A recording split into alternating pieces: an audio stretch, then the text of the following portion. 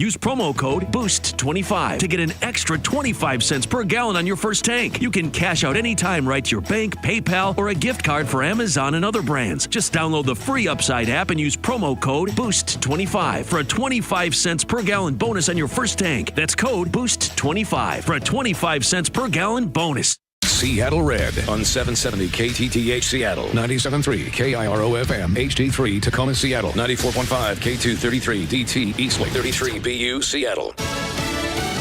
He stands by the order. I'm Lisa Lacera, Fox News. The Secretary of War is backing the decisions of commanders overseeing strikes on suspected drug boats in the Caribbean. Secretary Pete Hegseth says he did not personally see survivors after a strike on a suspected drug boat on September 2nd. The thing was on fire.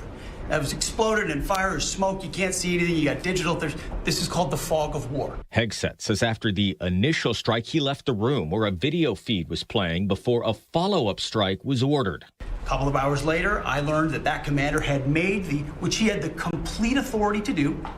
And by the way, Admiral Bradley made the correct decision to ultimately sink the boat and eliminate the threat. Hegseth says the Pentagon has Vice Admiral Frank Bradley's back. Administration officials say the commander acted within his authority and the law. Fox's Jared Halper, the White House. Senate Democratic leader Chuck Schumer says any land strikes in Venezuela would need to be approved by Congress. Congress would invoke the War Powers Act. It's Congress's prerogative to go to war, and I hope Republicans will defend that role. Congress approved the last formal declaration of war during the Second World War, but since then has passed resolutions authorizing the use of military force. Talks between Russian President Vladimir Putin and Special Envoy Steve Witkoff and Jared Kushner have concluded in Moscow. A Putin advisor calls them productive, but says much more work remains before a peace deal with Ukraine will be signed. As Russia continues to make gains on the battlefield, claiming control of a key eastern Ukrainian town. And as Ukraine's President Volodymyr Zelensky meets today in Dublin with the Irish Prime Minister in a further effort to shore up European support. Fox's Greg Palcott. America is listening to Fox News.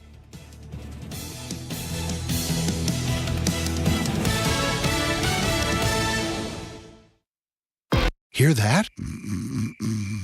That's Mike. He took ZQL Ultra, so now he's sleeping soundly on a Sunday night. ZQL Ultra helps Mike fall asleep fast, stay asleep longer, and get the deeply restorative sleep he needs so he can wake up refreshed and ready to conquer Monday. Let's do this Monday. ZQL Ultra. Not for colds, just for sleep. Really great sleep. Use as directed. Keep out of reach of children. An official message from Medicare.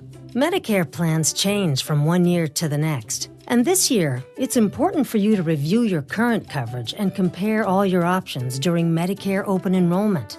Compare health plans, drug coverage, and costs. See if you can save some money, and don't forget to make sure your drugs are covered.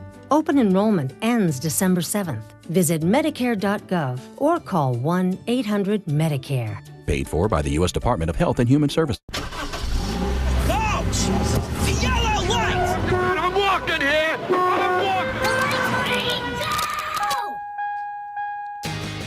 Good afternoon and welcome to the Jason Rantz Show. We are here live on Seattle Red 770 AM. We are streaming live on the Seattle Red app, online at seattlered.com. We've got a lot to get to, including an exclusive. It seems unbelievable that a Little League might be spending six figures for a permit in the city of Seattle just to be able to allow their kids to have access to fields. Unfortunately, they're spending a ton of money, and the city of Seattle is completely letting them down, doing not even the minimum for the upkeep of the fields. We're going to have a special guest on from the league later on this hour. You do not want to miss that conversation. But first, it's almost like Democrats in Washington wake up and say, how can we work even harder to push Amazon and Microsoft out of our state? That's what's trending, brought to you by Legacy Group Capital's Northwest Fund. What's trending? The economy. There is a new bill, a payroll tax, that's being proposed, has been proposed, or at least unveiled today by socialist Sean Scott. It will be introduced once the legislative session begins in January. Sean Scott of Seattle, known for his socialist views, has garnered some support from some colleagues in the House, but some over on the Senate side, to push a capital gains tax, a payroll tax on the biggest businesses in the state. And of course, the ones that come to mind immediately are Amazon and Microsoft, Boeing, a lot of the healthcare companies. And he's effectively arguing the reason why he's promoting this particular payroll tax, almost identical to what you see in Seattle, which is responsible for Amazon moving so many jobs over to Bellevue and allowing other people to continue to work from home. He's blaming Donald Trump for this because I guess that's what you do. His argument is that because of the big, beautiful bill, there have been some federal spending cuts. We have to make up for the money somewhere. So this is his opportunity to do just that. He spoke with Como TV, and somewhat ironically, I suppose, he proved us right. Yesterday we said when Democrats promise that they're going to make some cuts to the budget, it almost always immediately is followed by, we did everything we could. There's nothing else we can cut. We don't know what else we can cut. What else do you want us to cut? If we cut any more, we're going to hurt vulnerable people. And that is basically his argument as to why he's pushing this payroll tax. The Well Washington Fund is about investing in critical silos of public sector spending at the same time that the Trump administration is defunding them. I can hear people already saying, didn't we just raise another $8 or $9 billion in taxes in Washington State? Well, you know, there are some people who I do think look at state spending and maybe have a few qualms about that. And the question that I would ask them is, well, which areas would you prefer that we divest from? We spend most of our money in Washington State on public schools. So that's one of those really disingenuous arguments because he's pretending that there's nothing that can be cut. He's also pretending that he actually wants to hear the answer to his question. Because he doesn't want to hear the answer to his question. He obviously doesn't care about the answer to that question because Republicans have put many proposals on the table on what it is they can cut.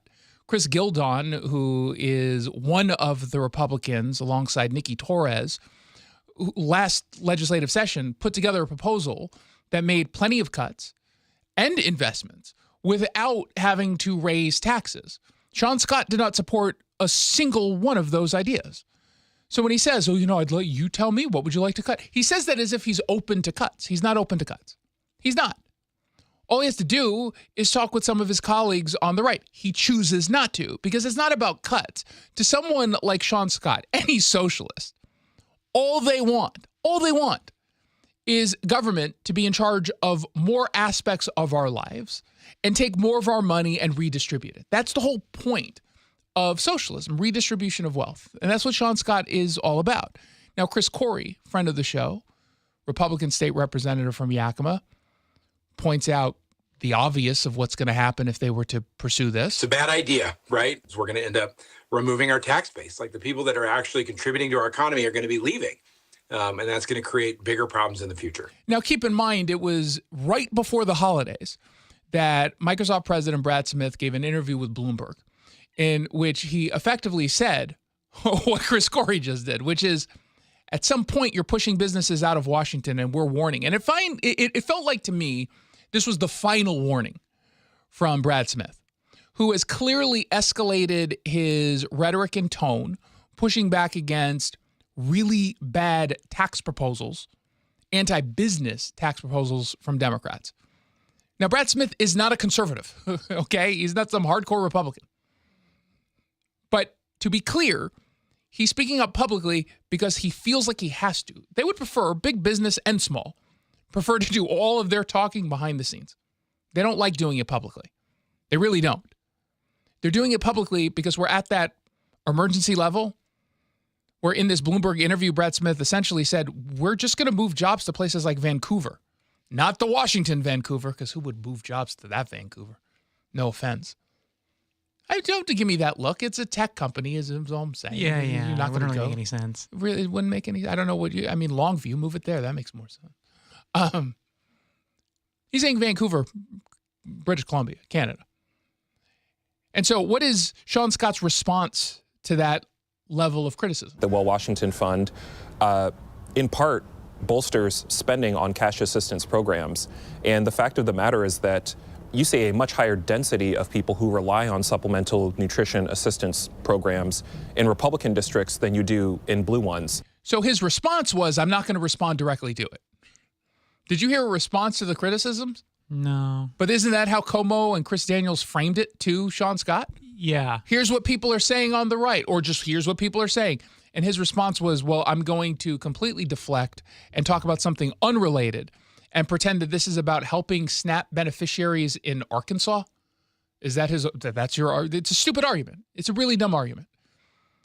Now, I don't know where this is going to go. This is an idea that has been previously pitched. In fact, it was pitched during this last legislative session. I think it was Rebecca Saldana, the state senator from Seattle, who was pursuing this, and it ended up dying, not going anywhere, because there wasn't really an appetite for, I guess, a jumpstart tax statewide after they had just, jacked the taxes up on all of us to historic numbers. Does that change in this legislative session, that they feel maybe a little bit more emboldened, empowered to pursue this? We already know that Democrats have gone on record telling us, we know this, they are going to increase taxes again. They are 100% going to. It is a guarantee. I'm so confident in that. I'm willing to put Jackson's job on the line. That's how confident I am. You don't seem nervous. Oh, I'm not really, because it's going to happen. Of all the times I put your job on the line, this seems like it's the one you've got job security, man. It's a lock. It is 100%. Now, you're not going to get a raise, so you get that idea out of your head.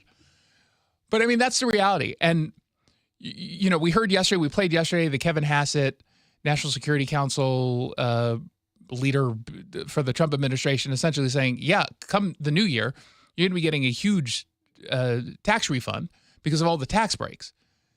The way that was written goes into effect next year. That's what Democrats are coming after from all of us. So they're going to come after us. You don't think they're going to also go after business? They don't seem to care.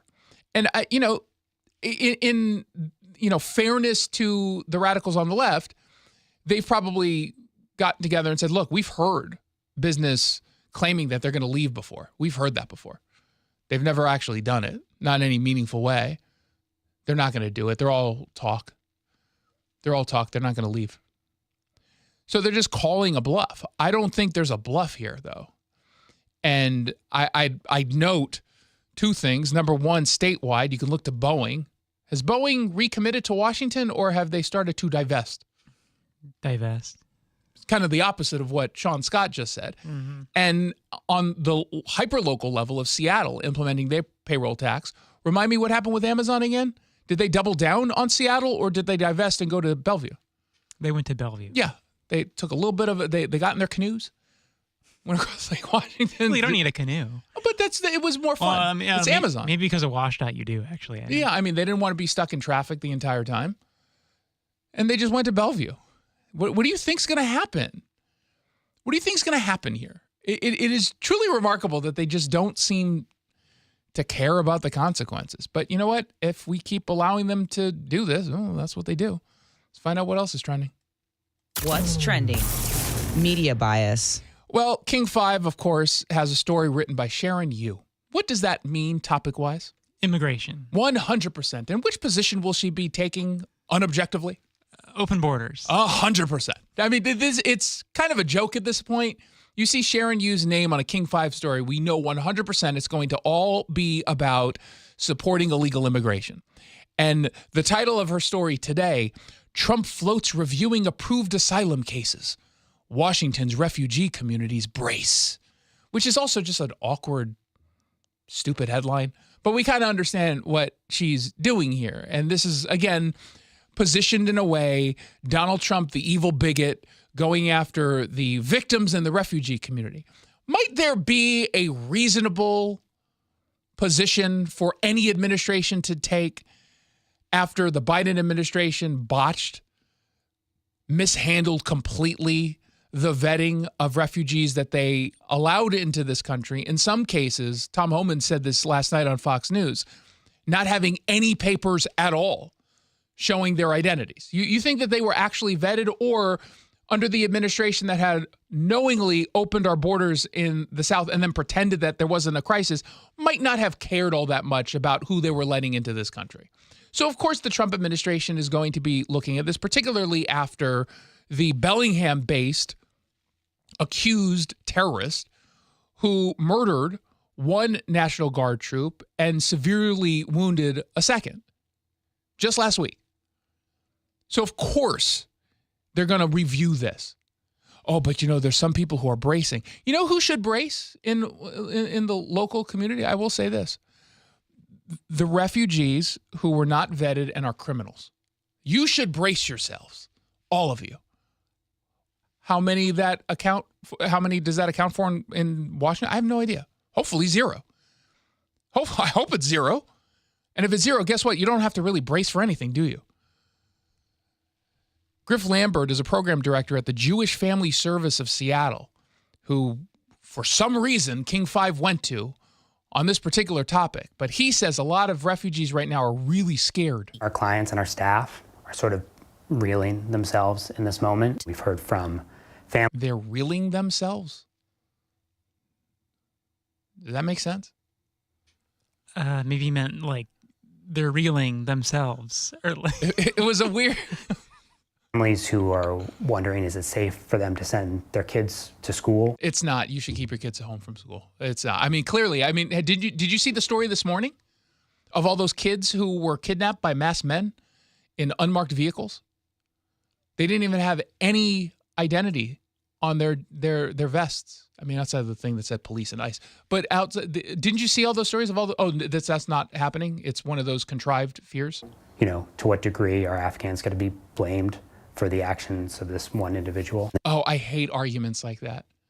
Is someone blaming all Afghans, or are we asking a reasonable question about vetting? What are they trying to do here? You know exactly. And again, Sharon Yu is there to amplify. In the meantime, we're doing our best to support our clients and staff as they're grappling with all this and living in a lot of fear. They say in the story, the implications extend far beyond Afghan arrivals. Mr. Trump has also suggested reevaluating asylum and refugee cases approved between 2021 and 2025, a move immigration experts say would mark a dramatic break from long-standing practice. The suggestion has caused alarm among people who have lived legally in the U.S. for years and believe their protections were secure. The dude accused of shooting two National Guard people, wouldn't that person have qualified under that statement there?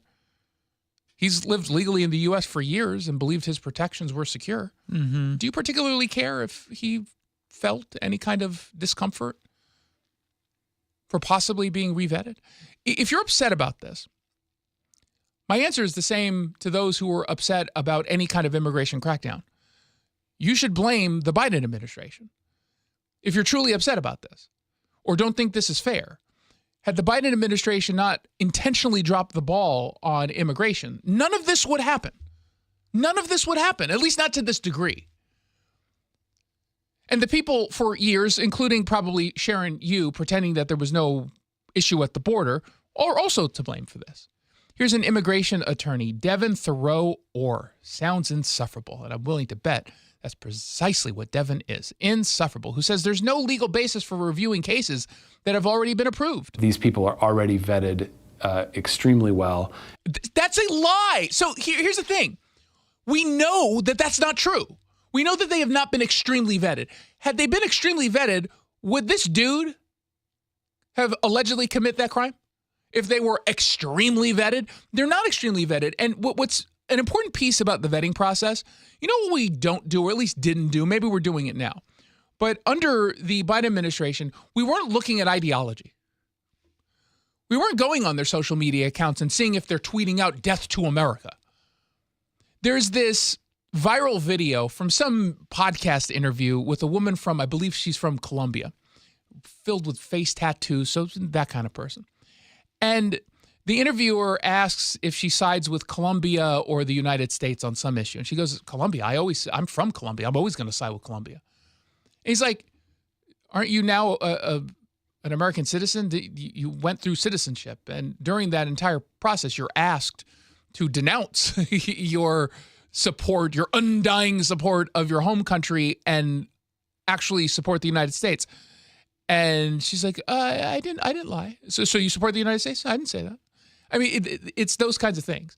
So don't tell me, number one, that there's no legal basis for vetting, again, because there obviously is a legal basis. But beyond that, don't tell me that the people have already been properly vetted. That is a lie. And there's not really any justification or legal rationale to pause all adjudications or retroactively review things that have already been granted. I had a client just ask the other day for a case that we just filed, like, does that mean that they're going to be out of status? Like, is that going to mean that it can be picked up? You know, there's all kinds of fears around that.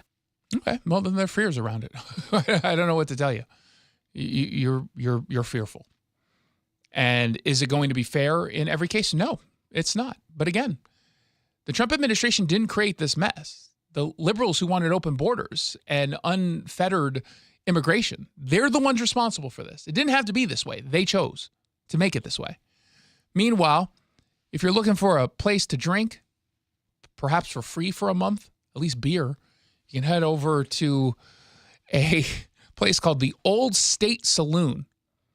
Where is this in? Eagle, Idaho? Yeah. So it sounds like an amazing place with a great social media strategy. Because over the weekend, they wrote of a new promotion that says, quote, anyone who helps ICE identify and ultimately deport an illegal from Idaho gets free beer for 1 month. And they've already given this award to a local Republican Party chairman who apparently provided proof. He emailed the proof in, and he's now at the top of the leaderboard as Deporter of the Year. Ryan Spoon's the guy's name. Let's try to get him on the show. He's the vice chair of the Ada County Republican Central Committee, and he's now going to get free beer from any of its 20 draft options after he gave evidence that he helped ICE make an arrest. I'm curious what the evidence was. And again, I'm kind of on the fence about these kinds of things, only in the sense that you've provided the evidence.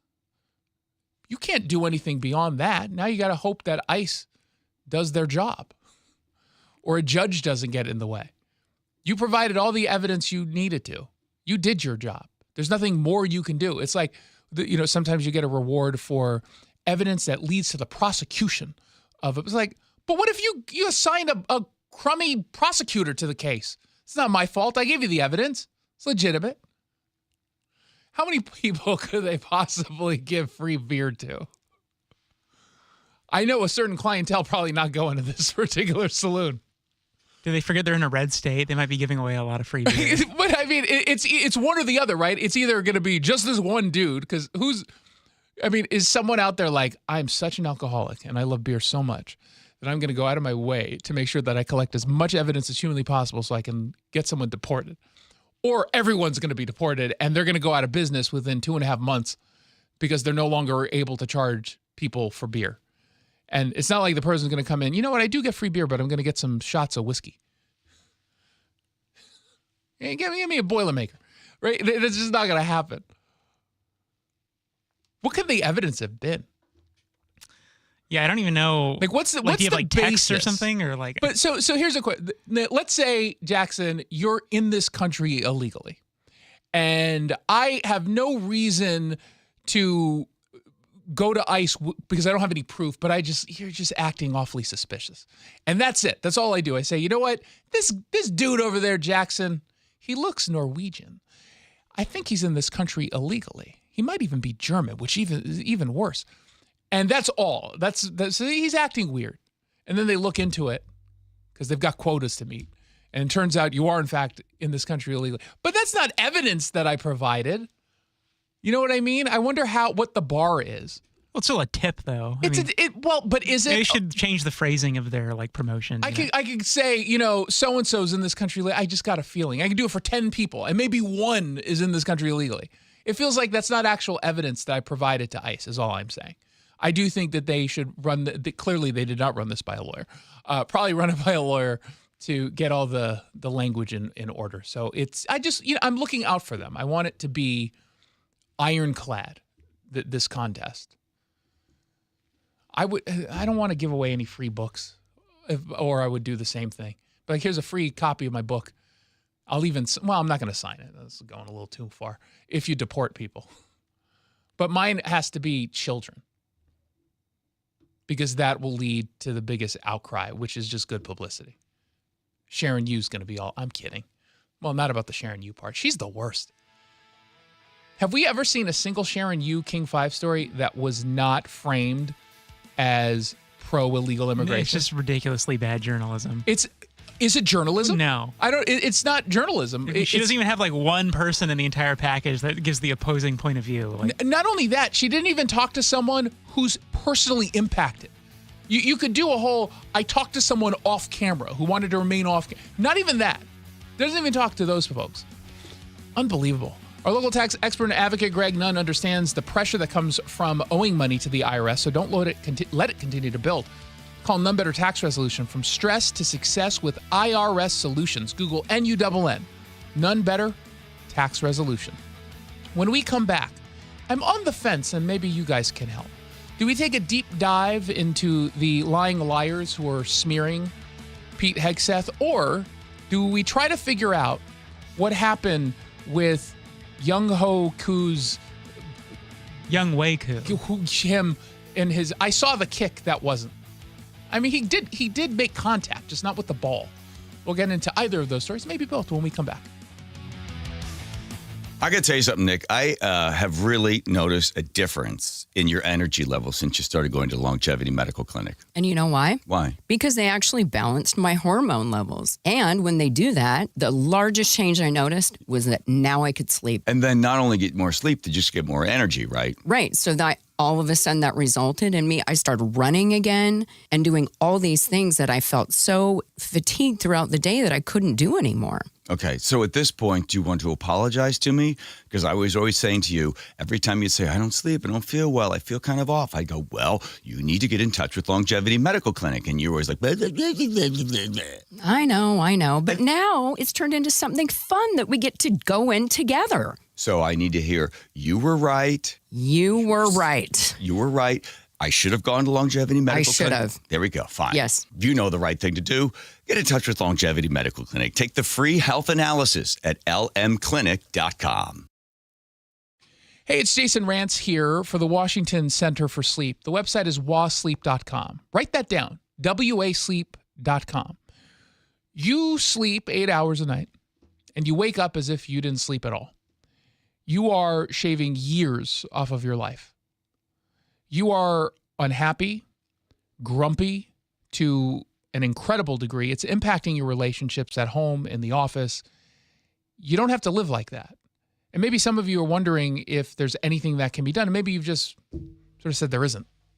You're going to be feeling crummy this entire lifetime of yours. But the reality is you don't have to live that way. I say this as someone who went to the Washington Center for Sleep. They've got offices in Bellevue and Seattle. And I met with Dr. Nick Kugler, and I was someone who was snoring. It was keeping me awake, didn't even realize it. He got me treatment, and now I'm feeling amazing. I'm so much healthier than I've ever been.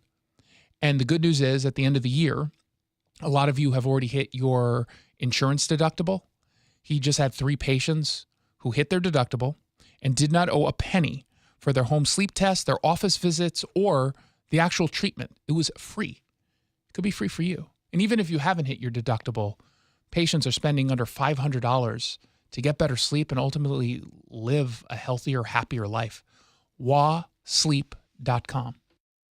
If you're one of the millions of Americans behind on your taxes, if you're afraid to open your mail because IRS collection letters could be coming, listen carefully. The IRS is cracking down, taking paychecks, freezing bank accounts, revoking passports. That's a fact. But here's what most people don't know. There are official tax relief programs designed to help struggling taxpayers. Programs that could save you thousands if you qualify. No one knows these programs better than the experts at Optima Tax Relief. Optima's award-winning team will will fight to protect your paycheck, your passport, and your property. Their tax attorneys and licensed tax professionals will work tirelessly to get you the best deal possible with the IRS. Every day, penalties and interest keep piling up, so don't wait. Call Optima now for a free consultation. Call 800-343-6460. 800-343-6460. 800-343-6460. Optima Tax Relief. Some restrictions apply. For complete details, please visit OptimaTaxRelief.com. $5,000. That's the average amount of money people in the U.S. are now spending on gas in a year. $5,000. That's crazy. If you drive, you have to download Upside, the free app that gives you cash back every time you get gas. That's right. You can earn real cash back with Upside just by buying the gas you're already buying. You can literally start earning cash back today. I use Upside every time I fill up, and I've already made around $300. You're putting gas in your car anyway. Why not get real cash back? If you like free money, download Upside. I'm saving the cash I earn from using Upside to help pay for a vacation later this year. Download the free Upside app now to earn cash back every time you buy gas. Use promo code BOOST25 to get an extra 25 cents per gallon on your first tank. You can cash out anytime right to your bank, PayPal, or a gift card for Amazon and other brands. Just download the free Upside app and use promo code BOOST25 for a 25 cents per gallon bonus on your first tank. That's code BOOST25 for a 25 cents per gallon bonus. Bonneville International radio station contests are open to participants 18 years of age or older that are residents of Washington State unless otherwise specified. Employees or agents of the station, Bonneville International Corporation, other area radio stations, or any entity associated with the contests are not eligible to win unless the station otherwise specifies at its own discretion. Persons who have won in the last 60 days from a station contest or event may not be eligible. Full general contest rules are available on KTTH.com or in person at the station during regular business hours. This hour of the Jason Rantz Show is brought to you by General Transmission Repair. Welcome back to the Jason Rantz Show. Thank you so much for tuning in live on this Tuesday afternoon. It is a truncated show. We're off at 4:30 today for Wazoo basketball. But today was an interesting news day that really started over the weekend with the contrived scandal of Pete Hegseth, a war criminal. The problem with left-wing media is at some point they're going to have an honest day's work and actually have legitimate criticism of an actual scandal, right? Scandals are committed by both sides. Trump is not above scandal, of course. But when they treat absolutely everything as a scandal and make outrageous claims every single time, people are going to start to tune out. If this was a case of an actual scandal, they're also going to lose in the minds of the public. You want to know why? You know what the public doesn't really care all too much about? Blowing up bad guys in international waters who are coming to this country with the intent of selling drugs. It's weird that the American people are not fans of that. I don't quite understand. So the Washington Post over the weekend said that Pete Hegseth personally ordered a strike towards the quote-unquote survivors who did not die at the first strike against narco-terrorists. We've been seeing a lot of these videos put out by the Trump administration of these boats with drug dealers or drug smugglers and drugs on board getting blown to smithereens. And in one case, we're told, courtesy of the Washington Post, that after the first strike, there were still some people who were clinging on for survival. They survived somehow. And then a second attack, and then they were killed. And that's a war crime.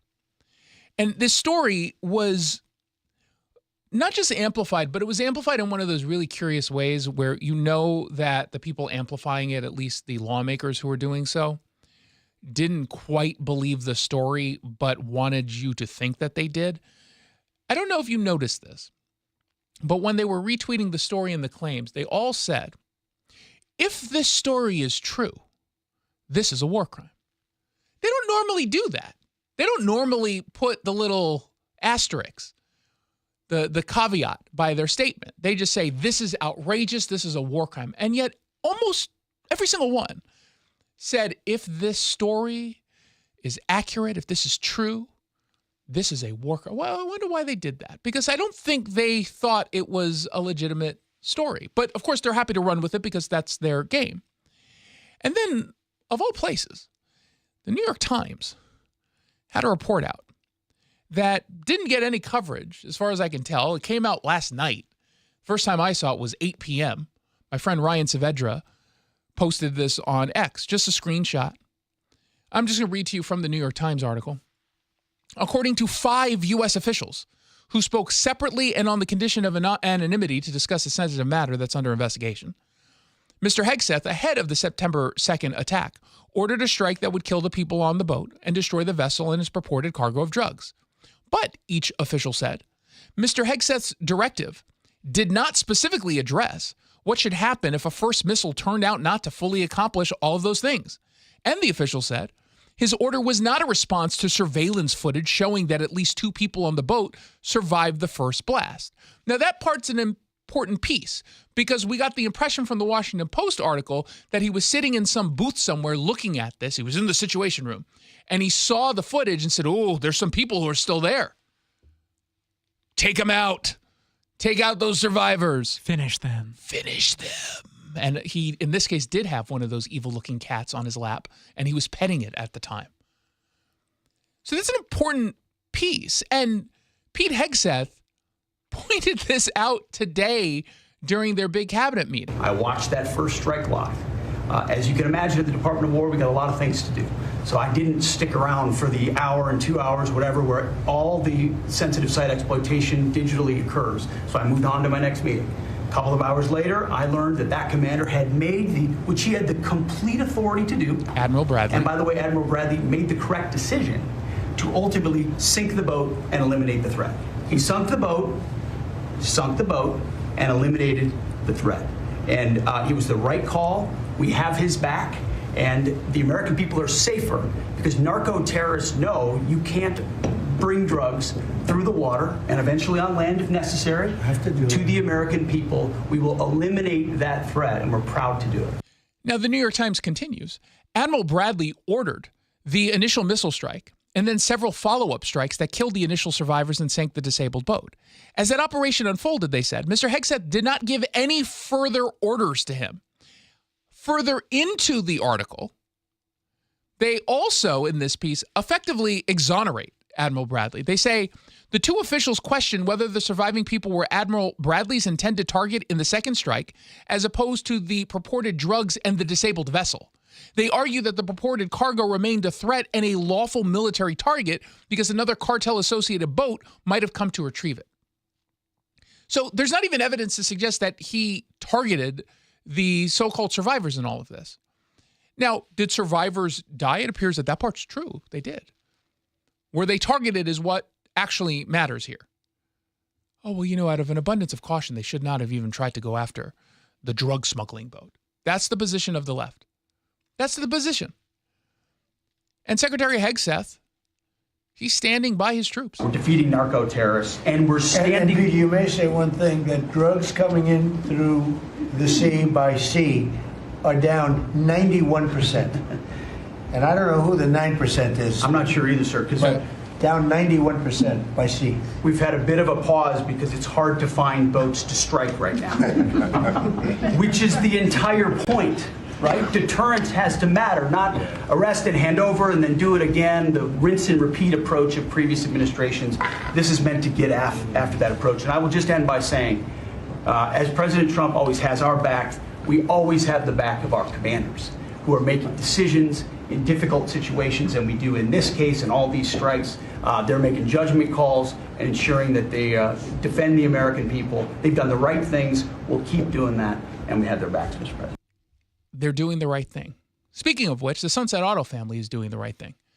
They're supporters of Seattle Red, and they want you to know that every qualifying new and used vehicle comes with oil changes for life. That's going to save you thousands of dollars over the lifetime of your vehicle. So when you're ready for your next car or truck, be sure to visit our friends at the Sunset Auto Family in Auburn and Sumner, online at sunsetautofamily.com. Now, at the same time, the reality is, and they got into a little bit of this during the cabinet meeting, let's say there was a mistake that was made. Doesn't mean it was criminal. and doesn't even mean it was a quote-unquote mistake in the traditional sense. You have to do what's best for the mission. And yeah, there are rules of engagement, there are laws of war, but as Dan Crenshaw said, the congressman from Texas, who Republicans have a little bit of a tricky relationship with, they either sometimes like him when he says the right thing, but because he often says the wrong thing, we hate him. But he said this. I can't recall any time in my history doing counterterrorism operations where we strike a group, whether that's a building or a boat or a vehicle, and then we were like, oh, well, they're survivors. Do we have to go? We can't kill them. Of course we kill them. I mean, this is not even controversial. And I know folks on the left want you to think it's very similar to the way they make no distinction between criminal illegal immigrants who are drug dealers or rapists or murderers and illegal immigrants who are the farm workers that they talk about. They make no distinction between the two groups of people. This is the same thing here. They're making no distinction. Oh, well, they were survivors. Wait, they were on the drug boat, right? They were trying to smuggle in drugs into this country that would kill an enormous number of Americans. Okay. Well, when you say that they're a survivor, it makes it sound like they're victims. They're not victims. These are bad guys. These are bad guys. Now, you want to have a conversation about rules of engagement, the rules. Okay, we can have that conversation. But they're framing it as if these are innocent people who were just in the wrong place at the wrong time, which happens to be international water. The problem was we should have just used drone strikes. Because how many of the former Obama administrators who now find themselves on MSNBC, how many of them could go on TV and claim that this is somehow illegal? It's unbelievable. Unbelievable, these people. Our local tax expert and advocate, Greg Nunn, understands the pressure that comes from owing money to the IRS. Do not let it continue to build. Call Nunn Better Tax Resolution. From stress to success with IRS Solutions. Google NUNN, Nunn Better Tax Resolution. When we come back, a Little League in Seattle is paying a ton of money to the city of Seattle. And yet the city doesn't want to do any upkeep on the actual fields the kids are playing on. And it's getting dangerous. We'll explain in an exclusive when we come back on the Jason Rantz Show. Wesley Financial Group is not a law firm, and Chuck McDowell definitely not an attorney. This is Chuck. If someone talked you into buying something really silly and you want to get out of that silly little thing, my advice, get the facts. Call me and I'll send you our timeshare exit kit absolutely free. Inside, you'll learn how timeshare works and all your options for cancellation. Call Wesley now for your free exit info kit. 800-838-6767. That's 800-838-6767. Quiet down. Here she comes. Shh. Surprise! Your accountant just emailed to say your quarterly taxes are way higher than you were expecting. At Progressive, we know small business owners don't usually like surprises because they cost you money. But a good surprise that could save you money? Getting discounts with a commercial auto quote from Progressive. Also, your favorite employee is leaving. They're going to pursue their dream of being a veterinarian. Surprise yourself. See if you can save in as little as 8 minutes at ProgressiveCommercial.com. Progressive Casualty Insurance Company and Affiliates. Discounts not available in all states or situations. Hey, it's Jason Rantz. Unfortunately, home break-ins are real. They happen. Certainly break-ins to your business happen. You don't have to put your property, your firearms, your sensitive paperwork in a vulnerable position. Head on over to Northwest Safe. They're your exclusive Liberty Safe dealer. They're based in Enumclaw. They sell online at nwsafe.com. They've been doing this since 1988 because they're very good at what it is they do. And as an exclusive Liberty Safe dealer, you get exclusive pricing, special rebates, and you get hundreds of safes in stock ready to go. We're talking about safes, large, small, midsize. We're talking about gun safes to personal safes to even mailboxes that, good luck breaking into any of those. They've got you covered. And of course, they end all of this with white glove delivery service. If you're not sure what to purchase and you're just going to do your shopping online, that's okay. They will record for you a personal video walkthrough that helps you find the perfect fit.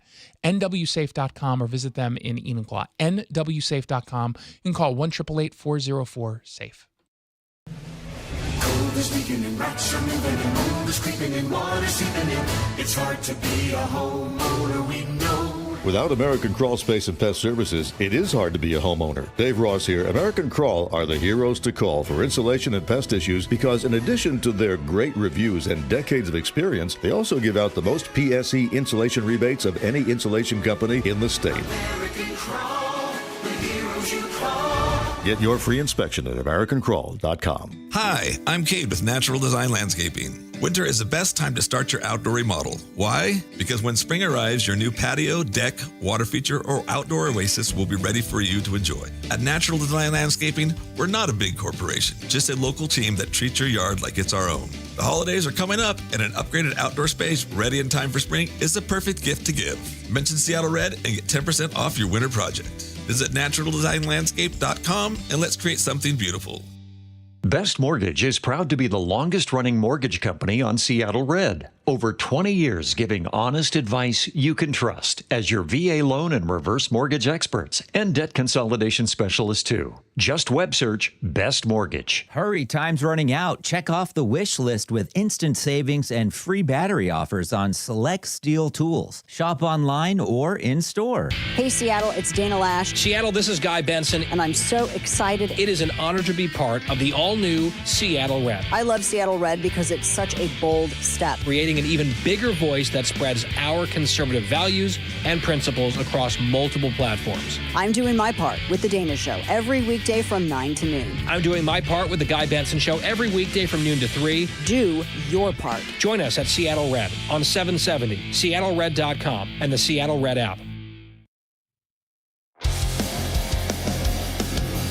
Welcome back to the Jason Rantz Show. Seattle families are getting squeezed as the city piles sky-high permit fees onto little leagues. And of course, at the same exact time, they're letting the fields fall into disrepair, leading to some pretty scary moments for young athletes. Now, to make matters worse, you've got pickleball groups trying to block field expansion so that they can build more courts. What exactly is happening in the city of Seattle? Joining me on the line is Ted Foster. He's with Northeast Seattle Little League, and he'll explain what's really going on and what this means for kids who just want a safe place to play. Welcome to the show, Ted. Thank you. Thank you. What is the big issue going on in particular with the fees? Because, Little Leagues, as it turns out, no matter the communities they represent, are not flush with cash. Yeah, we're a complete volunteer organization, and, we had to raise our entire fee structure for all of the families just in our past board meeting because our permit costs have doubled year after year the last 2 years. So, it's a 50% increase and then a 50% increase, and it makes up more than 60% of our entire league budget. So we're unable to do things with the kids that we need to do, like, provide training and get better uniforms and have access to additional skills that they need to be trained the right way. And it's really tough when our requests to the city have fallen on deaf ears. We have no support. We have no field maintenance. We have really nobody within the city listening to our requests to repair fences, fields, mow fields, fix water drainage issues, and at the same time they've doubled our costs. Mm-hmm. So, and what kind of fees are we talking about? Over $120,000 will be paid to the city from our district in permit costs this upcoming year for fields that are in absolute complete disrepair. Yeah, that's insane. That's absolutely insane. And I imagine you probably would complain maybe a little bit less about the dollars if you were getting something in return, but they're not even doing the bare minimum. No, but it's a struggle to have the fields mowed and raked and properly maintained for games that start at 6 o'clock at night. In the springtime in Seattle, we play with a lot of weather conditions, and we have access to one turf field, and that turf field down at Magnuson Park, there's no differentiation between the warning track and the grass any longer. It's being used as a dog park for most of the evenings, and there's no netting. So in a baseball game, we'll go through 2 to 3 dozen baseballs for a 10-year-old baseball game, which then sends our equipment costs skyrocketing. Well, and you were telling me that your son almost got injured because of an issue at the field. Oh, there was a hole dug by a dog in left field, and we don't have time to scour every inch of the field, and there's a hole that was in left field that you're looking up to go catch a fly ball, and all of a sudden you're on the ground, and a matter of an inch or two one way or the other, and there's a broken leg or knee ligament damage, and you're out for the entire season. And it's something that could be so easily corrected if there was just a little bit of help from the city, and they actually utilized the fees that we're paying for repair and maintenance on the fields. So which department are you paying the permit to? Like who's responsible? Parks? The parks, the parks. Okay, so you're sending the money to the Parks Department. Presumably there's some sort of contact with the Parks Department, and you're saying y'all are just not hearing from them when you raise your concerns? We have contact with them, but none of our repair work is being taken care of, and it's the same repair work that needs to be done year after year. The drainage issues in View Ridge at our View Ridge fields and our Laurelhurst fields, which are our primary fields for most of our age groups. If there's a small rain in March or April or May, which happens pretty much every day in Seattle, the fields are unplayable at night. And we have gone out on our own and purchased, thousands of dollars of quick dry so that we can try to get the field. But it leaves parents coming off of work trying to get to the field with a wheelbarrow and a shovel and quick dry to try to get fields in playable condition for their kids. And, unfortunately, I think numbers are going to start to drop in baseball in little leagues ours specifically, because parents, you don't have to do that if you're playing soccer or basketball or volleyball or an indoor sport. We really need help from the city to get this fixed. We need someone to be proactive about reaching out to us to show us what our permit costs increase are actually going to.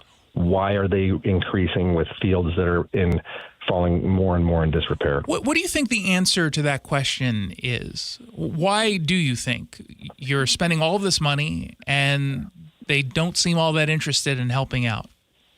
I think it's completely disorganized, and nobody is actually sitting down or taking the time to put a budget together from what they're charging us and what we're actually getting from the costs that are associated with it. I think they look at it as another way to capture revenue, because if we do not renew our permits on the fields, we lose them.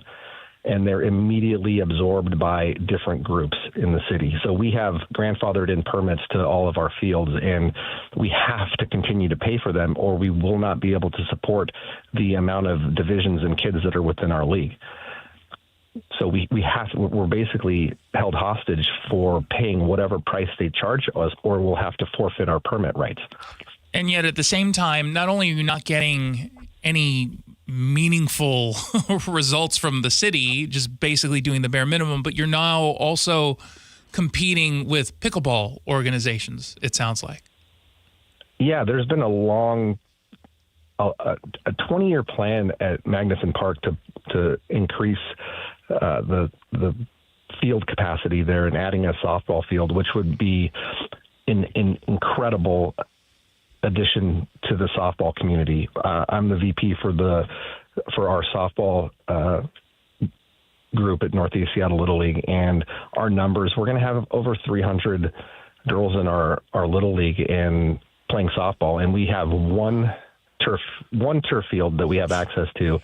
And if you compare that to Woodinville, Bothell, they have 12 at their disposal, and they're paying 1/5 the cost for the field access that we pay for in Seattle. Wow. Makes you want to move, I bet.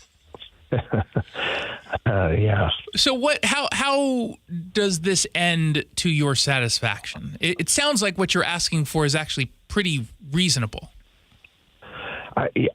I think it's only fair to ask what our money is being used for. Why are our permit costs soaring and the field conditions getting worse? And there's no correlation with the cost going up. We'd be fine doing fundraisers and paying additional costs for the permitting of the fields to the city of Seattle if the fields were immaculate and in pristine shape, and we had good bleachers, and we had no holes in the fences, and we had netting that saved us literally $200 worth of baseballs a game. Just going into the marsh and the wetlands down in Magnuson, because every single foul ball goes into the water, and the ball's wasted. So we have, and we can't put the nets, we can't even do the work ourselves. We've asked the city, can we raise the money? Can we go put the fence and the netting up? And they will not allow us to do it. Yeah, so we're kind of at a point where we're throwing our hands up, like where does this end? How do we rectify this kind of disastrous spiral that we're going down? Where does this end? Let's say nothing changes at all. The fees keep going up. You've got a new administration coming in. There's uncertainty as to how they're going to handle things. Let's just assume nothing changes. What are the consequences of that, then? Our league numbers will start to drop for sure, because there's a lot of other options for youths to play different sports, and ultimately baseball and softball will suffer. Yeah. And as I was mentioning to you earlier, we have one of the largest little leagues per our demographic in the entire state of Washington. We have more little league players in our geographic boundary for little league, as little league defines it, than any other district in the entire state of Washington.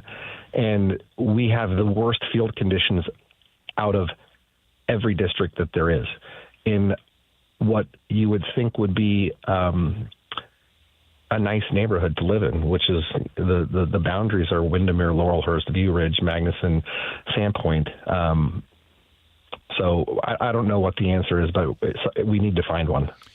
Yeah, you do. Hopefully people will be paying attention. We'll see what we can do on our end to bring more attention to this issue. Again, it's not like you're asking for something outlandish. It's quite reasonable. You're paying an incredibly high permitting fee, and you're getting nothing for it outside of use of fields that are in disrepair. That's not a great deal. It's good if you're the city and you just want to collect money without actually having to do any of the work, I guess. We've been talking with Ted Foster with the Northeast Seattle Little League. Thank you so much for stopping by. I really appreciate it. Yeah, thank you, Jason. Really appreciate it. Of course. You're listening to the Jason Rantz Show. We're back with more after this. Wesley Financial Group is not a law firm, and Chuck McDowell, definitely not an attorney. This is Chuck. If someone talked you into buying something really silly and you want to get out of that silly little thing, my advice, get the facts. Call me and I'll send you our timeshare exit kit absolutely free. Inside, you'll learn how timeshare works and all your options for cancellation. Call Wesley now for your free exit info kit. 800-838-6767. That's 800-838-6767. I'm Ed Evans, CEO of Consumer Cellular. No, we're not one of the big guys. Truth is, we don't want to be. If you're over 50, Big Wireless probably has you paying for more data than you might need. You could be throwing away thousands over a lifetime. Our entry-level data plans start at just $20 a month. And for a limited time, switch and get your second month free. Call 1-888-FREEDOM, visit consumercellular.com or a store near you and get your second month free today. Plans include $5 credit for auto-pay and e-billing. See site for additional details. Just how good is Pure Talk's current deal for unlimited wireless? Well, you might say it's the deal of your lifetime. Because right now, for just $29.95 a month, Pure Talk is offering unlimited talk, text, and data for life. Not your phone's life, your life. This is Pure Talk's top-tier plan. It comes with a crazy fast 5G network along with a 30-gig hotspot. And at just $29.95 a month, there has never been a better opportunity to lock in a ridiculously low rate for as long as you live. And save thousands and thousands of dollars along the way. This plan is normally $65 a month, but if you switch today, you will save over 50% every single month for the rest of your life. See what I mean? It really is the deal of your lifetime. Dial pound 250, say Mike Rowe. Offer ends 12/7. Some restrictions apply. Details at puretalk.com. You're listening to Leaf Filter Radio, and the guru of gutter protection himself, Chris Cunahan, is here to take your most pressing leaf-related questions and bring you a special Black Friday offer. Hey, everybody, Chris here. I understand we have Ron on the line. Ron, where are you calling from? Uh-oh. Ron, are you calling from a ladder? Well, I was. I wanted to ask Chris what I need to do to get my gutters ready to have leaf filter installed. Oh, Ron, you don't have to do anything. A Leaf Filter Trusted Pro will come out and clean out your gutters, realign and seal your gutters, and install Leaf Filter, America's #1 gutter protection system. So I didn't need to get on this ladder? Ron, Leaf Filter Trusted Pros are in your neighborhood and ready to help. Just visit leaffilter.com/deal to schedule your free gutter inspection and get up to 30% off. Thank goodness.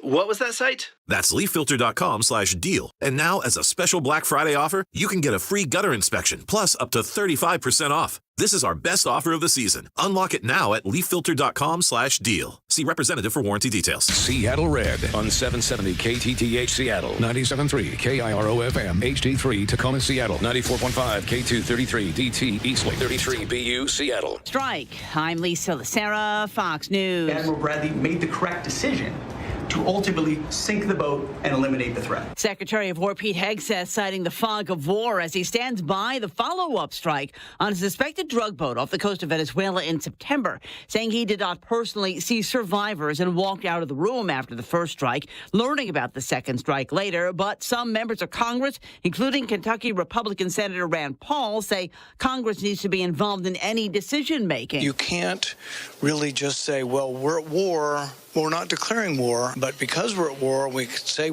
these people are combatants, we can do whatever we want, including killing them the first time, or if they're still floating around after we've tried to kill them once, killing them again. Senate Democratic leader Chuck Schumer has said if there are land strikes in Venezuela, a formal declaration of war needs to go before Congress. President Trump announcing on Truth Social he's terminating all documents, including pardons signed by former President Biden using an auto pen signature. The auto pen has been used by presidents of both parties to sign letters and proclamations. A federal judge halts the Trump administration's effort to take Medicaid funding away from Planned Parenthood. The judge's ruling stops, for now, a major provision in the One Big Beautiful Bill Act that would have denied Planned Parenthood and its affiliate organizations money in part because of them performing abortions. Among the arguments of those who would be affected by the pause, 22 states and the District of Columbia, was about who makes funding decisions. The plaintiffs argue that for decades it's been states, not the federal government, who determines what qualifies for Medicaid. Planned Parenthood also added at least 20 healthcare centers denied funding have closed since September. Fox's Gernal Scott, the injunction's on hold for a week to allow for the administration to appeal. America's listening to Fox News. You never know who might be. Hear that? That's Mike. He took ZQL Pure Z's, so now he's sleeping soundly on a Sunday night. ZQL Pure Z's are fast-acting melatonin gummies with a complementary botanical blend to help Mike get the sleep he needs to wake up refreshed and ready to conquer Monday. Let's do this Monday. ZQL Pure Z's, just for sleep. Really great sleep. These statements have not been evaluated by the Food and Drug Administration. These products are not intended to diagnose, treat, cure, or prevent any disease. Use as directed. An official message from Medicare. Couple more minutes, and we'll start this month's book club. You know, I usually love a plot twist, but this year, I'm comparing my options during Medicare open enrollment. You can't assume your current health or drug plan is the best one for you. And you gotta make sure your drugs are covered. That's important. So is saving money. Review all your options at Medicare.gov. Open enrollment ends December 7th. Paid. Coach! The yellow light! God, I'm walking here!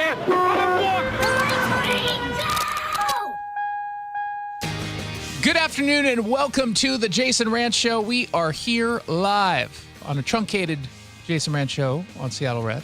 We're off at 4:30 for Wazoo basketball. But before then, we got a lot to get to. Another blatant lie by Sound Transit, and I'm about to punch someone.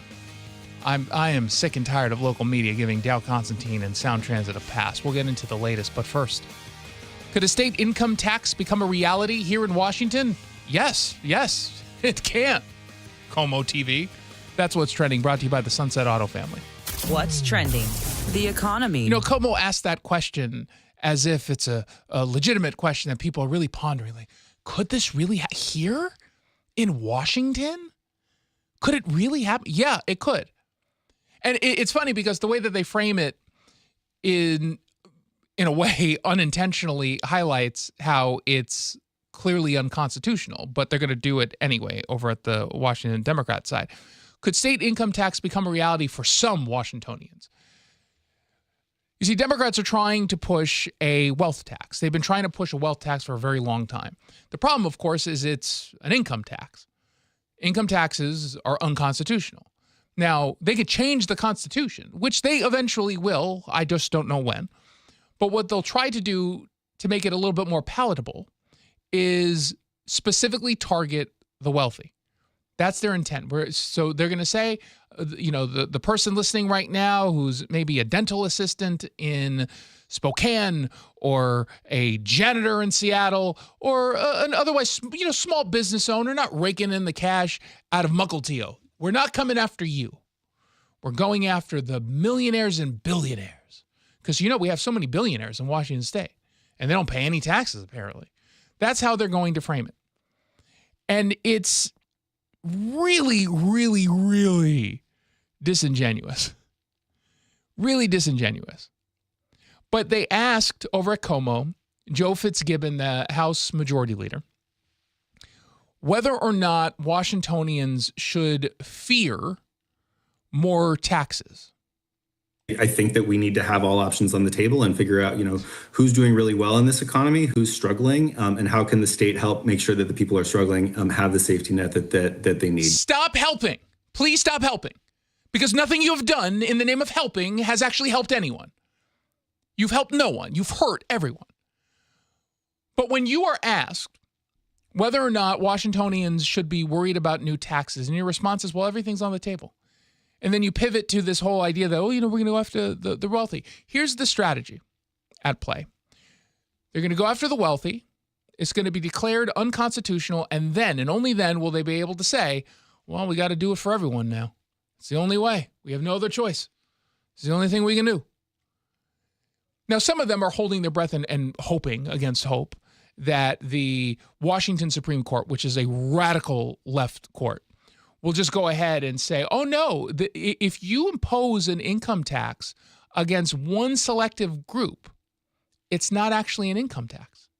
They'll call it something, an excise tax. I don't know what they'll call it, but they make things up all the time, which would be a true abuse of power. But again, they know they can get away with it because stupid voters in Washington State, Democrats, don't seem to mind when there's an abuse if it impacts anyone other than themselves. If it impacts themselves, even then it depends. Well, Democrats did it, so it's not that much of an abuse. It's just insane. But we do know that we're headed towards more taxes. That's a guarantee. Again, it is a guarantee. Here's Chris Gildon, the Senate Republican budget leader. Even if they did implement that this year, they would not start collecting that money until about 2028. Well, they don't need the money for 2028 to bridge the gap, the budget shortfall that we're facing this year. You mean they might be exploiting an issue for long-term gain? I like Chris Gildon, friend of the show. He's a really good guy. That's just, that's questionable logic. Democrats wouldn't do that, would they? I don't think, they've never done that. What? It's insane. Oh my gosh. It's going to happen. Let's find out what else is trending. What's trending? The sports ball. I've never been more embarrassed for a kicker before in my life. Already, kickers are suffering from the fact that they're on football teams while not actually being football players, and they have to live with that shame. And you got to hate being in a position like a kicker, any kicker, in that you can win a game and it's celebrated as a win, but you're still really not going to get all that much credit for winning a game. It's kind of a thankless job. It really is. But if you lose a game, you're the reason. It's kind of like being a closer in baseball is kind of similar. Yeah, but Although I will say a closer is way different. Yeah, it's not as bad, but way higher status. And you are hired to close the game out. A kicker is not necessarily hired to win every single game. It's to bring in as many points as they can. And they're often put in difficult positions. I give kickers a hard time because I find it funny. But in this case, Younghoe Koo, that's his name? Yep. I'm a huge fan. He's a kicker for the Giants. And we put kicker in air quotes today because, oh, dear God, he was on the field. It was a 47-yard field goal attempt. And they wanted to narrow the lead and just get to a point where they're one score before halftime, I think it was. And he goes out for the kick. He makes contact, just not with the ball. 47-yard try now by Younghoe Koo, and he stumbled. Gillen gets swallowed up. Patriots ball. Now, to be clear, because this was a live ESPN call in the moment, he did not stumble. It did initially look like he stumbled. And actually, weirdly enough, when I first saw the play, I had it on mute because it was on social media, so I didn't actually know what was happening. I thought it was intended as a fake. That's to my eye, that's what it looked like. But when they did the replay, he kicked the turf about a half a foot in front of the ball, maybe even a full foot. I mean, it was a dramatic miss. And Joe Buck and Troy Aikman realized what had happened during the replay. Whoops. I guess that goes down as a miss. I don't know. He never touched the ball. Gillen then got pounded. Gillen is the holder. The other thankless job, more thankless, one could argue. And I suppose there's no bond between the kicker and the holder, both knowing that they're in a really crummy position, not really respected on the field, because Koo, after the game, did kind of throw the holder under the bus. Or at least, listen to this. Ball kind of slipped out at the bottom, so it was... No, it didn't. We'll let him finish. Did you see the ball slipping at all? It did not move. I mean, it was moving a little bit, but I think he was trying to rotate it to get the seams out. Yeah, there was no, I'm saying there was nothing out of the ordinary. Yeah. Like the ball moved when it traveled across the way into the hand of the holder, and the holder then put it down. But there was nothing unusual about that. Ball kind of slipped out at the bottom, so it was moving. You know, I wasn't able to kick through the ball. The ball was moving when I was driving to it, so I just pulled up on it. You pulled up. Your leg didn't get stuck. No, I couldn't. As I was driving to it, the bottom of the ball was slipping out, so I just pulled up on it. That is, oh my God, that is Washington Democrat gaslighting style lie. That is a lie. I feel bad for this guy because this is incredibly embarrassing. It's the equivalent of being a golfer and you miss the ball and you're it's not a little test thing. This is bad. Even if the ball were moving, you can pull without hitting the turf. He clearly kicked the turf or the field. I don't know what it was. Oh my God, don't you feel bad for him? I do. Like, I legitimately feel bad for him. He's already had a rough year, too, because he got cut by the Falcons. I think that was I don't the know season. why. Why would that happen? He actually used to be like money. He was like one of the best kickers in the league, but then I don't know what happened. Isn't that normal for every kicker? Yeah, it's kind of a fickle. You're good for sometimes just one season, but you're good for a couple, 3 seasons, and then bam, all of a sudden, you're Steve Hauschka. Yeah. All of a sudden, you're, what's the other guy's name? John, the kicker for the Seahawks like 5 years ago. He made a video testimonial for there's Jason Myers. Not him. But he's still I think he was the redhead. Josh Brown. No, John something. I'm pretty sure. 1-800-465. Well, John Ryan was a punter. He was a punter. Yeah, but he was a big deal and then no more. He owns the Portland Pickles. I like pickles, I guess. And he married that comedian who was not funny. Oh, he did? Some comedian. I don't know if they're still around together. But it is kind of weird. And then this is not his fault, and it's unfair. There's not a whole lot of Asian football players. Nope. And there are obviously not a whole lot of Asian kickers because there are a few Asians in the NFL, period. And it does feel like when you represent that, you're like carrying that identity on your shoulders. You let down an entire people. And so I sent this morning, I can't read the text messages because I'd get fired. But I sent it to producer Peyton, my Asian producer from 2 producers ago. And he felt deep shame. He didn't even go into work today. I said, it was a national day of mourning. I sent him a note and I said, are you okay with what happened? And he sent me an emoji back, the one that just doesn't have, it just has 2 eyes, but no mouth. He couldn't say anything. And then it was just, then he called me in tears. He goes, I don't know what I can do. I don't think I can go to work today. And he took the day off. Doesn't that kind of suck, though? Because it's unfair. It's obviously, it's one dude who doesn't represent anything other than himself. But that was a place where my head immediately went of like, this poor guy, he's already in a really bad spot. There's a lot of pressure on him, I think, externally, culturally, because he's one Asian who is in the NFL. He plays in New York, too, which is just a rabid sports market. I felt so legitimately bad for him. And again, like in any sport, in any position, something like this could get in your head and you are done. You will never be able to play again. I hope that's not the case because he was, to your point, I remember him actually being known as being good. Poor guy. 1-800-465-8770 for your texts. Let's find out what else is trending. What's trending? Stuck in traffic. Well, good news, finally, maybe, I guess. The Federal Way Sound Transit stop is open or will be open this weekend. And Dow Constantine, who's the former King County executive, now the leader of Sound Transit, had the audacity to say this. The fact that we're able to deliver it early and come in $500 million under budget is especially reassuring. We have a lot of challenges ahead, but we know that with each of these extensions, we're getting better and better at delivering what the people voted for. Literally everything he said in that clip is a lie. Absolutely everything. Joining me in studio to discuss is Chris Sullivan from our sister station, Cairo News Radio.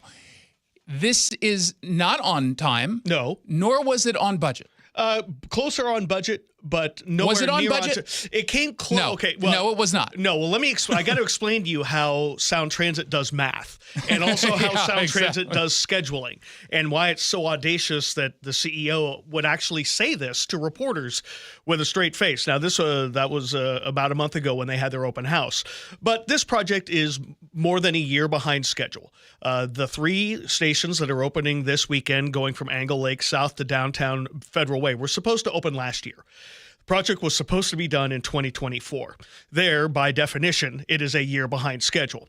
What happened is they changed the schedule midway through and Which said, they always do. Maybe we'll be done in the middle of 2026. Yeah. And then they realized they're still so far behind on I-90 getting across to Bellevue that they're like, okay, we could speed up the back end on that. And now, instead of the revised, we're going to open next year, we're opening early now. Even though you're a year behind. What? Yeah. What? They do this on math. every single project, every single time. They change the goalposts every time. And he does that, and it's not just Dow Constantine, by the way. This has been going on for a very long time, and frankly, this is what WashDOT does as well. Sound Transit is not the only agency. They do this because folks in the media allow them to. They always will just regurgitate that crap and pretend that it's accurate, pretend that it's done in good faith. It is neither. No. Lazy media outlets allow him and others to get away with this. Yeah, and what the perfect example is I shared this morning on our Seattle's Morning News was, okay, imagine you Jason, you're getting your kitchen remodeled. And you're like, oh, contractor's like, great, I'll have it done for you in a month. Midway through the project, they say it's going to be 4 months.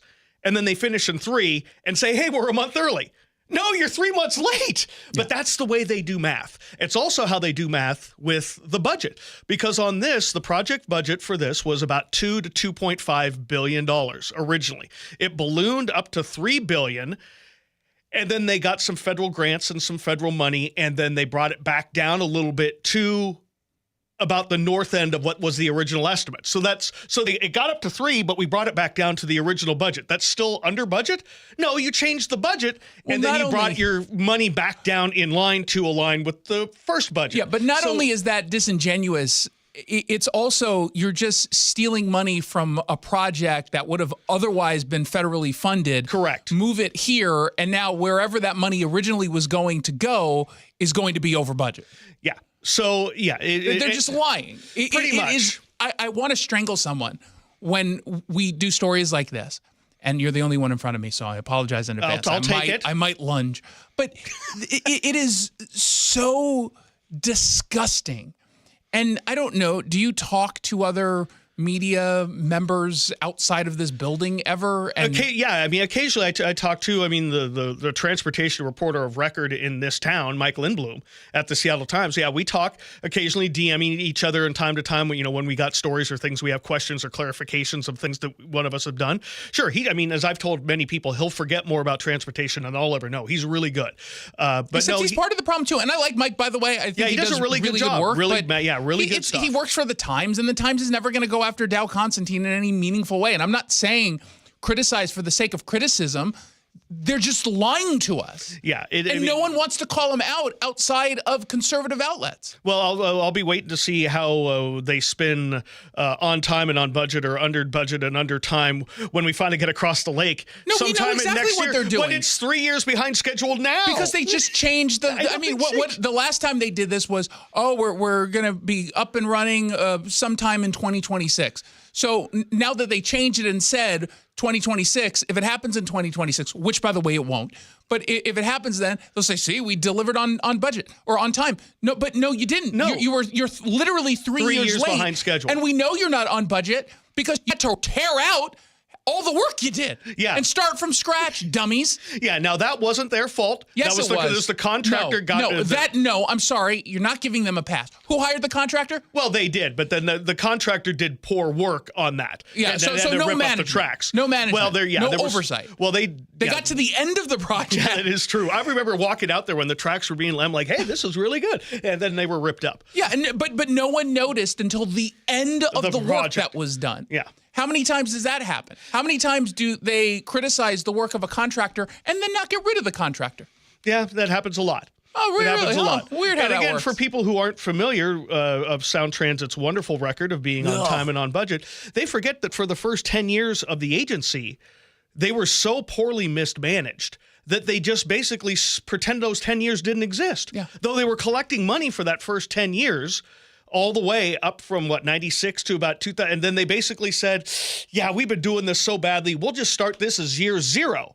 Well, no, you have 10 years of bad stuff behind you, but they pretend it doesn't exist. So this is an endemic problem with this agency. One who admits they're tens of billions of dollars behind schedule now in terms of trying to fund what the voters passed in 2016. I mean, when it's trying to get a Ponzi scheme to get to over Sound to Transit Ballard and to West Seattle. Yeah, it's just, those are all ballooning to double the price in billions, and they don't know where the money's going to come from because they don't collect fares like they're supposed to. They should have turnstiles, let's be honest. I know that's not Seattle, but let's collect some fares for goodness sake. And let's get things done. But yeah, at this point, I'm thinking they should probably just call it a day on West Seattle and Ballard. They can't afford it. But it was promised to voters, well, at least the King County voters that voted for it. Lots of things were promised to voters. Yeah, it's true. Federal Way had promises, and those were not kept for over a year. You have most of Snohomish County and Pierce County and East King County that have been promised lots and get nothing. Yeah, but that's what they fall back on whenever they're so far out of whack with budgets and timelines, as they all go, well, we've got to keep going with this because this is what we promised the voters. That's their default answer to just about everything. Which is, again, it's disingenuous. Is disingenuous. You know what might help? And I'm just going to go out and offer a controversial position. Ooh. The people who aren't good at their jobs probably shouldn't keep them. Not a bad idea. When was the last time you heard of any kind of purge of poor employees? Sound Transit's where you go if you want to keep a job, no matter your level of incompetence. Well, we've had issues of that. Let's not forget when they opened up the light rail to Linwood.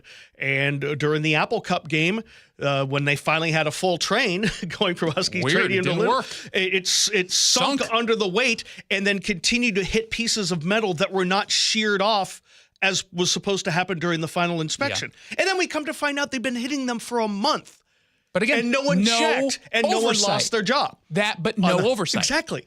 There's never any oversight. Yeah, no one bothered to look under the trains, or no one bothered to look, and then until it failed with thousands of people on board. So yeah, this agency doesn't have a very good track record, and that's being nice. Yeah, I'm not going to be nice. I know. They're an abject failure of an agency. Everyone should be embarrassed. Family members should be embarrassed. Well, the good news of anyone is, who works at Sound Transit. May this shame follow you forever. Your kids shouldn't be accepted into colleges over this. That's how bad it is. Well, just remember, we now have a wonderful soundbite from CEO Constantine that we can play every time to remind everybody. He's such a liar. Yeah, but just these people when I heard that, I was like, oh, but just pathological liars, psychopath, all of them. But otherwise, a wonderful agency that gets everything done, and I'm so proud to be associated if you want to go as have a media member who covers them. You want to go have a party? We're going to have a big party on Saturday down at Federal Way. All-day events of ribbon cuttings and joy. Yeah, I'm sure it'll break excitement. Down on Saturday night. I hope not. Let's hope not. We need it to run efficiently. It'd be great for the people that can use it, but yeah, it's. I hope it doesn't break down. It's going to break down. Sorry. Chris Sullivan, thanks for stopping by. Anytime. You're listening to a truncated version of the Jason Rantz Show this hour, brought to you by the Northwest Safe Company. When we come back, it's going to be time for some Wazoo basketball. Before then, however, don't forget the average used vehicle financing rate at 11.87% is absolute insanity. One might call it a highway robbery. So the Sunset Auto family is offering what might be the best used vehicle financing deal out there, less than half the average rate with no payments for 90 days on all qualifying vehicles 2015 and newer. You just get more at Sunset, and people do like that. When we come back, Wazoo basketball.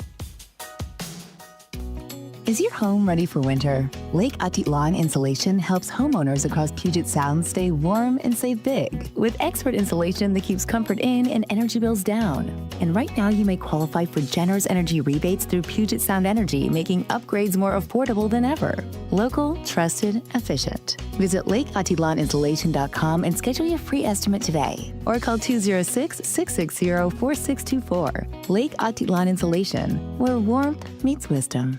Jason Rantz here with our local tax expert and advocate, Greg Nunn from None Better Tax Resolution. When it comes to the technology that the IRS is using, they're updating systems that haven't been updated in decades. And while that might sound great for them, it's usually bad for the taxpayer who owes. It is, and their systems, unfortunately, they're just legacy systems. If you try to make an inquiry on some things, it's like you got to know how to use programming language to find it. But they are working on updating that system, and I hope that really they do, because they'll serve us better, the taxpayer better, and get things done quicker. The other thing they're doing is AI, just like every organization. So they're already using it to some extent to put in profile of certain things that they want to look for in a taxpayer and find those people and go after them or see what's going on, why they're not getting their money. If you're having trouble with the IRS, call Greg Nunn, None Better Tax Resolution, 425-947-1967, or Google NUNN, None Better Tax Resolution. Best Mortgage, the VA loan and reverse mortgage experts, are proud to partner with Seattle Red for over 20 years. Get a no-pressure consultation from a real person, never an AI bot. Web search Best Mortgage for honest advice you can trust. We are Seattle Red. Learn how Seattle Red is amplifying the conservative movement in Seattle at seattlered.com. Coverage varies by plan. View contracts and exclusions at endurancewarranty.com. This is an announcement to all United States vehicle owners who own a 2003 or newer vehicle with a manufacturer's warranty about to expire or no warranty coverage at all. With a struggling economy and the cost of living on the rise, Endurance is now offering an affordable affordable, low-cost vehicle coverage plan to the general public. As of today, you could be one of millions of drivers that now may qualify to have your vehicle protected under this coverage and have all future covered auto repairs paid directly to the repair shop for you. You pick your plan. You pick your deductible. You even pick the repair shop. Roadside service, towing, and rental coverage is included. Get your vehicle protected now and save your wallet from costly vehicle repairs. A toll-free number has been established for you to call for your free 5-minute quote and to see if you qualify. The number to call is 800-291-0198. 800-291-0198. Again, that's 800-291-0198. If you love to travel, Capital One has a rewards credit card that's perfect for you. With the Capital One Venture X card, you earn unlimited double miles on everything you buy. Plus, you get premium benefits at a collection of luxury hotels when you book on Capital One Travel. And with Venture X, you get access to over 1,000 airport lounges worldwide. Open up a world of travel possibilities with the Capital One Venture X card. What's in your wallet? Terms apply. Lounge access is subject to change. See CapitalOne.com for details. When you switch to Progressive, you could save bundling your home and auto. Then you could put that money towards some of the surprisingly more expensive things in life. May I help you? I just wanted to request a late checkout, please. Of course. That's $30 per hour for up to 4 hours. Huh. Okay, but if you can offer a late checkout, then that probably means no one is staying in that room. So if it's empty, maybe I can just stay a few extra hours. Oh, aren't you adorable? Life costs a lot, so bundle and you could save with Progressive. Progressive Casualty Insurance Company, affiliates, and other insurers. Not available in all states. Hurry, time's running out. Check off the wish list with instant savings and free battery offers on select steel tools. Shop online or in store. Seattle Red on 770, the Seattle Red app, and seattlered.com. The following is a Playfly Sports presentation of the Cougar Sports Network. Washington State basketball is on the air with the Coors Light Cougar Courtside Show. Makes the pass, left wing three, takes it, and makes it. Oh, another big three is needed. It's Reed Babers who delivers again. Takes away the pass, 2-on-1 fast break, alley-oop block. Thomas Rogerson, one-hand alley-oop lay-in. Coors Light, choose chill. Proud partner of Cougar Athletics. Celebrate responsibly. 1, 2, 3, come on. Coming up, we'll get today's keys to the game, check the latest scores around college basketball, and hear from head coach David Riley. Now, let's go courtside. Alongside WSU Athletic Hall of Famer and 14-year NBA veteran Craig Elo, here's the voice of the Cougs, Chris King.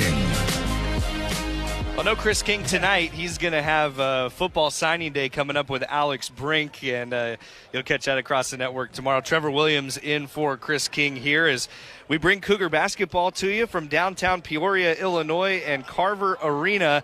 And still alongside Craig Elo. Craig, it was adventurous to get here. We did a little planes, trains, automobiles to make our way to the game tonight. You're exactly right. I mean, we left Spokane, and we were perfect. We were on time, and we got there to O'Hare, and then that's when it all changed for you and I. So, yeah. We spent more time taxiing around O'Hare than we spent in the air yesterday, and then a 3-hour Uber ride down from Chicago to Peoria. But nonetheless, we're excited to be here for all the Coug fans tuning in for the Cougs tonight against Bradley. This is a return trip. Bradley came to the Palouse last year. Washington State won that matchup against the Braves in a really good showing. Cougs ended up winning by 17 a year ago. And Pullman, of course, Sutter Coward at that point was still playing for the Cougars, and he helped lead 6 guys in double figures. But, Craig, this is an exciting game for Washington State. Good true road game. Should be a nice crowd tonight and an opportunity for the Cougars to continue to grow here in non-conference play. Formidable opponent. I totally agree with you. They're in a nice little conference, the Missouri Valley, and I think it's a kind of a basketball-oriented conference. So, yeah, Bradley doesn't have football, and so basketball is their main sport, and they support this team very well. Yeah, here inside Carver Arena, beautiful facility, holds about 11,000. It's also the home of a local minor league hockey team, the Peoria Rivermen. There's a big scoreboard up at midcourt. That's new this year. They have a fresh playing surface this year down below, and then ribbon boards all around. We're up high, kind of NBA style, if you will, here at Carver Arena. And Craig, for Washington State, coming in off the Maui Invitational, 3 games there. Of course, the win against Chaminade, played really close with Arizona State, and then Seton Hall got the Cougs at the end. What are your thoughts coming off that tournament for Washington State? Well, I thought when we were down, 21 or something like that to Chaminade, that, boy, now we've really got a long road to hoe. But we came back, we showed some resilience, and I was very proud of that team for fighting back and getting back on the side of victory with a 90-84 victory. So the next game was another exciting game with Arizona State. They had a big front line, but we had Ace Glass III doing a freshman thing that almost got Adam Morrison's freshman single game scoring record there at the Maui Invitational. Ace Glass, 40 points in that game against Arizona State, the first underclassman in all of college basketball to score 40 this year. First freshman in the country to score 40. He was paid off with the WCC Player of the Week honor for his efforts. And then what did you see in that final game against Seton Hall? I felt like they were just mentally drained. I think they fought hard to get the victory over Chaminade, and that took a lot out of them. And then they had a really good battle with ASU and lost that one 100-94. So the last one against Seton Hall, it was just like we made mental mistakes that were from the playing 3 games in a row. They don't do that regularly. So I think that was what happened to us in that last game against Seton Hall, and you can't let that happen again. This is a new month for the Cougs. We finished November at 3-5, and I think this team is still trying to find its identity. Are we a perimeter team? Or are we an inside team? And we got a great inside player in ND. I mean, his field goal percentage is insane. Yeah, we've done a nice job on the glass, too, especially defensive rebounding, keeping teams off the offensive glass. For Washington State, it was tough travel for the Cougar team as well. They were a day ahead of us, but they had to bus down from Chicago. If you're not aware, there was a huge weather system through the Midwest this past weekend, and it dumped about a foot of snow out here and really slowed down air traffic in the area. The good news for Washington State coming into this trip, though, is a clean bill of health across the roster. We know both Emmanuel Ugbo's been coming off an ankle. We've seen Rahards Vavers coming back, as well as Tomas Thrasherson. So great that a clean bill of health here for the Cougs tonight on the road as well. Yeah, and you could tell Tomas was not his regular playing self in Maui. I think the ankle was still healing, but we got to get him going and get him some rhythm. And then, Reed Vavers picked a fine time to come out of a shooting slump, scoring 25 in that Chaminade game and knocking down threes from way deep.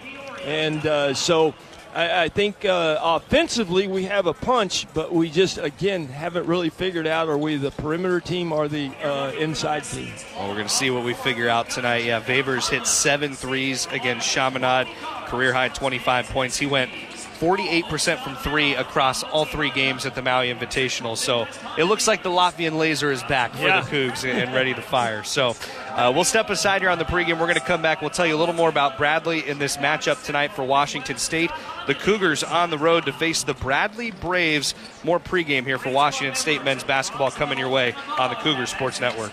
Hi, I'm Andre Gabriel. I'm Dara Peters. And I'm Tasia Sniffen. We're cheerleaders on the WC Spirit Squad. Meet Krista Gross, the realtor who supports students like us with NIL sponsorships and resources to help us succeed. She's dedicated, relentless, and always puts her clients first, just like a true Coug. With award-winning service and a passion for helping people, Krista is the ultimate coach for home buyers and sellers. Support her because she supports us. You can find her online at KristaGross.com. That's Krista with a K, KristaGross.com. Go Coug! Okay, text from the wedding planner. She's talking about a cake pop mural. Exciting. Ooh, it's $8,000. Oh. I don't know, we're trying to save for a house. Well, you only get married once. Or twice. 3 times tops. There's a lot of bad money advice out there. For knowledge you can trust, come to Giza Credit Union. Whether it's saving for the wedding or everything that comes after, we can help get you where you want to be. Find a healthier approach to money at Giza. Look, I'm not going to tell you how to live your life. But if you're a WSU fan and you haven't switched your phone service to Cougs Mobile, you're passing up a slam dunk.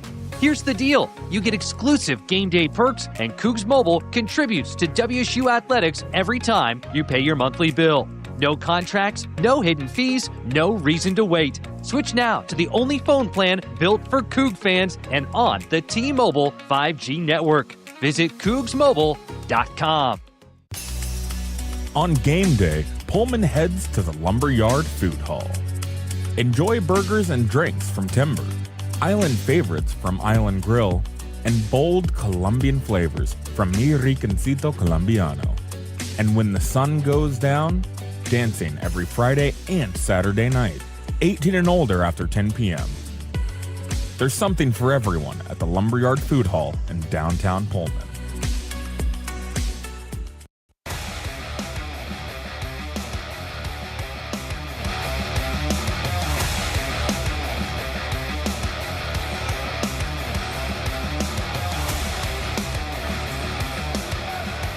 Trevor Williams and Craig Elo with you pregame for Washington State men's basketball. The Cougars taking on the Bradley Braves in Peoria, Illinois, about 3 hours southwest of Chicago. And it's time now to take a look at the keys to the game. Craig, we were talking about them a little bit there in that first segment for the Cougars, but in your mind, what are the top keys tonight for the Cougs? Well, defensively, they have 3 players in double figures, led by a little dynamo of a guard at 5'11". So our perimeter defense has to be a lot better than it was in Maui. We got beat, and then it put the defense in collapse mode. And, we kind of got picked apart. But so if we can contain him on the perimeter and keep him away from the paint, we'll be okay. And then offensively, what I've talked about in the first segment too was just our identity. We still haven't figured that out. David, our Coach Riley, went with a different starting lineup in the second game at Maui. And I think that lineup is one that we can go on. And, I think if we figure out what we want to do offensively and not get behind, then, yes, we'll be in a good shape. That guard that Eggs is talking about there, Jaquan Johnson, sophomore out of Milwaukee, Wisconsin. He's right at the top of the Missouri Valley Conference in a bunch of categories, averages 19 points per game. He's 8th in the league in assists at 4 a game. His scoring, by the way, leads the league. He's already first in made free throws with 49. So definitely a guy who's going to try to get to the rim as well, even though you mentioned he doesn't have a lot of size. He's listed at 5'9". Yeah, I think if he can get past the first defender into that second D and put the pressure on ND, who has really been foul prone this year, we got to keep ND on the floor as much as we can because he is our size down there. Who else do you think is kind of a key player who could really get it going for Washington State, who maybe hasn't been playing at their tip-top shape here over the last couple games? I would love to see John Morton or Jerome Morton come out of his kind of funk. I mean, he's the one with great experience, 3 years at Morehead State. So a lot of D1 experience there, and I just don't feel like he's gotten comfortable yet. And I think the starting lineup that Coach Riley went with in that second game with Ace Glass at the off guard and Jerome handling the ball, I think if we can get him going and give him some confidence, then that starting lineup's got some good punch. Mentioned last year when these two teams met, WSU won 91-74 in Pullman. For the Cougars, 6 players in double figures, none of them who are currently on the roster for Washington State. In fact, it was only Tomas Thrasterson and Parker Garretts who played for the Cougars last year against Bradley, and it was kind of before Thrasterson's coming out party, so he had just 3 points in the victory for WSU. On the other side for Bradley, it's a lot of the same for the Braves. They lost their top 5 in minutes from a year ago, 4 of them to graduation. And so, while last year's game was great, nice 17-point win at home, there's really nothing to carry over from it to this year. Yeah, and you would think Bradley would have a lot of retention from the roster just because of their basketball-oriented school or being the big sport. But, they're like everybody else. Kids are using that portal to leave to greener grass somewhere. And, it trickles down even from the top dogs all the way to the low ones. Yeah, 71% of Bradley's scoring from a year ago is gone this year. Washington State, of course, trying to replace all 6 double-figure scores from a season ago. Bradley's led by Brian Wardle. 46-year-old is in his 11th season here at Bradley, 2023 Missouri Valley Conference Coach of the Year. And he's had this Braves team right in the conversation for the NCAA tournament 3 of the last 4 years, getting to the final of the Missouri Valley Conference tournament. Yeah, and I really believe that's why Coach Riley took this home and away series with Bradley on, is because Bradley's a formidable opponent.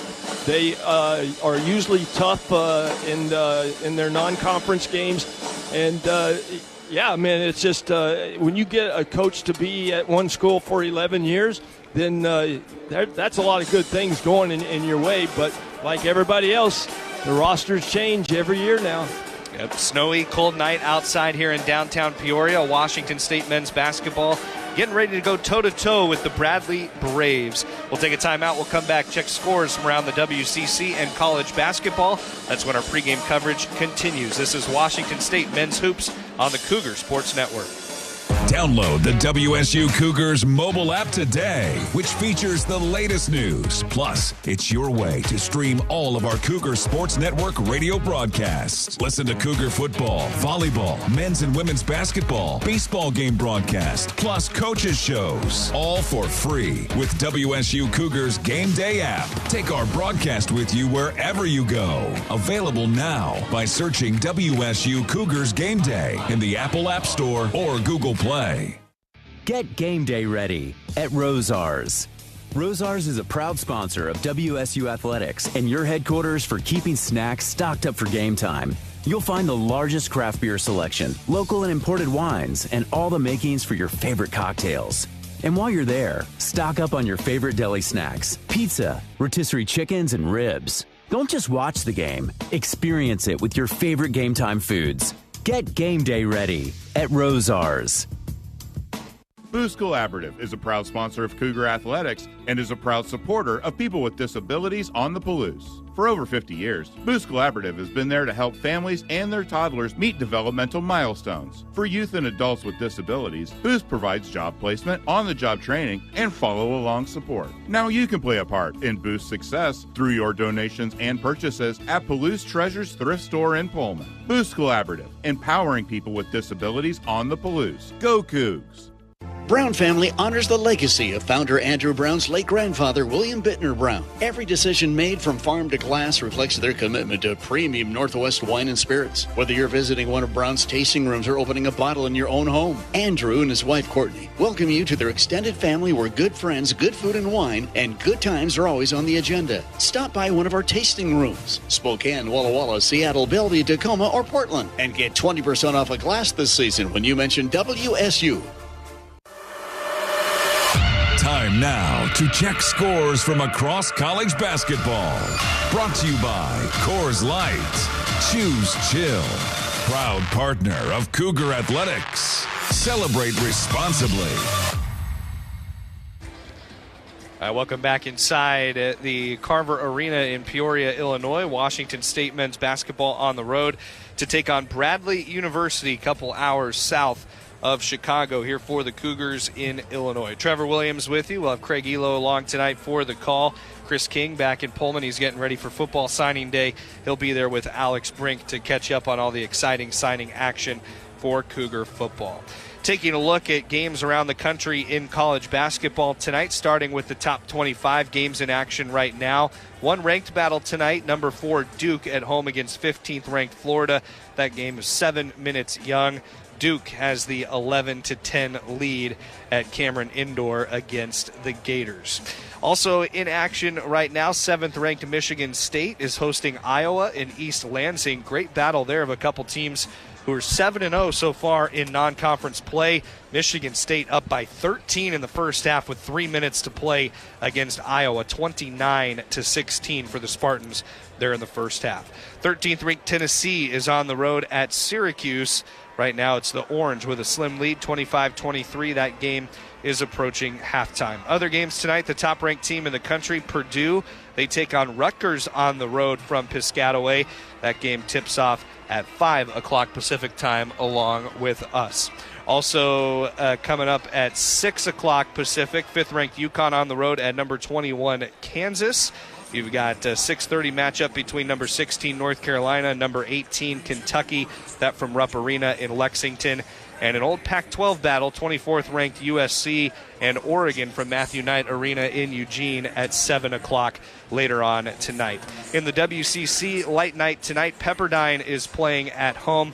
They'll tip at 6 o'clock against Abilene Christian, and then Loyola Marymount at 7 at home in Los Angeles against St. Louis and the Billikens. Those are the matchups there. Current WCC standings, St. Mary's leads the league with an 8-1 record. Gonzaga and Santa Clara each 7-1 in second and third, and LMU has had a nice start to the year at 7-2. Mentioned the Cougars coming into play tonight, 3-5 through the month of November, and looking to kick off December with a win on the road here in Peoria, Illinois against Bradley. We'll step aside. We're going to come back and talk to the headman of the Cougs, David Riley, get his thoughts on this matchup with the Braves. That's when we return after this. Washington State basketball coming up just over 10 minutes away here on the Cougar Sports Network.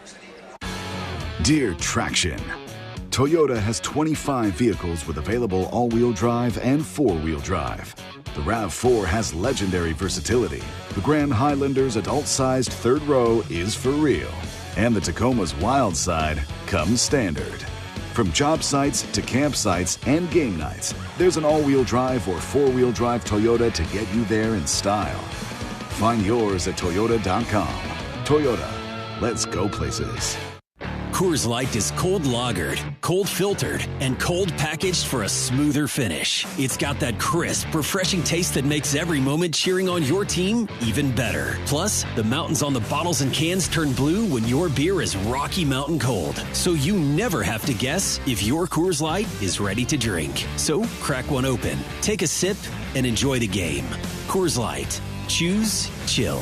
Celebrate responsibly. 2024 Coors Brewing Company, Golden, Colorado. If we know anything about Cougs fans, it's that a win isn't all you're hungry for on game day.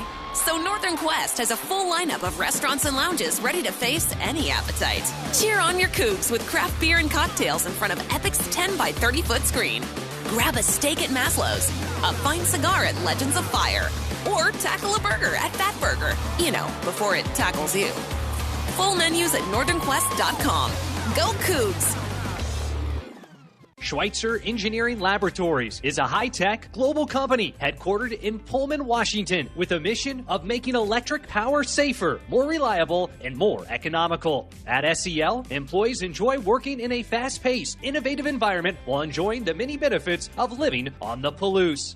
SEL is seeking engineers for paid internships and full-time positions. Apply to join the growing SEL team today at selinc.com/careers. Time to learn about the cold, hard facts for today's game with head coach David Riley. Presented by Coors Light. Choose chill.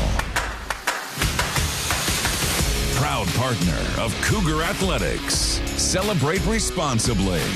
Now, with David Riley, here's Chris King. We're back here on the pregame, getting ready for Washington State and Bradley tonight. The Cougars are in Peoria, Illinois, for a return trip to the Braves, who came out to the Palouse a season ago. Trevor Williams joined by the head coach of the Cougars, David Riley. And, Coach, let's start with just a whirlwind of travel to get here for everybody involved. I know you guys had to catch a bus from Chicago because of all the weather. It's probably feels good to just get settled and play some basketball. Absolutely. It's the beauty of college hoops. You got to be able to roll with the punches, and we came, got back from Hawaii on Thursday. We're over in Peoria, Illinois now, and just glad we're ready to go play. What did you feel like you learned about your team from your guys' time on the Hawaiian Islands? There's a lot. I think it was really good to have 3 games in 3 days where we can just kind of throw ourselves in the fire and see what we're made of in a few different aspects. And I think we learned how to play without thinking a little bit more. That's been something we struggled with early on, is just to play with that intensity and not be thinking out there. And so I think we got better at that. And I think we made things really clear defensively what we got to work on and what we got to get better at. Hopefully that was ironed out the last couple of days of practice, and we'll see if we took a step here today. One of the star performances there in Maui was Ace Glass, of course, with the 40-point performance against Arizona State. Gets a WCC Player of the Week honor for his efforts. But I heard you say that it's unique in your eyes how he's been able to pick it up and run with it in your postgame in Maui. What did you mean by that in terms of what skill set does he have that's allowing him to pick it up quickly as a freshman? Well, he's one of the more skilled players that I've coached walking in the door. So that's the beauty of it, and probably why he's been able to pick it up so fast is he can dribble, pass, and shoot. He understands how to evaluate his game, and I think that's a really important piece. And so then now we're just throwing a bunch of new stuff at him. Like he's always been a great scorer, but when do you try to get your shot? When do you try to get other guys involved? Different defensive schemes, and there's just so much different stuff as a freshman that you got to learn every day. And usually they hit roadblocks, and it takes a month to figure out each of these things, and he's just a little quicker than most. I know you've talked about needing to improve the defense for you guys, not give up as many points. What, in your eyes, is key to this defense taking the next step and being able to hold opponents down? A little bit of everything. I think we got to guard the ball at number one. Just taking pride a little bit more in the one-on-one defense. But then also, good defensive teams, if someone gets beat, it's not like a catastrophic issue where it's a wide-open layup or wide-open three. We got to have a little bit better guys in our gaps. We got to have our low man a little bit more active, and not just there, but going up there and blocking shots, and not just in the gaps, but stripping the ball if they go in your zone, and really just kind of playing with a little more force defensively. One of the focuses coming in for you guys this year was to work on the rebounding, and something you guys have done really well so far this year is holding opponents off the offensive glass. What in your mind has stuck out, and what's allowed you guys to be able to do that so effectively? I think it's something that we focused on in recruiting and also during the fall. These guys have done a great job of taking care of the ball and rebounding the ball. Now I think we can get better offensively with our offensive rebounding. Defensive rebounding, I think we're top 20 in the country, which is a good stat for us, and something that we want to continue to do while also improving the other areas of our defense. So let's talk about this Bradley Braves team. They came to Pullman last year, but like you guys, not a lot returning in terms of faces from a year ago. So what do you see in the scout when you look at Bradley? They got some really good returners that did come back. The bully has taken a big jump. 55, Jaquan Johnson, or 22, I can't remember. I got a little dyslexia there. But he's a hell of a player, averaging 19 a game, does a great job getting to the paint and finishing and drawing fouls. 14, their big Serbian is a problem on both sides. He can post up, he can pass, and then defensively he's a great shot blocker. And so two guys that are returners from last year's team that clearly took steps, and this is a solid basketball team overall. They're going to run good offense, they're going to be super physical and tough on defense, and we got to go earn this win. What do you see them doing best when things are going well, and what do you need to disrupt to be able to get the win tonight? They do a good job of just kind of flowing into their ball screens with Johnson and Birch and some of these other guards. They get downhill, and if they're able to get to the paint early, they're a good passing team that moves the ball pretty well. And so we just got to disrupt that. We got to make sure they're not able to get those paint touches. We're cutting them off before the paint, and then we're able to close out and not put ourselves in long closeout rotations. And then for you guys, what are the keys on your side of things, the stuff you'll be talking to your guys in the locker room before you take the floor to have success tonight? Well, for us, I think just making the simple plays. We missed a lot of spray outs, and I don't think we're passing the ball as well as we should right now. Our offense has definitely gotten better the last few games, but it's still something that we're lacking, is just moving the ball like we need to. So making the extra spray outs on offense and then keep them out of the paint, and whether it's transition or ball screen defense-wise. All right, Coach, we appreciate the time. Good luck tonight against the Braves. Go Cougs. That was David Riley with us. We'll step aside. We'll come back with more of the pregame show. Cougs and Bradley coming up tonight. You're listening to Washington State Basketball on the Cougar Sports Network. RV buyers, it's a fact. Jayco builds America's best-selling models with superior engineering, Amish craftsmanship, and the best of the business warranty. Valley RV Supercenter is America's top volume Jayco store because they make them affordable. For comfort and reliability, there's no better choice than Jayco. And for a great buy, there's no better choice than Valley RV Supercenter. Stop by and see them in Kent and check out their full Jayco lineup. Or visit ValleyRVSupercenter.com, where journeys begin. Your audio home for all things Cougar Athletics is the Washington State Cougar Podcast Channel. Just search for Washington State Cougars on your favorite podcast platform to follow and subscribe to the official podcast home of the Cougs. Hear our original WSU Athletics podcast, plus replays from the Cougar Sports Network, including football pregame and postgame show coverage, full football game broadcast, and coaches shows. Find it all by searching for Washington State Cougars on your favorite podcast platform to start listening today. Since 1934, Hempler's has used only the leanest European pork bellies for its premium bacon made right here in the Pacific Northwest. Slow smoked over natural hardwood for a rich aroma, savory flavor, and a thick gourmet bite. It's no wonder Hempler's is America's leanest bacon and a longtime favorite of the Washington State Cougars. Hempler's, small batch crafted meats. Cougs, to lead in the new Pac-12, we have to attack this together. Name, image, and likeness, NIL, is essential. It's how our programs recruit, retain, and elevate our student athletes who don the crimson and gray. And now, you can directly support WSU NIL through our Cougar Athletic Fund. A tax-deductible gift to our Sport Excellence Funds powers WSU's NIL efforts, all in one place. Visit WSUCougars.com and select NIL in the drop-down menu to learn more. Go Cougs!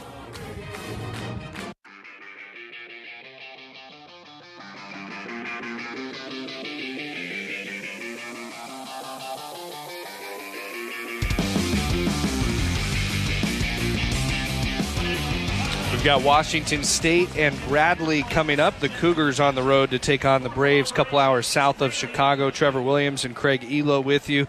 They're about to dim the lights here and go through the starting lineups. We will as well when we come back to Carver Arena in Peoria. Cold night tonight outside. Nice to be inside for some college basketball. We got those starting lineups coming for you next. Washington State basketball tonight on the Cougar Sports Network. Coors Light presents To Chill or Not to Chill. When your friend skips your favorite song on the playlist. End the friendship. Or choose chill because that song lives rent-free in your head anyway. And you planned ahead by bringing Coors Light to the party. And the sound of that ice-cold can cracking open was music to your ears already. Coors Light. Choose chill. Celebrate responsibly. 2024 Coors Brewing Company, Golden, Colorado.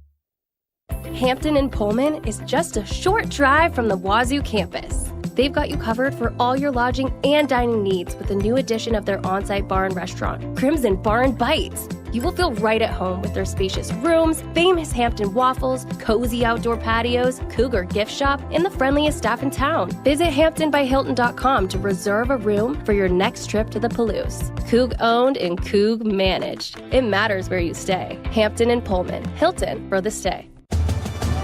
Whether you're cleaning up to host a backyard game day party or just powering through your fall projects, you can count on the performance of Steel.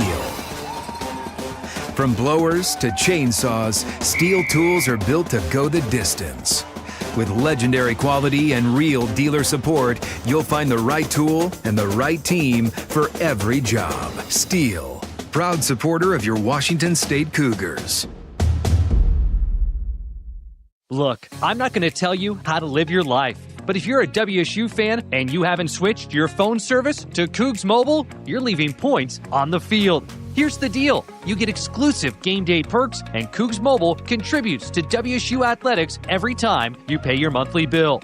No contracts, no hidden fees, no reason to wait. Switch now to the only phone plan built for Coug fans and on the T-Mobile 5G network. Visit CougsMobile.com.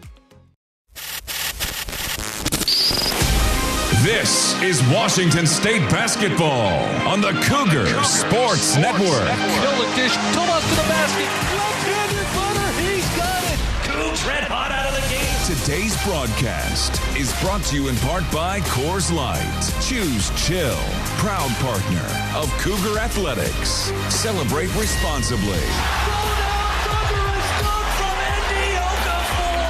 It's game time on the Cougar Sports Network. Now, alongside WSU Athletic Hall of Famer and 14-year NBA veteran Craig Elo, here's the voice of the Cougs, Chris King. Trevor Williams in for Chris King tonight here in Peoria, Illinois. Washington State getting ready to take on Bradley. An exciting college basketball matchup between the Cougars and the Braves. They just went through the starting lineups here, so we'll share them with you as well. For Washington State, here's the starting five for David Riley's Cougars.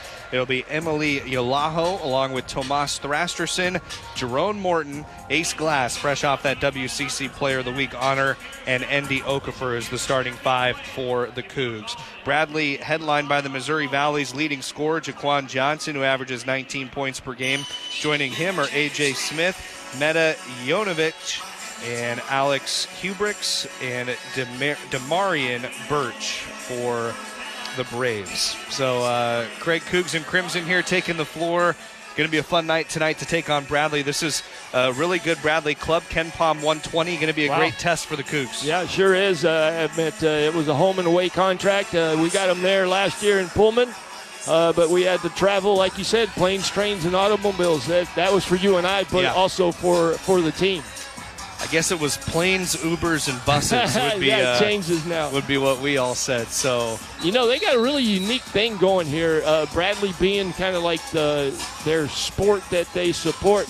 Their starting lineup has to go around the whole court. Yeah, giving all the fans high fives. That was different. Andy Okafor is lined up across from Meta Jonovic. Jonovic's a 7'1" senior from Serbia. So he's got a couple inches on Andy Okafor. Cougars in all crimson threads tonight. It reads WSU across the chest in white. And the opening tip is up, and Jonovic taps it to the backcourt to Jaquan Johnson. Bradley will start with the basketball tonight. Moving left to right as we see it. We're perched high like an NBA broadcast position here at Carver Arena. Meta Jonovic over to the right side. Jaquan Johnson up top. Shot fake three for Demarian Birch, and then a three from Jaquan Johnson from the right wing. That's off the mark. Thrasterson pulls the rebound. Here come the Cougars right to left up the floor. Great defensive set on the first play. They did everything right and made them take a tough shot. 30 seconds in, no score. Tomas Thrasterson on the right wing looking for a place to pass. Goes up top to Jerome Morton. Emily Alaho going to set the screen. Morton takes it left. Fades it back to Alaho. Straight on three. A little long. Andy Okafor trying to bat an offensive rebound, and Jaquan Johnson rips it away from Ace Glass. Here comes Johnson up the floor with numbers. 5-on-4. Driving to the lane. Trying to lay it in. Demarian Birch. Andy Okafor puts up a contest on the shot. It comes quick to Jerome Morton the other way, who drives in and is fouled by Meta Jonovic. It's going to be an interesting matchup with Ace Glass guarding their little dynamo, JJ, and keeping him in front and keeping Ace out of foul trouble will be big. But that play right there, ND changed the shot, protected the rim, and Tomas comes away with his second rebound. Minute 2 in, no score. 82% free throw shooter Jerome Morton at the line for the Cougars, and he hits the first. Now 10 of 12 to start his first season at WSU. The junior spent multiple years at Morehead State, led the Eagles in assists, and was second in scoring a year ago. And he hits both free throws for Washington State. 2-0 Cougs just over a minute in. Yeah, if we've done anything right in these first 8 ball games, we made free throws. Yeah. So that's good. That's good for Jerome, too, to get the 2 easy shots to get him off of the 0 mark. Cougars top 50 in the nation, 77% from 3. A mid-range 2 missed by Alex Hubricks. Another shot put up from the right wing, a 3 off the mark for A.J. Smith. Rebound hauled by the Cougars. Here they come into the front court, leading 2-0 against Bradley on the road. Ace Glass slices 2 defenders, kicks out. Emily Alaho left wing 3, and he drills it for the Cougars. 46% three-point shooter. What a start to the year for Alaho. It really is, and I love that he can spread the floor like that at his position. 5-0 Cougs now almost 2 minutes in. Right wing 3, too long. Shot came up from Demarian Birch. Cougars have the rebound. Front court, here they come. Andy Okafor handoff right wing with Yalaho. Just hit the 3 last time down. Cycles Jerome Morton left wing. Right-handed dribble. Slings it off his right hip to Emily Yalaho. Now Ace Glass with it. Draws 2 defenders. Ball tapped into the backcourt. Glass going to run and get it for the Cougars. 5 to shoot. Glass is 70 feet from the basket. Throws one up from half court at the horn. Just glances front end of the rim. We had great ball movement. We just didn't get a shot with the ball going in the backcourt. Jaquan Johnson driving left side of the lane. Tomas Thrasterson stops him. Kick out. Top of the lane 3 for Meta Jonovic. The 7'1" senior, only his 3rd three-point try of the year, and he misses it badly to the right. Yes. Cougars have a 5-0 lead, 2.5 innings. I was going to say, great defense, 4 possessions, and we're getting all the shots that we want. Tomas Thrasterson just left a circle, hits a 3 for Washington State, and it's an 8-0 lead for the Cougars with 17-17 to play here in the first half. And that last possession, the Braves throw it out to the big 7'1" guy from Serbia, Ahmed, and he took the three-pointer, and that's what we want to do defensively is make them take shots they're not comfortable taking. There's a delay of game warning as well on Bradley. After the made shot, they touched the ball when it came through, knocked it away. So 8-0 Cougars almost 3 minutes in. What a start here for Washington State on the road.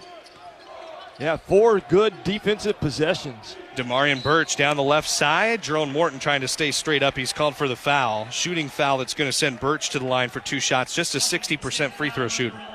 Yeah, that's pretty good then. If you don't want to, he's got those long arms. He's very athletic.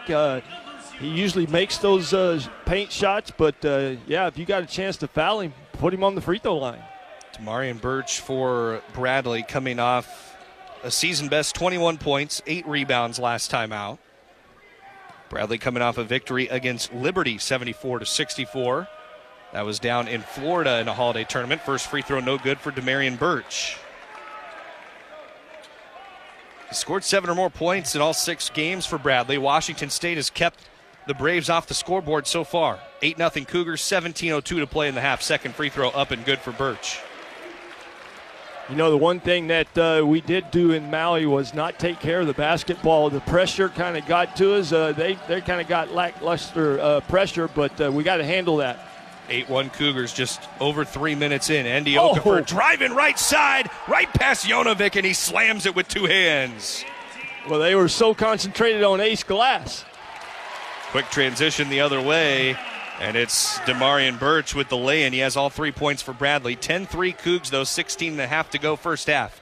Jerome Morton, Euro step into the lane. Kick out, ace glass, right corner 3. Bounces high off the iron over the top of the backboard and out of bounds. And this is a good sign for Washington State. Jerome Morton doing a really nice job. He got deep onto the defense. He drew them all, and then we got Ace, a great shot from the corner. He just didn't finish it. But this is a different thing. Ace was on J.J. Joaquin Johnson before, and now he's guarding the off guard. Yeah, Alex Hubrick's the one that he's now guarding, and Tomas Thrasterson guarding a smaller Montana Wheeler who's checked into the game. Wheeler's a 5'10 freshman, couple guards below 6 feet for Bradley in this game. Tim Vandernap's in for the Braves as well, tries to lay in against the baseline, and Andy Okafor can't get the shot to go. More good interior defense from the Cougars. Emily Alajo spins right baseline, looks out top, hits Okafor at the free throw line, rises for 2, and it bounces off the rim to the left side. Like to see MD get closer to the rim, but if he shoots that and makes it, then you got to guard him. Demarion Birch slides in the lane. He travels for Bradley, and it's a turnover back to Washington State. I'm with you, Beggs. I thought they were about to call a foul on Andy Okafor, but he played some nice defense. Great start here for the Cougars on the road. 15:45 to go first half. It's a 10-3 lead for Washington State. We'll step aside. This is Cougar Basketball on the Cougar Sports Network.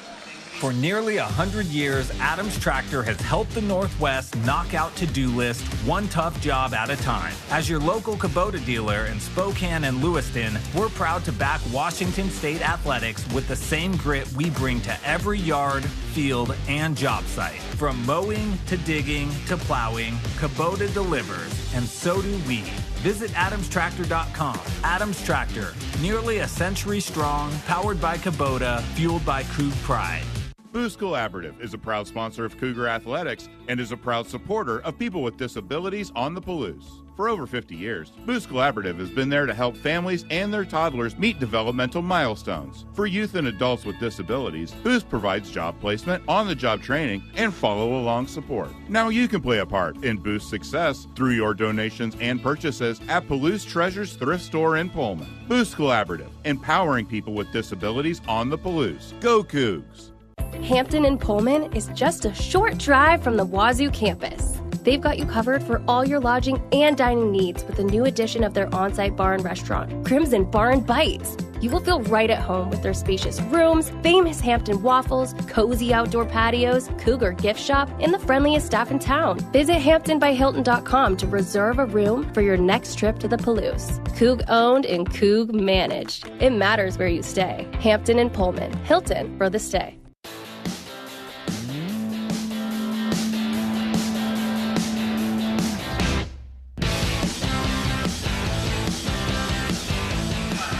A 10-3 lead for Washington State, 15:45 to play in the first half. Trevor Williams alongside Craig Elo. And Cougar Nation, each time you bring your Toyota vehicle to be serviced at a local and participating Toyota dealership, you can receive a premium Washington State giveaway item as a member of the Toyota Rewards Program. To join the program, visit wsucougars.com/Toyota Rewards. Craig, this is a great start for really the is. Cougs. A 10-3 lead just over 4 minutes in. Yeah, a lot of good things on the stat sheet right now. The most important is that we have 6 defensive rebounds, and our defense has caused Bradley to only shoot 1 of 8, so 12% is a pretty good percentage that you want to do on the road. Cougars out of the first time out have some changes on the floor. Emmanuel Ugbo in for the first time, joined by Simon Hildebrandt and Rahards Vavers for David Riley and the Cougs. 7-point lead on the road at Bradley. True road game here in Peoria, Illinois.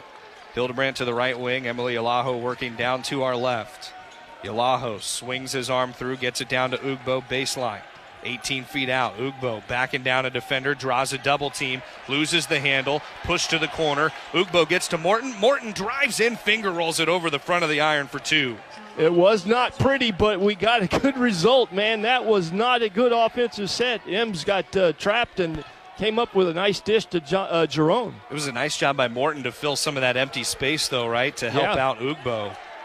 Alex Hubricks around the perimeter, swings it to Marion Birch over left wing 3 for Montana Wheeler. That's no good. Rahards Vavers misses his own rebound, taps it out of bounds. It'll stay with Bradley down here. You know, we saw something in Maui that I didn't know Reese could do. Vavers had actually 2 old-fashioned three-point plays. Normally he shoots from behind the arc. 12-3 Cougars, 14:53 left in the half. Montana Wheeler lobs it up high for Bradley and to Corey Thomas, who's in for the first time. Handoff back to Wheeler, who's circled around the play. Right corner, Tim Vandernap. Out high, Alex Hubricks over to Montana Wheeler. Right-handed dribble, spins it at the free throw line. Adria Rodriguez is into the game and defending him. Fade away to left side to Corey Thomas, no good. Good defense from Emmanuel Ugbo. 9-point Cougar lead. Adria Rodriguez into the front court, takes a hip check, able to get it back to Ugbo in between the circles. Vavers pulls up top of the lane, thought about a 3, gives it over to Rodriguez on the right wing. Back over near side, Ugbo cycles it to Hildebrandt, left wing. Simon Hildebrandt looking for Emily Alaho, left block. Bounces it free throw line instead to Ugbo. Lost the handle trying to drive to the basket and tapped out of play. 4 3/10 to shoot here for the Cougars under their own basket. Yeah, and Ugbo just ran into his own teammate, EY, on that play, or he would have had probably a dunk. So Adria Rodriguez will trigger the inbounds for Washington State. Cougars have players at all 4 corners of the lane on the blocks and the elbows. Lob goes to Yalaho, center of the paint, fades right side for 2. Shot not there, trying to tip it in. Hildebrandt, he's called for an offensive foul. Yeah, and with 4.6 on the shot clock on the baseline out of bounds, we get the shot we want. EY was camping out there in the paint, and nice inbound pass, but the shot kind of rolled off, and then, you know, Simon's had a tough go so far, and Coach Riley said he just needs to play himself into shape because he was hurt all summer. 12-3 Wazoo lead. Parker Garretts checks into the game for the Cougars. Manuel Ugbo, Vavers, Simon Hildebrandt, Adria Rodriguez on the floor with him. Montana Wheeler at the point for Bradley. Gives it off right side. Tracing it back, A.J. Smith up top, tries to bounce a pass. Ugbo gets a paw in there, knocks it free at midcourt. 3 to shoot for Bradley. Smith right wing 3. Over the top of Garrett's, no good. Rodriguez trying to sky for the rebound, and he's the last to touch it. It'll stay with Bradley. But again, our defense, we're going under the screens out top, so they're not shooters, so you can go under the screen. And then good help side defense, rotations are there. Talking, I can't hear from way up here, but they got to be talking on D. Cougs have held Bradley 1 of 10 to start from the floor.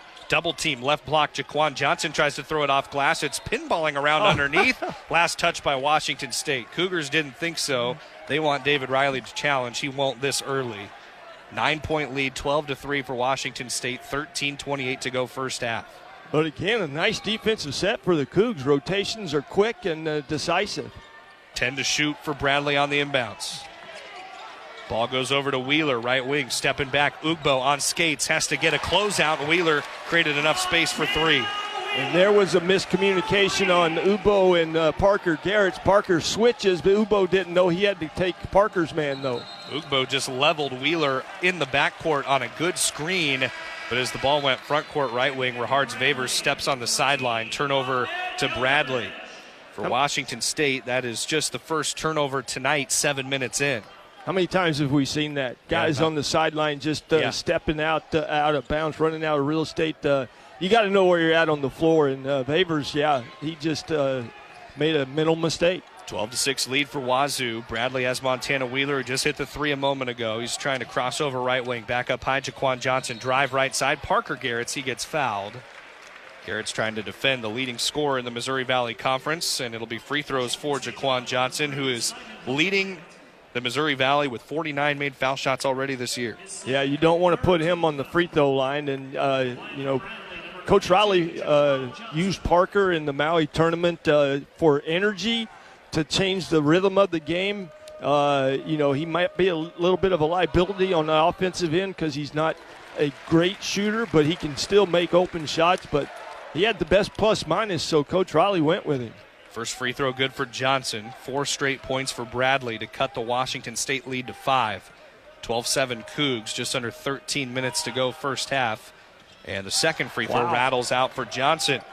Doesn't miss a lot of them. He's got 1 point. The all-freshman team member out of the Missouri Valley Conference last year has already raised his points per game by 12 this season. Rahards-Vavers, right wing three, just a little long, hits the back of the cup. Johnson at 5'10", skies up, pulls the rebound, brings it front court. Over to the near side, Tim Vandernap cycles it around Montana Wheeler. A lob baseline for the alley-oop to A.J. Smith. Yeah, you can't turn your head when you're on the offside defensive rotations. You got to, Adria Rodriguez into the front court, lost his footing. Montana Wheeler over his back trying to tie up the ball. It's a jump ball possession arrow, Washington State. Rodriguez couldn't tell if he just tripped on his own feet coming into the front court. David Riley thought there was a foul. He's letting the officials, Chance Moore, Tyler Kumpf, and Ranley Heimerman hear about it right now. And look, we're all cheering for Audrey to do well. Yeah. I mean, he was a big recruit prize for Washington State. I don't know if it's the social side of it that he's kind of struggling at, but he's a better player than what his stats say. Gets a handoff from Emmanuel Ugbo baseline and tried to throw it across to Simon Hildebrandt, lost it out of bounds instead. So a turnover back to Bradley. And the Cougars, little danger zone right now. Haven't scored in a couple minutes. Meanwhile, Bradley scored 6 straight points. It's a 3-point lead, 12-9. Yeah, and Coach Riley immediately goes back to Morton. Audrey struggling a little bit on that one possession. And, yeah, we got to hold the turnovers down. Cougars kind of fading into a little 1-2-2 zone here on the defensive side. I know you've liked this look, Eggs, from Washington State this year. Yeah, I mean, they've got a bad shooting team on the perimeter. It really is a good zone for us. A.J. Smith shot fake around Parker Garretts. He just had the alley-oop. Drives, missed the shot. Morton swats one away underneath from Jonovic, but then a foul on the second chance effort for A.J. Smith. See who it's against for Washington State. I think it's Simon. 2 shots coming after the timeout. If it's Hildebrandt, it's his second personal. Yep. 12-9 lead for Washington State. 11:50 to go in the first half. We'll come back, tell you who that foul was on right after this. This is Washington State basketball on the Cougar Sports Network. If we know anything about Cougs fans, it's that a win isn't all you're hungry for on game day. So Northern Quest has a full lineup of restaurants and lounges ready to face any appetite. Cheer on your Cougs with craft beer and cocktails in front of Epic's 10 by 30-foot screen. Grab a steak at Maslow's, a fine cigar at Legends of Fire, or tackle a burger at Fat Burger, before it tackles you. Full menus at northernquest.com. Go Cougs! A mission that matters. A place to grow. Schweitzer Engineering Laboratories is an internationally recognized designer and manufacturer of products that protect and control electric power systems worldwide. Employees are problem solvers, inventors, and doers. At SEL, you can support a mission that truly matters and create a career that maximizes your full potential. Apply to join the growing SEL team today at selinc.com/careers. Whether you're cleaning up to host a backyard game day party or just powering through your fall projects, you can count on the performance of Steel. From blowers to chainsaws, Steel tools are built to go the distance. With legendary quality and real dealer support, you'll find the right tool and the right team for every job. Steel, proud supporter of your Washington State Cougars.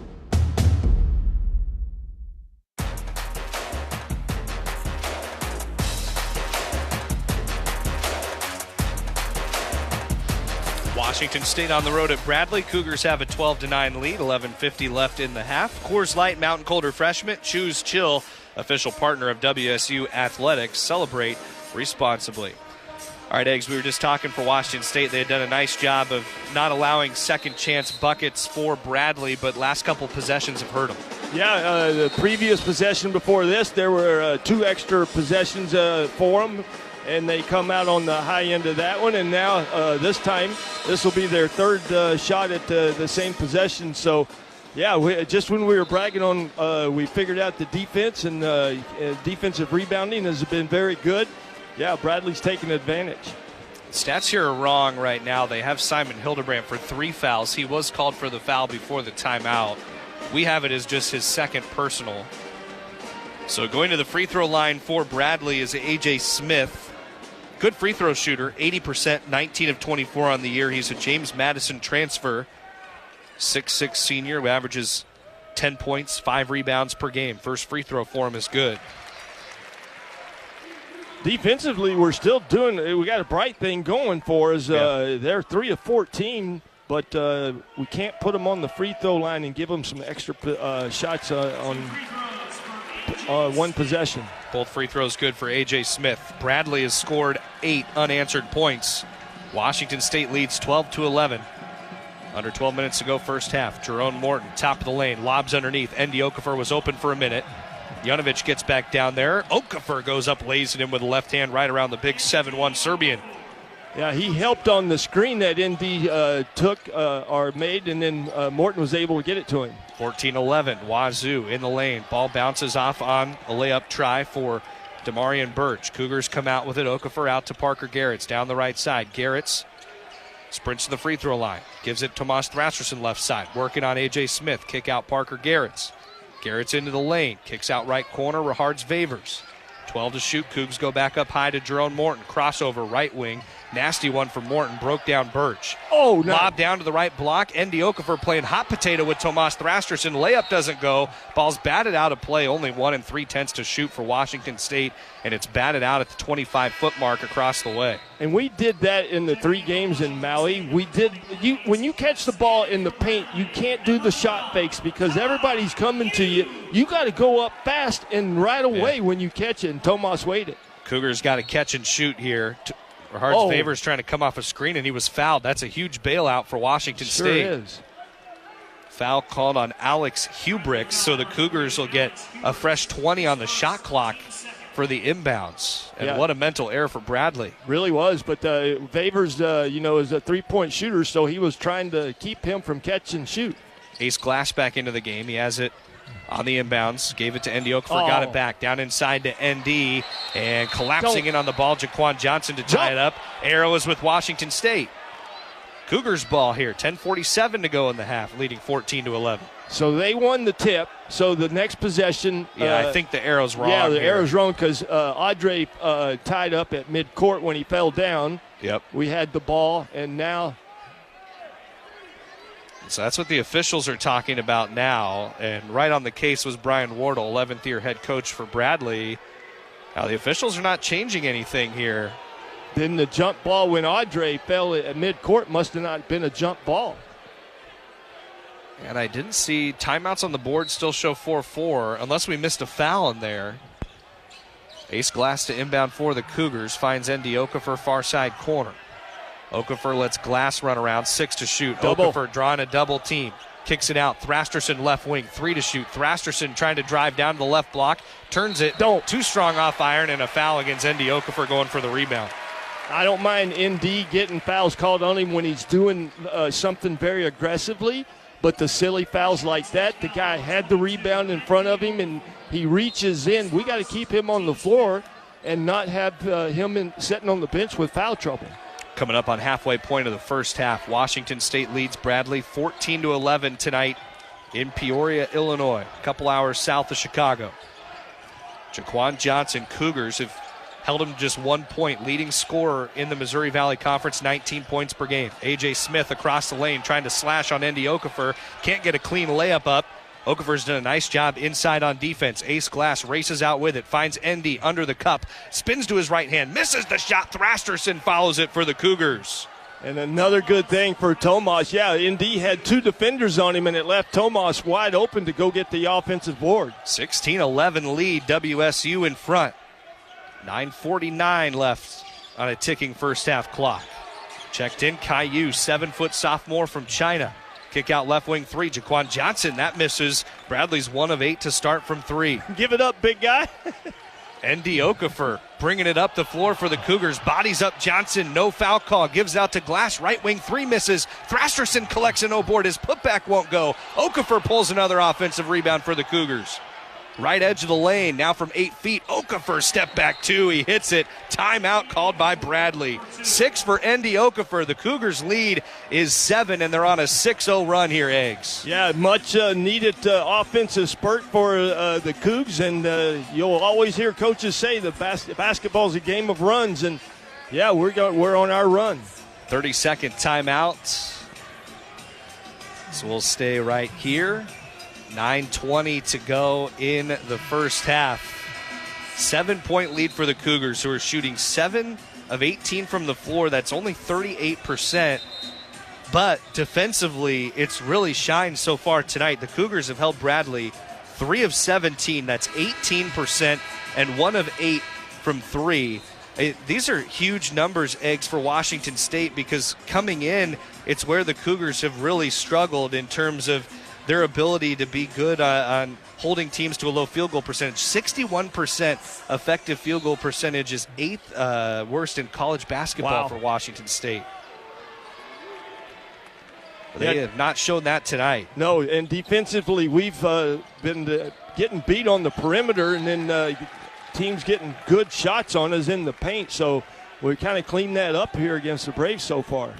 Alex Hubrick's trying to work with it on the end line. Had it batted out by Ace Glass. Still Bradley's ball. Bradley's into the front court here on our right side. Alex Hubrick's directing traffic up high. He's yet to score in this game. Averages 12 a night for Bradley. Cougars keeping a lot of these leading scorers out of the scoring column. Left corner, Tim Vandernap on a drive around Andy Okafor. Gets too tight to the basket, misses the shot. Yeah, poor closeout on Ace Glass. The guy dribbles right by him, and it puts the pressure on us to rotate, but we were there. Okafor already 6 points, 4 rebounds. A bounce down to Emily Alaho. He's tight to the end line. Knocks it off the foot of Meta Jonovic, but it bounces back off Alaho out of bounds back to Bradley. I believe we can review it if we want to, but not now. Yeah. It was too slow, but EY throws it off the guy's foot, but he's standing out of bounds, and it touches him last. Montana Wheeler front court for Bradley. Demarion Birch now up high. Wheeler gets it back, bounces inside the free throw line. Meta Jonovic, right corner 3. Tim Vandernap, and that misses, but Andy Okafor can't collect the rebound. That's the second time, Eggs, for the Cougs that they've had a little miscue trying to pull the easy defensive rebound. Yeah, the previous 8 games, we've really had trouble securing the basketball, or we're fighting ourselves for it. So, yeah, we got to do better at catching and keeping it away. Inbounds goes right to Alex Hubricks in the left corner, and he dials up a triple for Bradley. Second made 3 for the Braves. That snaps a 7-0 run, or 6-0 run, for the Cougars. 18-14 Washington State. 7:57 to go first half. Tomas Thrasterson dribbling to his right, back towards the top of the lane. Emily Alaho stops at the free throw line. Back out high, Ace Glass. No points yet for Ace. Spins right side of the lane, halfway down the lane, lobs it up with the right hand, good for 2. Yeah, he's become our termination guy at when the shot clock's down, because he can create. Montana Wheeler right of circle 3. That hits long iron. Glass has the rebound up near the three-point line. Spins it front court towards Andy Okafor. Takes a shove in the back from Hubricks. No whistle. Wheeler ends up with it. Takes it the other way against Jerome Morton, who's called for a blocking foul. And it's going to send Montana Wheeler to the free throw line when we come back. Second foul on Jerome Morton. Cougars playing some suffocating defense to start it tonight on the road. 20-14 lead for Washington State against Bradley with 7:25 left in the half. Cougs have held the Braves below 20% from the floor and from three. We'll be right back. This is Washington State basketball on the Cougar Sports Network. Toyota-thon is on. Get in the spirit of the season with a new Toyota. Now through January 5th, get $3,000 customer cash on new 26 Tundras. Or get 2.99 APR financing plus $1,000 TFS APR cash. With approved credit through TFS. Excludes TRD Pro. APR cash must be applied to deal. Plus, you get 2 years no-cost maintenance. A negotiable doc fee of up to $200 may be added. For complete details, go to Toyota.com.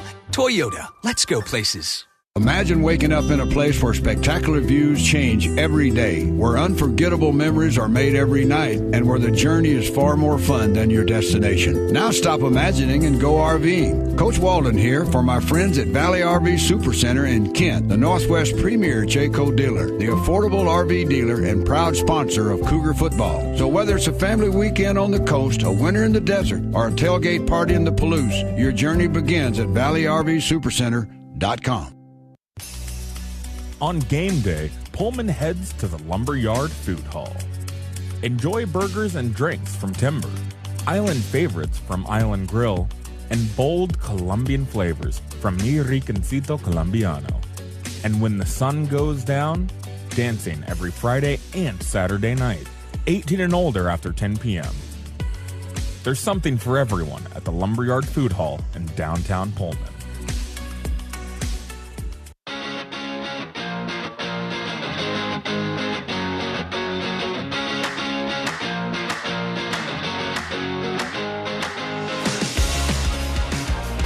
.25 to play first half. Washington State has a 20-14 lead over Bradley here on the road. Eggs, what's standing out to you right now for the Cougs? Well, I like what we're doing offensively. I meant we got 12 points in the paint, and that's one of Coach Riley's biggest pet peeves is win the paint, and we're doing that. But we've creeped up on the turnovers now. We're up to 4, and the last possession, that was a rebound by Ace, defensive rebound, and then brings it up, and ND runs from paint to paint and sets down, but doesn't secure the pass from Ace, and then that put pressure on us here. But yeah, I mean, everybody is doing good except now we're doing what we said that we were very good at, giving up defensive rebounds. yeah, that was the thing coming in. The Cougs, in terms of defensive glass for Washington State, just to give you an idea on the rebounding side of things, WSU only I lost my note here. I mean, we haven't given up a lot of second chance points, but they got 5 offensive rebounds, and that means extra possessions. 5th in the nation, WSU, only allowing offensive rebounds 22% of the time. There you go. First free throw no good for Montana Wheeler. He'll have a second here for Bradley. Audrey Rodriguez back in for the Cougars, looking for a better second run here in this game. Both free throws off for Montana Wheeler.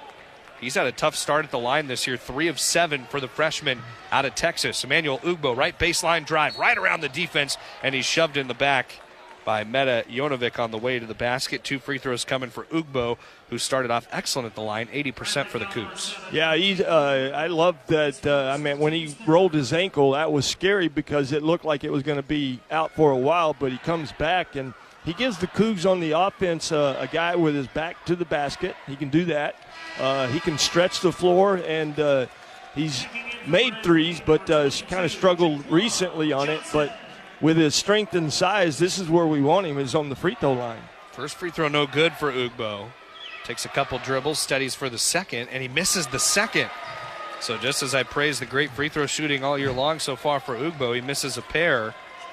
10.4 rebound per game player, but no points so far tonight.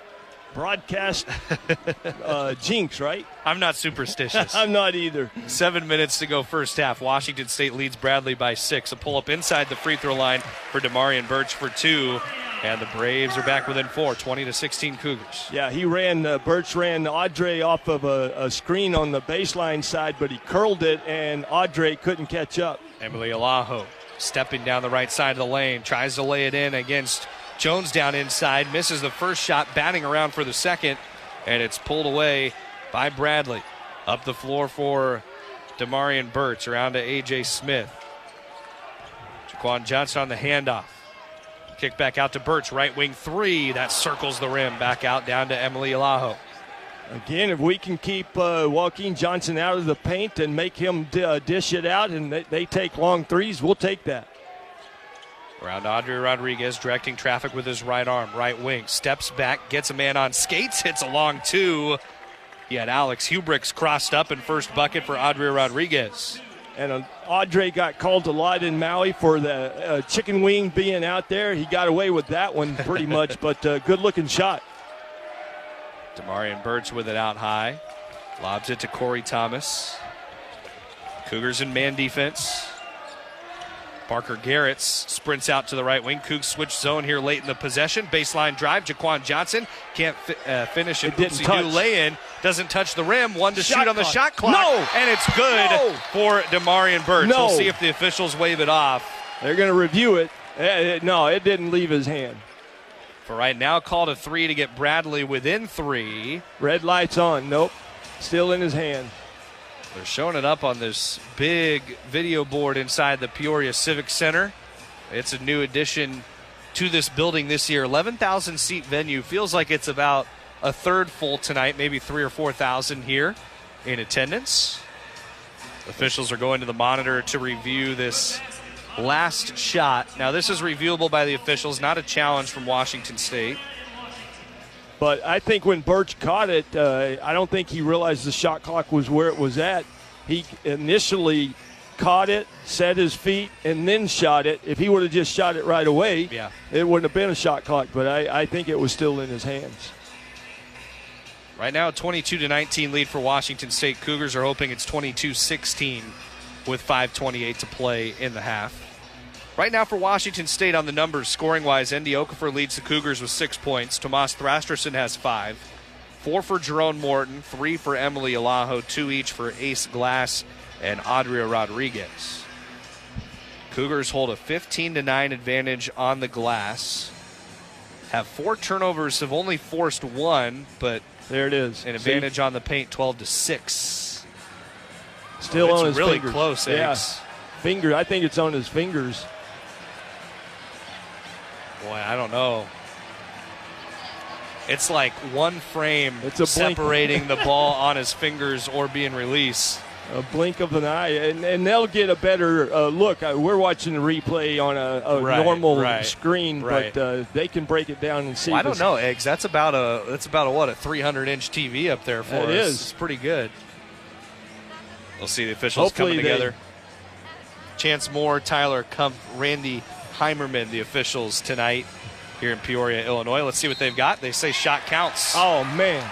That close. So Bradley's within 3. 22-19 Washington State in front. Cougars don't have much offensive punch out there right now for the Cougs. Parker Garrett, Emily Alaho, Tomas Thrasterson, Manuel Ugbo, and Audrey Rodriguez, the 5 for David Riley's Cougs right now. And a hand check a long ways from the basket on Jaquan Johnson. Got a hand in on Audrey Rodriguez. And that's how you relieve pressure. Yep. You attack pressure. If Joaquin is going to guard Audrey that far out, Audrey did the right thing, putting it on the floor and creating contact. 4th team foul on Bradley. Cougs still a few from the bonus. Audrey Rodriguez crosses over left side. Goes to right wing, Tomas Thrasterson. Now Parker Garrett's further towards the right corner. Backs it up high. Tomas Thrasterson, couple dribbles between the legs. Audrey Rodriguez, crossover down the right side of the lane. Rises up on Jaquan Johnson, tries to finish off glass. Rebound pulled out of there by A.J. Smith and Bradley. Here they come front court, left to right. Washington State is never trailed in this game. Cougars have led wire to wire. 4:49 to go in the first half, 22-19 Wazoo. Yes. And a whistle away from the ball, and it is on a screen for Bradley.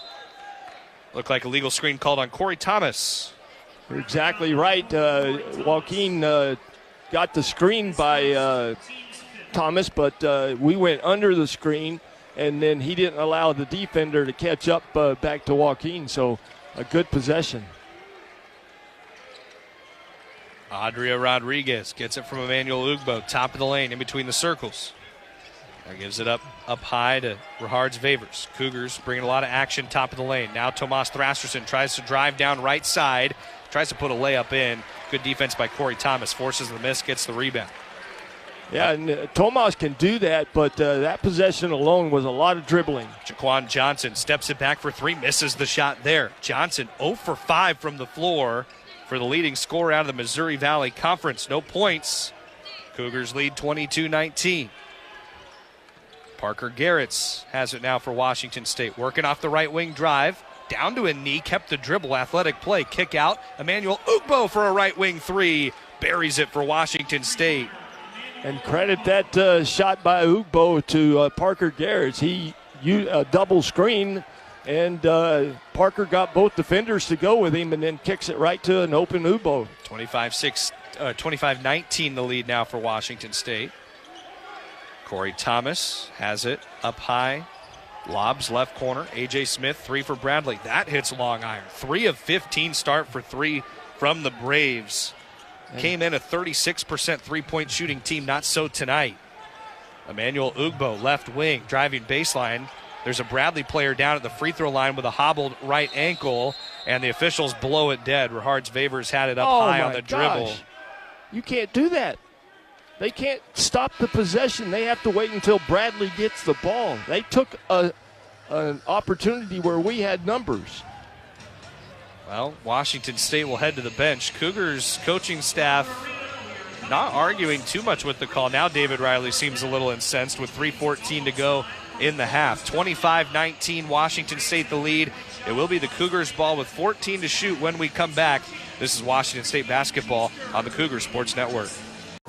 Oh, hey, welcome to gift wrapping. Whoa, Zoe Saldana. Hey, can you wrap these, please? Wow, iPhone 17s. You splurged. At T-Mobile, you can get 4 iPhone 17s on them. The new center stage front camera is amazing for group selfies. It's the perfect gift for everyone. I'm the worst. I only got my mom a robe. Well, it's better than socks. So I have to trade in my old phone, right? No, at T-Mobile, there's no trade-ins needed when you switch. Keep your old phone or give it as a gift.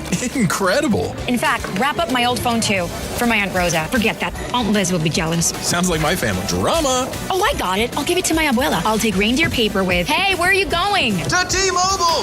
The holidays are better at T-Mobile. Get 4 iPhone 17s on us. No trade-in needed when you switch. Plus 4 lines for just $25 a line.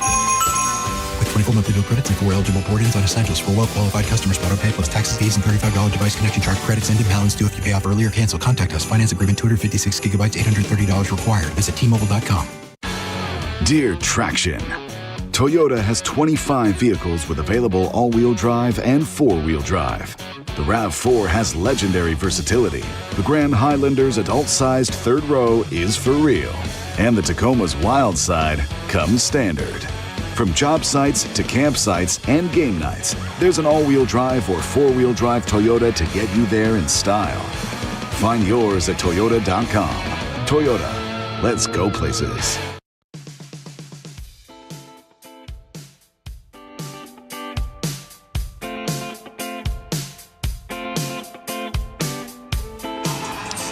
Washington State men's basketball deep in the heart of Illinois tonight. Cougars at Bradley taking on the Bradley Braves.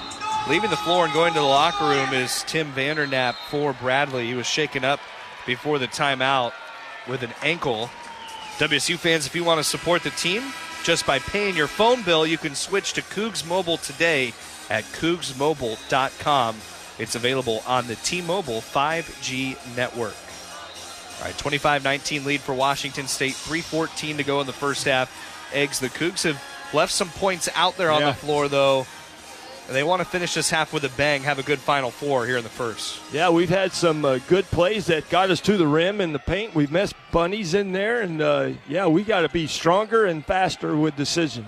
Ace Glass has it at the free throw line. Hop steps down the right side of the lane, lays it in with the right hand. Ace Glass with his second bucket tonight. 4 points for him, 8-point lead for Wazoo, 27-19. Yeah, his man left him to go double EY. Yalaho, hand in the face of Demarion Birch. Good drive down the left side for Birch. He's into double figures for Bradley with 10.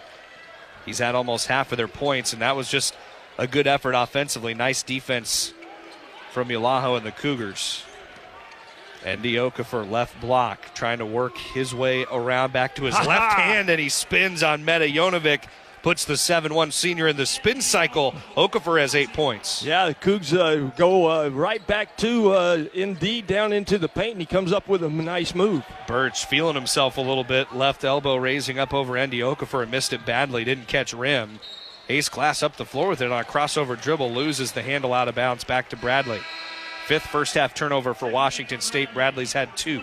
And that's what will frustrate you. Ace Glass, he's got great ball handling skills, but he gets a little too much with the behind the back, between the legs. Did that in the tournament a couple of times. He's just got to make really good, decisive, and wait for ND to come set the screen. You take a little bit of that with a freshman, though, right? He's gonna learn that throughout this first year. A skip pass through from the baseline over to Birch. Birch gets to a mid-range jumper down the right side of the lane, and Damarian Birch has 12 of Bradley's 23. 29-23 lead Wazoo. Parker Garrett's with speed the other way down the right side. Hits the deck, no whistle, misses the lay-in. Now to Montana Wheeler up the left side for Bradley. Chance for the Braves to get within a possession. A.J. Smith up high, goes down, left block, gets it back. He's cutting without the ball, tries to go in on Andy Okafor. Okafor plays some nice defense. Doesn't draw a foul. Gets the shot to miss from Smith. Ace Glass now front court.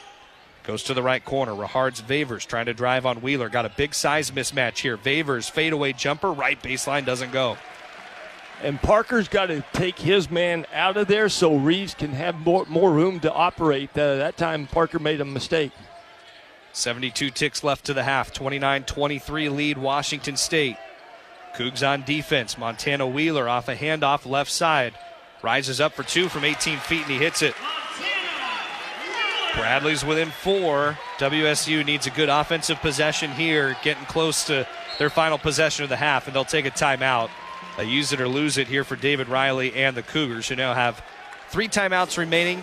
You can't take one of them with you into the locker room, so good timeout here for David Riley to drop a set for the Cougars. You're exactly right. I meant the crowd has not really been into this ball game because of the poor shooting that Bradley Braves are experiencing, and now that they've gotten the made basket and the defense and the shot clock, or the clock at 54, they kind of have got a little bit of cheering going, but we've really kept them out of the ball game. So it's 54 seconds to go in the half, 23 on the shot clock. Bradley has 1 foul to give before we go into the bonus. Seldom played series between these two teams. Washington State holds a 3-1 all-time advantage after the win last year in Pullman, 91-74. But before that, the first 3 meetings all occurred in a decade from 1939 to 1949. Bradley, their last win in 1949, a year in which they went on to win the NCAA National Championship over City College of New York at Madison Square Garden. On the way to that national title, they beat Kansas, John Wooden in his second year at UCLA, and Baylor. And I'm sure they had to ride a train. Yeah, in 1949. Yeah. He stepped on the line. Andy Okafor trying to drive right baseline, did step on that end line. Turnover number 6 of the half for Washington State. So back to Bradley, and not what the Cougars wanted out of that timeout. No, ND catches it 20 feet away and then puts it on the floor on the baseline. He's got to know that he's got to give it up and then reset. Alex Hubrick's left wing defended by Andy Okafor. Now Ace Glass on the 7-1 Serbian down the left block. Handoff up high. Montana Wheeler hits a 3. He's fouled. Chance for a 4-point play for Bradley, and this could tie it before the half. A horrible mistake defensively by Audrey. He went behind. He was chasing out. You got to close out with your feet and not jump and contest the shot. And at that point, he was really beat on the play. And to add a little salt to the wound, Audrey is now slow to get up for Washington State. And he's getting a little assistance from the athletic training staff over to the Cougar bench. He's trying to work out his left leg. Yeah, you're already beat. Wheeler's already got the ball and jump shot. You just contest with a hand in his face. Now the 4-point play will tie the ball game. Good news for the Cougs. Montana Wheeler has started the year 3 of 7 at the free throw line, including 0 for 2 tonight. But if he hits this foul shot, it'll be the first time this game was tied since it was 0-0 And we have 30 and 1/10 left in the first half. Free throw up and missed for Wheeler. He's 0 for 3 today. Andy Okafor has the rebound for the Cougars. Here comes Ace Glass into the front court. Shot clock dead. Washington State can take the final shot of the first half. And we'll see if Brad, Glass had it tipped by Wheeler. No, he lost the handle on it himself. Pick it up. That's 2 turnovers for Ace Glass. One that he lost out of bounds, one on a crossover into the backcourt for the over and back. And now Bradley all of a sudden has a chance to take the lead into the locker room. Both crossover dribbles for Ace Glass going from his left to his right that he's had trouble handling in this first half. Parker Garrett's defending Montana Wheeler. 13 seconds left. Wheeler has it up high.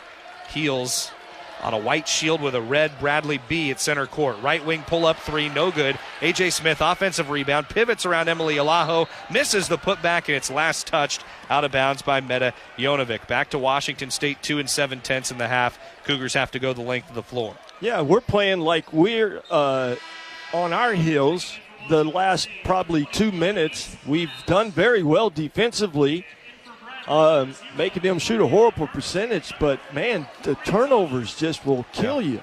Cougs have had 5 more than Bradley in the first half, 7 turnovers for Washington State. In the 17-point win last year in Pullman, granted they were totally different teams, but the recipe was right for WSU. Only 9 turnovers in total in that victory last year. 2 7/10. Inbounds goes to Thrasterson at midcourt from the right side. Throws up a 3. Hits right side of the iron. No good. And that'll take us to the half here in Peoria. A little frustrating, Eggs, because the Cougars held Bradley 28% from the floor, 4 of 17 from 3, but here at the half, only a 1-point lead, 29-28. Yeah, and I meant, like you said, the turnovers in the last 5 minutes alone were not even forced turnovers. They were just mentally mistake turnovers for us, and we got to clean that up. And we can't go into halftime thinking that they have the momentum, because we still, like you said, have done a nice job defensively. All right, we're headed to the half in Peoria. Washington State a 29-28 lead on Bradley. We come back with the halftime show next. You're listening to Washington State basketball on the Cougar Sports Network. Download the WSU Cougars mobile app today, which features the latest news. Plus, it's your way to stream all of our Cougar Sports Network radio broadcasts. Listen to Cougar football, volleyball, men's and women's basketball, baseball game broadcast, plus coaches shows, all for free with WSU Cougars Game Day app. Take our broadcast with you wherever you go. Available now by searching WSU Cougars Game Day in the Apple App Store or Google Play. As proud Cougs, we always find our way back home. At McVeigh Brothers, we want to help all Cougs improve the value of your home. Hello, I'm Mike McVeigh from McVeigh Brothers Roofing, Siding, and Windows, a proud supporter of Cougar Athletics. The team of professionals at McVeigh Brothers take great pride in helping our customers remodel their homes with new entry doors, rain gutters, siding, roofing, and windows. At McVeigh Brothers, we're working for you. Get game day ready at Rosars. Rosars is a proud sponsor of WSU Athletics and your headquarters for keeping snacks stocked up for game time. You'll find the largest craft beer selection, local and imported wines, and all the makings for your favorite cocktails. And while you're there, stock up on your favorite deli snacks, pizza, rotisserie chickens, and ribs. Don't just watch the game, experience it with your favorite game time foods. Get game day ready at Rosars. Toyotathon is on, and there's no better way to get in the spirit of the season than with a new Toyota, like Camry. Now through January 5th, get 4.99 APR financing on new 26 Camrys, or lease a new 26 Camry LE with all-wheel drive for $329 a month, for 39 months with $32.99 due at signing, with approved credit through TFS, tax, title, and license extra. A negotiable doc fee of up to $200 may be added. Call 1-888-48-TOYOTA for details, or go to toyota.com. Toyota, let's go places. 20 minutes are in the books. Coming up, a first half recap, a look at the stats, plus scores from across college basketball. Now, it's time for the halftime report on the Cougar Sports Network. At the half, Washington State leading Bradley 29-28. Trevor Williams alongside Cougar legend and NBA vet Craig Elo.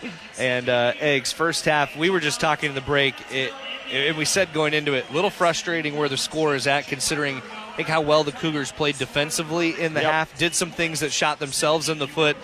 Good news, a 29-28 lead, but we want to be a little greedy here. We feel like it should be larger. It should be larger, no question about it. We had 7 turnovers in the first half that led to 11 points by Bradley. And the other part that hurt us, too, was the 7 offensive boards. When they've been shooting so poorly, our defense was doing everything right, making them take long shots. But, now they have 9 second-chance points. So a couple of intangibles there is, just close out with your feet on the floor, stay down. They're not shooting well, just make a contested shot, and then block your guy out on the boards and not give them extra possessions on offensive boards. To give people an idea of how the half unfolded, Washington State came out of the gates. Cougars threw the first haymaker, an 8-0 run off the opening tip to take the lead here on the road. Got their largest lead of 12-3, 9-point advantage. That was about 6.5 minutes in. Bradley, middle of that first half, 7-point run against the Cougs to get it back within a single possession. And then it kind of teetered there. Washington State ended up getting the lead back to 6, but it's been very back and forth since that point. So both teams had an early run, and now we've seen some pretty even play the rest of the way through the half. Yeah, and I like our offensive possessions. I mean, the ball's been moving. I think we dribble a little bit too much, and just save your dribble and pass the ball, make the defense work from one side of the floor to the other, and that might open up some paint touches for EY or ND or even Ubo. We got more coming up here at the half in terms of we'll talk about scores and what Washington State has done stat-wise in that first half. But the Cougars, when things were going right at the start, they were doing a good job on the glass. That changed a little bit down the stretch in the first half. You saw Bradley starting getting more second chances. The Braves outscored the Cougars by 5 in second chance points, 9-4. And we talked about a couple critical turnovers late in the half. Bradley has a 9-point advantage in points off turnovers as well. Yeah, and the other thing when the turnovers, specifically with Ace, I meant the dribbles and the crossovers. I've always taught if you ever lost the ball in your dribble, go and pick it up and then worry about what's going on. Right. Ace has tried to chase the ball, looking around, and the ball's been he's just missed easy little crossovers, and we should have had the last shot in that half. We did have it after they missed, but we could have worked the clock down before halftime. There was a chance in there for Bradley to take the lead. They did not. Washington State has the advantage at the break, 29-28. We'll step aside. We'll come back, check scores from around the country next. This is Cougar basketball on the Cougar Sports Network. Play, stay, get away at Clearwater River Casino in Lewiston, Idaho. Owned and operated by the Nez Perce Tribe. Experience Namipu hospitality with 600 gaming machines, comfortable lodging, dining, and sports bar. Excitement is everywhere. The region's premier destination for events and entertainment. Win big with unforgettable concerts, comedy shows, and live sports action. Discover your next play, stay, get away. Visit crcasino.com and start your adventure today. Whether you're cleaning up to host a backyard game day party or just powering through your fall projects, you can count on the performance of Steel. From blowers to chainsaws, Steel tools are built to go the distance. With legendary quality and real dealer support, you'll find the right tool and the right team for every job. Steel, proud supporter of your Washington State Cougars. Since 1934, Hempler's has used only the leanest European pork bellies for its premium bacon made right here in the Pacific Northwest. Slow smoked over natural hardwood for a rich aroma, savory flavor, and a thick gourmet bite. It's no wonder Hempler's is America's leanest bacon and a longtime favorite of the Washington State Cougars. Hempler's, small batch crafted meats. Coors Light is cold lagered, cold filtered, and cold packaged for a smoother finish. It's got that crisp, refreshing taste that makes every moment cheering on your team even better. Plus, the mountains on the bottles and cans turn blue when your beer is Rocky Mountain cold. So you never have to guess if your Coors Light is ready to drink. So crack one open, take a sip, and enjoy the game. Coors Light. Choose chill. Celebrate responsibly. 2024 Coors Brewing Company, Golden, Colorado. Time now to check scores from across college basketball. Brought to you by Coors Light. Choose chill. Proud partner of Cougar Athletics. Celebrate responsibly.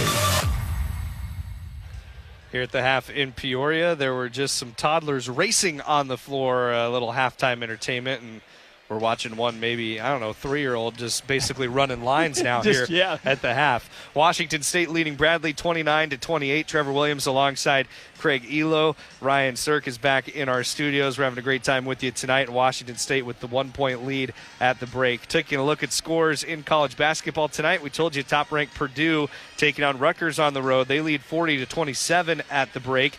Tight game now between 4th-ranked Duke and number 15 Florida from Durham, North Carolina. It's the Blue Devils leading 44-38. That game has 13 minutes to play. And with 3 minutes left, 13th-ranked Tennessee, a little bit of an upset scare going right now on the road at Syracuse, 58-56, the lead for the Orange there. In the WCC, one other game starting right now, Pepperdine at home against Abilene Christian. The Waves have started the year 3-5. That game just tipped off in Malibu. And also in California, LMU hosts St. Louis. That's another hour from tip for Loyola Marymount. Good matchup there between the Lions and the Billikens. LMU 7-2 to start the year. St. Louis is 6-1. Washington State leads Bradley at the break 29-28 here from Peoria, Illinois. We'll take another timeout. We're going to come back, talk stats from the first half, and get the second half keys to the game. That's when we return here at the half. Washington State leading Bradley 29-28. This is Washington State basketball on the Cougar Sports Network. On game day, Pullman heads to the Lumberyard Food Hall. Enjoy burgers and drinks from Timber, island favorites from Island Grill, and bold Colombian flavors from Mi Rinconcito Colombiano. And when the sun goes down, dancing every Friday and Saturday night, 18 and older after 10 p.m. There's something for everyone at the Lumberyard Food Hall in downtown Pullman. Look, I'm not going to tell you how to live your life, but if you're a WSU fan and you haven't switched your phone service to Cougs Mobile, you're passing up a slam dunk. Here's the deal. You get exclusive game day perks, and Cougs Mobile contributes to WSU athletics every time you pay your monthly bill. No contracts, no hidden fees, no reason to wait. Switch now to the only phone plan built for Coug fans and on the T-Mobile 5G network. Visit CougsMobile.com. Brown family honors the legacy of founder Andrew Brown's late grandfather, William Bittner Brown. Every decision made from farm to glass reflects their commitment to premium Northwest wine and spirits. Whether you're visiting one of Brown's tasting rooms or opening a bottle in your own home, Andrew and his wife, Courtney, welcome you to their extended family where good friends, good food and wine, and good times are always on the agenda. Stop by one of our tasting rooms, Spokane, Walla Walla, Seattle, Bellevue, Tacoma, or Portland, and get 20% off a glass this season when you mention WSU. Get game day ready at Rosars. Rosars is a proud sponsor of WSU Athletics and your headquarters for keeping snacks stocked up for game time. You'll find the largest craft beer selection, local and imported wines, and all the makings for your favorite cocktails. And while you're there, stock up on your favorite deli snacks, pizza, rotisserie chickens, and ribs. Don't just watch the game, experience it with your favorite game time foods. Get game day ready at Rosars.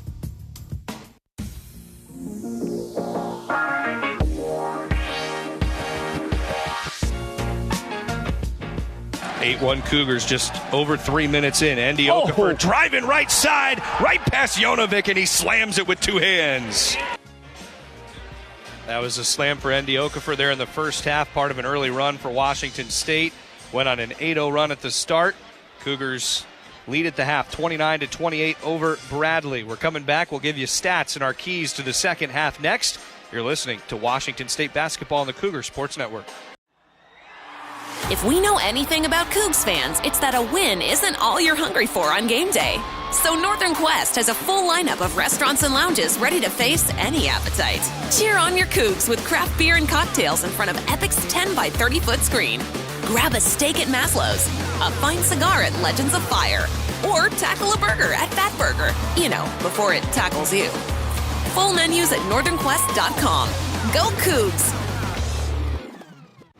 Everybody knows you shouldn't retire until you're 65. Buying a house? 20% down or nothing, bud. It's easy. Put your money into savings and never touch it. There's a lot of questionable money advice out there. For financial knowledge that can help you reach your version of success, come to Gisa Credit Union. We can walk you through everything you need to feel confident about your finances. There's a healthier approach to money. Find it at Gisa Credit Union.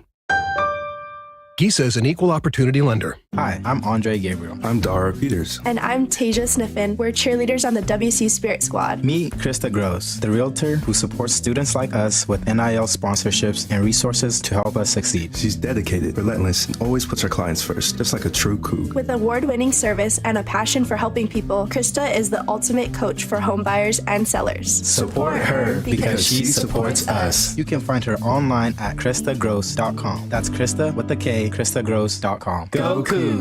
Boost Collaborative is a proud sponsor of Cougar Athletics and is a proud supporter of people with disabilities on the Palouse. For over 50 years, Boost Collaborative has been there to help families and their toddlers meet developmental milestones. For youth and adults with disabilities, Boost provides job placement, on-the-job training, and follow-along support. Now you can play a part in Boost's success through your donations and purchases at Palouse Treasures Thrift Store in Pullman. Boost Collaborative, empowering people with disabilities on the Palouse. Go Cougs!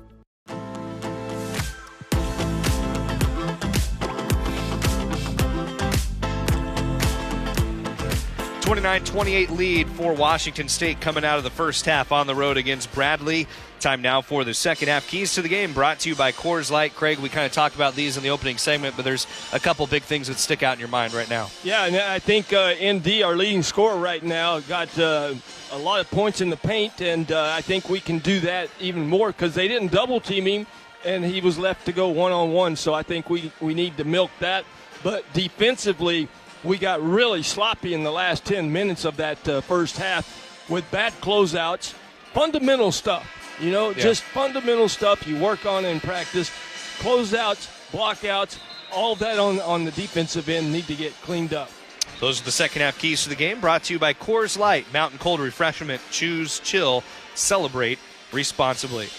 Talking first half stats for Washington State. We mentioned a couple of these in the first break as well, but the Cougars led by Andy Okafor in 8 points. Washington State had 7 different scores in the half, 5 for Tomas Thrasterson, 4 each for Ace Glass, Jerome Morton, 3 apiece for Emily Yalaho and Emmanuel Ugbo, and 2 for Adria Rodriguez. WSU up 26-20 on the glass, but -2 on the offensive board, 7-5. Cougars 7 turnovers, Bradley only 2, and that created a little bit of a disparity late in that first half. Bradley starts with the ball, chance for them to take their first lead tonight. They try to bounce it in the lane. Andy Okafor kicks the ball that was intended for Meta Jonovic. Yeah, and that time they run a play that a lot of teams run. They call it Iverson. They go off, the guy goes off 2 elbow screens and then try to open up the lane, and Cougs handled it. 7-1. Jonovic gets the toss up top, shovels it underhand to Jaquan Johnson, left wing. Cougars kept Johnson cold in the first half. Just 1 point. He averages 19 a game, leading scorer in the Missouri Valley. Here he goes to work down the right side, tries to spin around on Tomas Thrasterson. Nice defense by the Icelander, and he's able to spin it back to Jerome Morton inside after forcing the miss and getting the rebound. Yeah, he stayed on his ground, and he went straight up, and it made it a tough shot. Morton trying to throw it across the lane. Maybe that ball was brushed by a hand from Bradley. Turnover back to the Braves. A.J. Smith, right wing, trying to drive against Emily Yalaho. Stops him on the right block. Smith ends up going up with the left hand. Yalaho punches it out to Thrasterson. Here come the Cougars. 1 minute gone in the second half. 29-28. Washington State lead.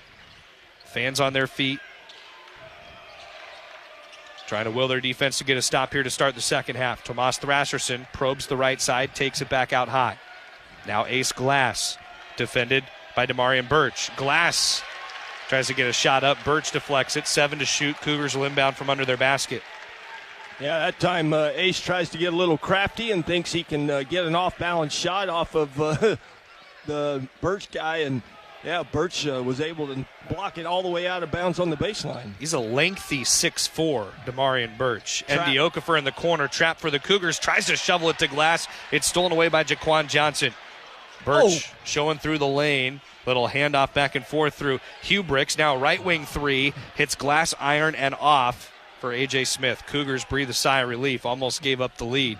29-28 Washington State. Ace Glass poked from behind, picked out by Jaquan Johnson. Damarian Birch going to the basket, fouled by Jerome Morton. Doesn't make the lay-in, so he's got 2 shots coming, and this will be a chance for Bradley's first lead of the game. And again, Exit comes off a turnover. Now foul number 3 on Jerome Morton. Yeah, guess what?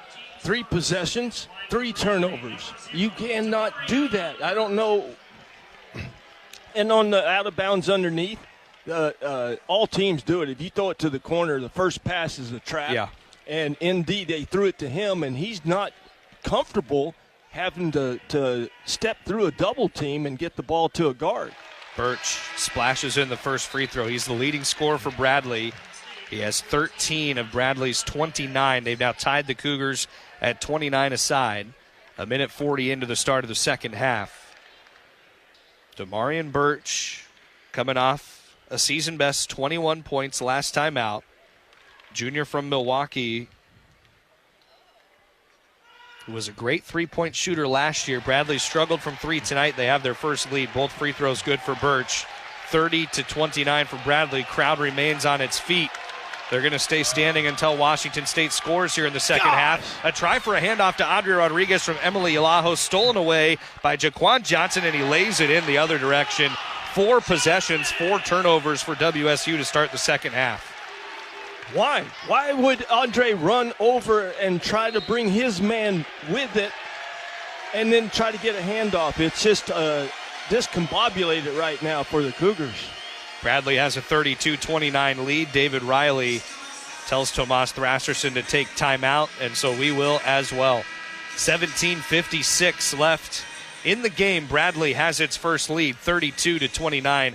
We're coming right back on the Cougar Sports Network. This Washington State University sports broadcast is brought to you in part by Pullman Regional Hospital, the official hospital of Washington State Athletics. Rural communities face unique healthcare challenges. By providing hands-on opportunities for WSU students in health sciences, nursing, pharmacy, and the Elson Floyd College of Medicine, Pullman Regional Hospital is helping to shape the future of local healthcare. Learn more at pullmanregional.org. Pullman Regional Hospital and Washington State, partners in excellence. On game day, Pullman heads to the Lumberyard Food Hall. Enjoy burgers and drinks from Timber, island favorites from Island Grill, and bold Colombian flavors from Mi Ricancito Colombiano. And when the sun goes down, dancing every Friday and Saturday night, 18 and older after 10 p.m. There's something for everyone at the Lumberyard Food Hall in downtown Pullman. Cougs. To lead in the new Pac-12, we have to attack this together. Name, image, and likeness, NIL, is essential. It's how our programs recruit, retain, and elevate our student athletes who don the crimson and gray.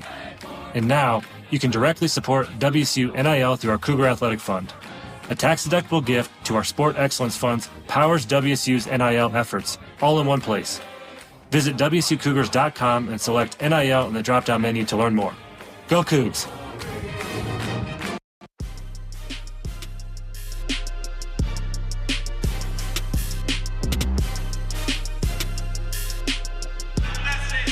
You can earn more rewards more often with Atmos Rewards by Alaska Airlines and Hawaiian Airlines. It's the #1 airline rewards program according to U.S. News and World Report, and your invitation to explore over 1,000 plus global destinations.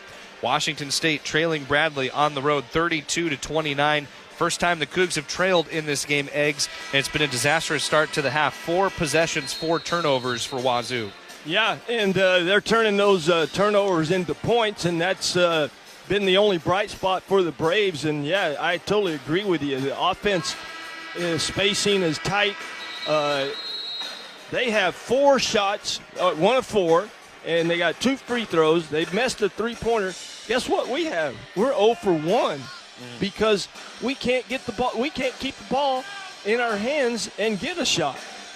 David Riley really working the officials out of the timeout. And on the last turnover when everything got tight on the wing, I think he's been telling the officials he thought there was a shove in there and a foul that he would have liked to see called. But he has not let the officials stop thinking about that for the last couple of minutes. Ace Glass gets it on the inbounds off a handoff from Andy Okafor. Now Emily Alaho right wing. Also Audrey Rodriguez, Tomas Thrasterson on the floor. And there's that working of the officials right now. Yeah. Andy Okafor gets a call for a hand check. So A.J. Smith picks up the foul, his first personal, and the Cougars will inbound from underneath. Yeah, ND worked him all the way up the paint, and there we go, throwing it to the corner again. It's to Emily Alaho. He's double-teamed out of the corner, bounces Audrey Rodriguez in that same corner. Now Alaho off the wing, bounces free throw line. Okafor rises up for a contested 2, in and out for Washington State. He could have passed the ball over to the other side. Ace was standing on the three-point line, but not a bad decision. Great looking, he was close to the basket.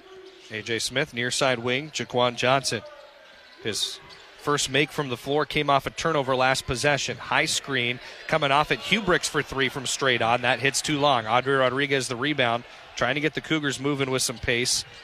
Good job by Bradley to get back defensively. 32-29 lead for Bradley. Washington State looking for its first points of the second half, 3 minutes into the half. Tomas Thrasterson off the right wing, goes to Emily Alaho, left wing 3. Alaho splashes it for Washington State. Second made 3. Man, he's lethal from out there, Eggs. You'd like to see him get more of those shots. He is, and Washington State runs a staggered screen on the offside, and if the man goes under the screens, EY went right out to the line and, got a great pass and a good shot. EY's 8 of 18 from 3 to start the year. A miss for Jaquan Johnson the other way from downtown. Cougs into the front court. Audrey Rodriguez looking to spark Washington State with the lead. Rodriguez down to the left baseline, spins it around, bounces one to Okafor. Okafor slings it over his right shoulder. Tomas Thrasterson, left wing 3, bullseye. Cougars back-to-back triples, 8 for Tomas, and Wazoo takes the lead back 35-32. And that time, ND made a great look. He looked over to the offside.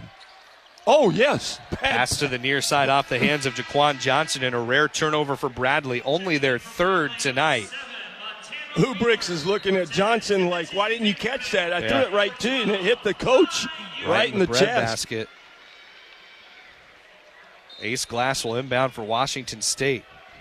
Zings it to Tomas Thrasterson, who's across midcourt left to right. Thrasterson cuts off a drive left side. Okafor up top, trying to dribble. That's not his game. Lost the handle, able to save it for Washington State. Audrey Rodriguez now penetrating right side to the corner, draws a double team. EY off the right wing looking for a 3, drives in a little closer, shot up, almost went down. He's fouled, he'll go to the line. And ND did exactly what you want your post to do. He worked his man up the paint a little bit, and the guy was on the high side. The defense couldn't help, and EY went right to the rim. Good recovery by Washington State. Emily Alaho 3 and Tomas Thrasterson 3 put the Cougars ahead 35-32, plus free throws for Emily Alaho when we come back. 15:46 to play. Cougars lead by 3. This is Washington State basketball on the Cougar Sports Network. RV buyers, it's a fact. Valley RV Supercenter is America's #1 volume Jayco store. And as their volume leader, Jayco keeps them supplied with all the models. Let's just say they have what you're looking for. Jayco Class A, B, and C motorhomes, fifth wheels, toy haulers, and travel trailers, including the best-selling trailer in the world since 2005, the Jayco J-Flight. And they all come with the best warranty in the industry. Go see them in Kent or visit ValleyRVSupercenter.com, where journeys begin.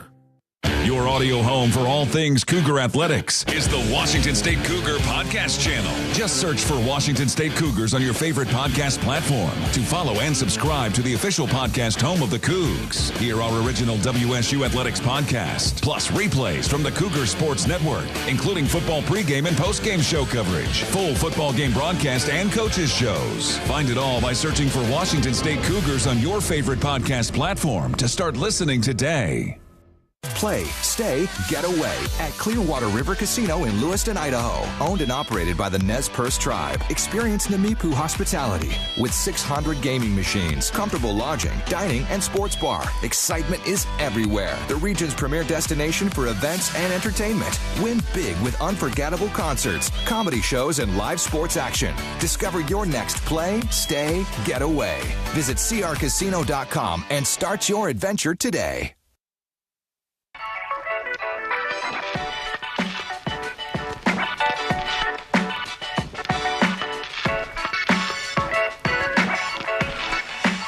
Junior Cougs Kids Club, presented by Toyota, is the official kids club of the Washington State Cougars and is the best way for the youngest members of Cougar Nation to show off their Cougar pride.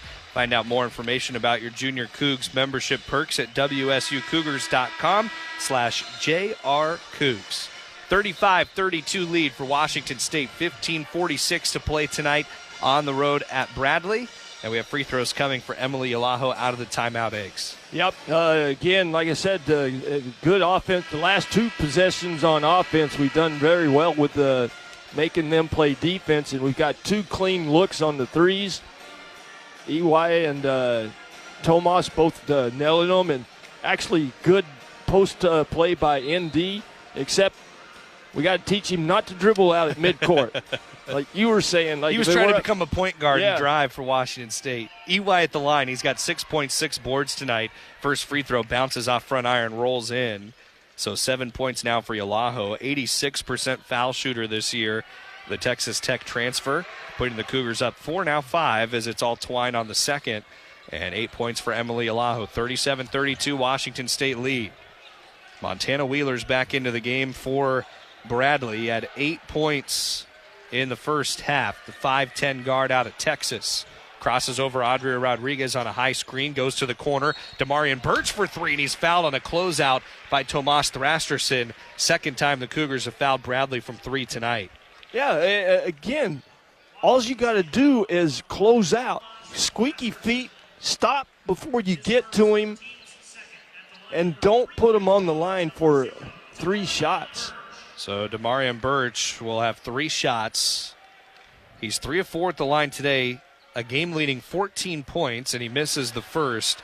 Not a good free throw shooter, 60% on the year. Yeah, I was really nervous about Juwan Johnson being an 18-point scorer. He misses the second, Damarian Birch. The crazy thing, Eggs, it's a great point on what the Cougars have done of slowing down Johnson.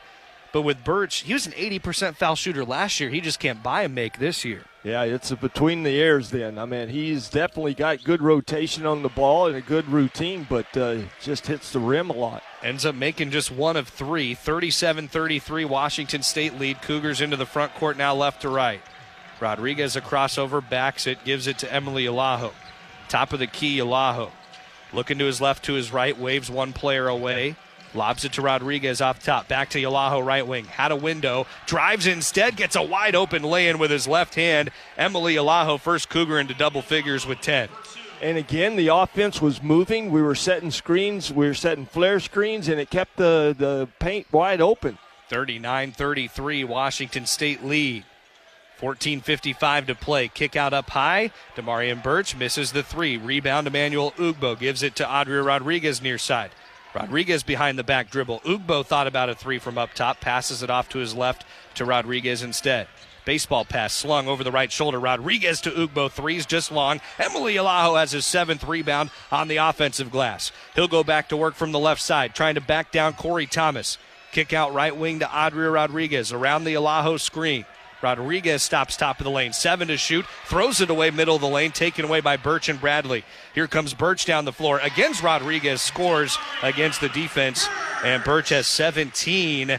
Coming off a career best 21. He's already 4 away from matching it tonight. 39-35 Washington State. Yeah, another mental mistake by Audrey. He just got off balance and then kind of just threw a 50-50 ball.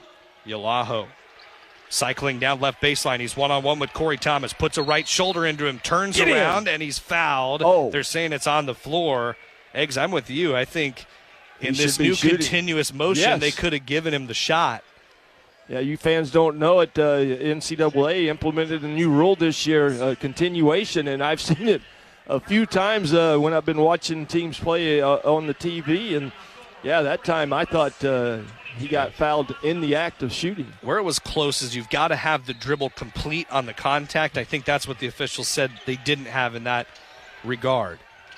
Throw into Rahard's favors now, near side corner. Parker Garrett's with it. Garrett's skip pass, cross to the left wing. Andre Rodriguez on a drive. Doopsie-doo under the basket, lays it in with the right hand. Cougars by 6. And see, I think that's what the Cougs thought Andre would be doing, and he struggled a little bit early on here, but that was best doopsie-doo I've seen. 41-35 WSU, 13.5 to play. Jaquan Johnson up top with it. He only has 3 points. The 19-point-per-game scorer. What a job Washington State's done with him tonight.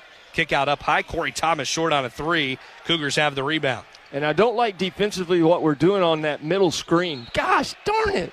Another turnover for Washington State to the front court. Simon Hildebrand, who hasn't played a lot of minutes tonight, over there with Andre Rodriguez, and the Cougars lost control of him. Yeah, Andre tried to go behind his back, and too many people over there. It's a couple times where the Cougars have just gotten too tight in that spacing, Eggs, that you've talked about. Yeah, and Hildebrand didn't need to bring his defender over there, so those things are just mental mistakes. Hildebrand hasn't played a lot of minutes tonight for WSU. He kicks a ball. Well, he got those 2 quick fouls, That's right. He? Yeah. Yeah, a couple quick fouls early. Now, it hasn't been corrected on our stat monitor. They still have him for 3. That's wrong. I'm surprised the Washington State bench has not said anything. Bounce to the left wing. Jaquan Johnson gives it back. A.J. Smith around Hildebrand, who lost his footing, and Smith with a 2-hand slam hangs on the rim like Spider-Man for just a moment. Yeah, and Hildebrand runs out, and he finally gets like a closeout, but his Nikes slipped, and A.J. went right around him. 41-37 Washington State. Gosh! Lazy pass, top of the lane. Jaquan Johnson wrestles Parker Garrett's to the floor, and it's a jump ball possession arrow with WSU. A couple times the Cougars have been bailed out by that possession arrow, but it was Emmanuel Ugbo with kind of a slow developing bounce pass at the top of the lane. Yeah, you can't make a bounce pass in that place on the floor. And, again, you got to – even Parker's got to come meet the basketball on that. But how about a ball fake pass and make the defender jump and run by you? The pressure's coming up high. You got to wonder if the back door is going to swing open for Washington State. Will the Cougars see that? Jerome Morton back into the game with 3 fouls. Left wing. He's defended by Jaquan Johnson. Lost the handle out of bounds. He wanted a foul on Johnson. Now, Johnson only at 5'10". He's a strong little guard, and he stayed right in front of Jerome Morton. And just another one of those behind-the-back dribbles. That's the 4th time, Eggs, that the Cougs have just lost a dribble out of bounds, 4 of their 14 turnovers. Yeah, I mean, that's just so bad mentally. Montana Wheeler, baseline give to A.J. Smith, right in, nose-to-nose with Simon Hildebrandt.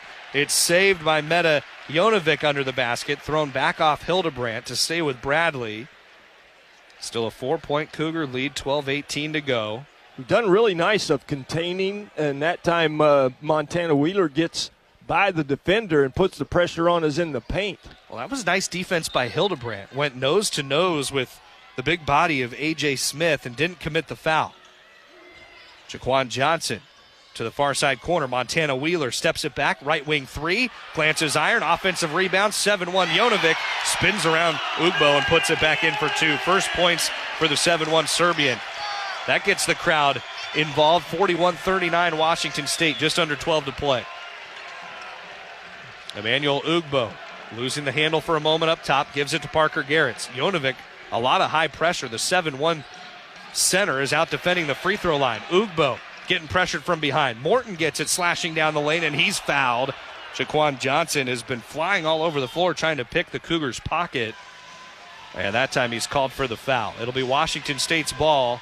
11:42 to play when we come back. 41-39. Cougars lead on the road. WSU looking for its first true road win of the year. We'll be back right after this on the Cougar Sports Network. For nearly 100 years, Adams Tractor has helped the Northwest knock out to-do list one tough job at a time. As your local Kubota dealer in Spokane and Lewiston, we're proud to back Washington State athletics with the same grit we bring to every yard, field, and job site. From mowing to digging to plowing, Kubota delivers, and so do we. Visit AdamsTractor.com. Adams Tractor, nearly a century strong, powered by Kubota, fueled by Coug pride. Look, I'm not going to tell you how to live your life, but if you're a WSU fan and you haven't switched your phone service to Cougs Mobile, you're passing up a slam dunk. Here's the deal. You get exclusive game day perks, and Cougs Mobile contributes to WSU athletics every time you pay your monthly bill. No contracts, no hidden fees, no reason to wait. Switch now to the only phone plan built for Coug fans and on the T-Mobile 5G network. Visit CougsMobile.com. Whether you're cleaning up to host a backyard game day party or just powering through your fall projects, you can count on the performance of Steel. From blowers to chainsaws, Steel tools are built to go the distance.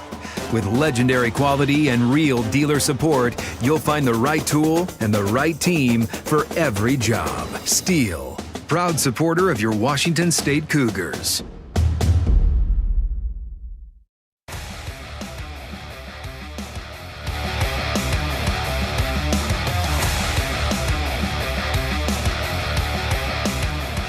A strong NIL program is fueling a new era for Cougar athletics. WSU is creating opportunities that attract elite talent, keep our stars in Pullman, and unite Cougs everywhere. You can now support NIL through a tax-deductible donation to the Cougar Athletic Fund by joining the Cougar Collective's 1890 Club or by partnering your business with a student athlete through Playfly Max. Together, we're building the foundation for long-term success in the new Pac-12. Go Cougs. Washington State leads Bradley 41-39 on the road. Cougars have the ball coming out of this timeout. Right now, the big separator in this game, Washington State 14 turnovers, Bradley only 3, and the scoring discrepancy off of those turnovers looming large, Eggs. It's been 21-4 advantage for Bradley in points off turnovers. That just is, I got to think Coach Riley and his staff got to treat them like 3-year-olds, put them in timeouts, say quit doing that. But if we just take care of the basketball, they are shooting a poor percentage. Yeah, Bradley's only shooting 29% from the night and 17%. That's 4 of 23 from 3. Now the Cougars have done a nice job inside. Interior defense has been really strong tonight. Jerome Morton, crossover right wing. 5 to shoot, spins back, free throw line, fade away, left side of the iron and off for Morton. And that's a shot that I'd love to see him start making because he has that ability. Jaquan Johnson, just 3 points tonight. Meta Jonovic gives it back to him on an underhand shovel, left of the top circle. Now Johnson down the right side of the lane, swatted by Hildebrand. He's called for a foul. We'll see if that mysterious one foul, they got him for a 4th foul. So they gave it to him when somebody else fouled, so maybe ND. So Hildebrand doing a nice job taking one for the team. Yeah, he's not coming off the floor, so Washington State, their bench doesn't think he has 4 either. Well, I see. And I would love to know what the score, so I hear after the free throw. Yep. Yeah, I just think that's wrong, Eggs. I had a foul earlier I think I had it earlier on Garrett's, and it must have been one for Garrett's that they gave to Hildebrand. So he checks out with 4 fouls. First free throw was good for Jaquan Johnson. So Johnson, 2 of his 4 points have come at the foul line. This next could tie the game at 41, and it does. 5 points for Jaquan Johnson. 5 on the floor for the Cougars now. Emily Alaho, Jerome Morton, Ace Glass, Andy Okafor, and Rahards Favors. Game is tightened up here in the middle portions. Jerome Morton driving right side. He's fouled by Jaquan Johnson. And credit that to Ace Glass. He was on the baseline. He breaks out to the wing because he's been such a dynamic scorer for us. He draws the defense, and Jerome does a nice job keeping the ball in his right hand. He's left-handed. It's a foul that last year would have gone to a baseline inbounds. Yep. This year it's 2 shots for Jerome Morton. He had gathered and right off the contact started to scoop it up for the shot. So 2 foul shots for Morton. He's 2 of 2 tonight. 11 of 13 on the year, and he hits the first, no problem. 5 points for Jerome Morton. And, yeah, that's only our 7th free throw compared to their 14. Yeah. Luckily, they haven't made them, so could be a big difference. Cougs right now at the line, now 6 of 8 after the make there for Morton. 6 points for Jerome Morton, 43-41, Washington State in front. 10:55 to play tonight on the road in Illinois, a couple hours south of Chicago here in Peoria. Dribble off the right side for Alex Hubricks. Hands off, A.J. Smith out of the corner. Smith tries to shovel underneath, goes out to Montana Wheeler, left wing. Now Smith, a left baseline drive, tries to throw it across. It's stolen by Jerome Morton. And he was great. He had a lot of sticky fingers at Morehead State as well. Yeah, again, good defense by the Cougs. Ace Glass has it, doubled high on the right wing. Finds Morton up top. Morton looking inside, nothing there. Goes to Rahards Vavor's left wing. Bounce to Andy Okafor. Okafor trying to work on Caillou on the left block. Okafor spins underneath it, but took one too many steps. Yeah, travel for ND. He had the right move in his mind, and he did everything right, except he just drugged that pivot foot that he was spinning on. He's been working so hard on those post moves, trying to become an even more formidable inside player. Know what he can do defensively inside. He really wants to affect the scoring inside for the Cougars. Tonight he has done a nice job. He scored 8 points for WSU with 6 rebounds. A bounce by Birch. Jerome Morton gets a hand in there. He steals it away, throws it back to A.J. Smith, who's fouled going up by Andy Okafor. Great first half of the play from Jerome Morton. He had to reach way out to the end line to save it from rolling out of bounds. And as he tried to shovel it to Andy Okafor, A.J. Smith was right there to take it away. And he'll go to the foul line with a chance to tie it up. Yeah, that would have been a good assist the wrong way for us, but Morton did not know that Tomas was just off to the other side. He could have gathered the ball in. First foul shot up and good for A.J. Smith. He's 3 of 3 at the line tonight, over 80% on the year. Leading rebounder last year at James Madison, started his first 2 years of college at Southern Indiana. Second free throw, rattles around, spits out. It's loose on the deck, picked up by Emily Alaho. Thank goodness for Washington State. Oh! Tomas Thrasterson the other way, down the floor, slices between a couple defenders and slams it for WSU. Yeah, Birch was on the ground, kind of gave us numbers. And quick the other way, Montana Wheeler around Emily Alaho with a scoop lay-in for Bradley. 45-44 WSU. After the Cougars and the Braves trade these last 2 possessions. Jerome Morton stopped his dribble, right wing. Thrasterson comes to help. Now he has it up high, and there's a whistle away from the ball. It's called against Bradley, and the foul's on Caillou, the 7-foot center from China. Yeah, what happened was ND was posting up on him, and he was on the high side of ND.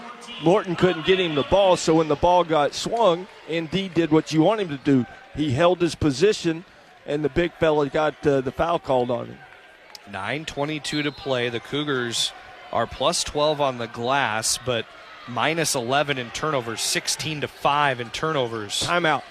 Inbound went to the corner to Emily Alaho. He's able to find Tomas Thrasterson on the right elbow. Thrasterson tries to put a shot up. It's rejected by Corey Thomas. Into the hands of Montana Wheeler. The other way against Jerome Morton, who tried to pull the chair on him, but Wheeler lays it in. Gives Bradley the lead 46-45, and this crowd comes to its feet in Peoria. Yeah. Guess what? Another turnover leads to what? Another basket. The other way. Points off turnovers, 22-4 in favor of Bradley. 8:50 to go. Cougs down by 1. Ace Glass dribbling right side. Tries to get to the block. A hand in from the 7-footer Meta Jonovic, and he tapped it out of play. 8 to shoot. Tough spot to inbound for the Cougars. The corner down by their own bench. So Bradley's been running the 2-3 zone on all the out-of-bounds underneath. We're just playing right into their hands and throwing the ball into the corner, and it's not working.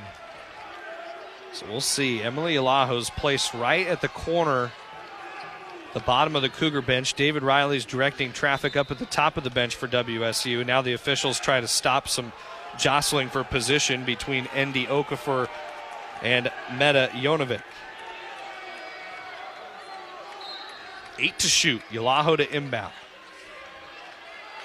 looking for a place to go, throws it up high. Morton shields off a defender. That's fine. The Cougars can go to the backcourt. Morton has to get it going. 5 to shoot. Dribbles up, straight on 3. Pull up from Morton, NBA range. It misses front of the iron. Comes down to Alex Hubricks on the rebound. Bradley trying to grow a 1-point lead. Montana Wheeler front court, stops left wing, fires a 3. That's long. Tomas Thrasterson trying to get to the board. Emily Yalaho, same team, ends up pulling it away for WSU.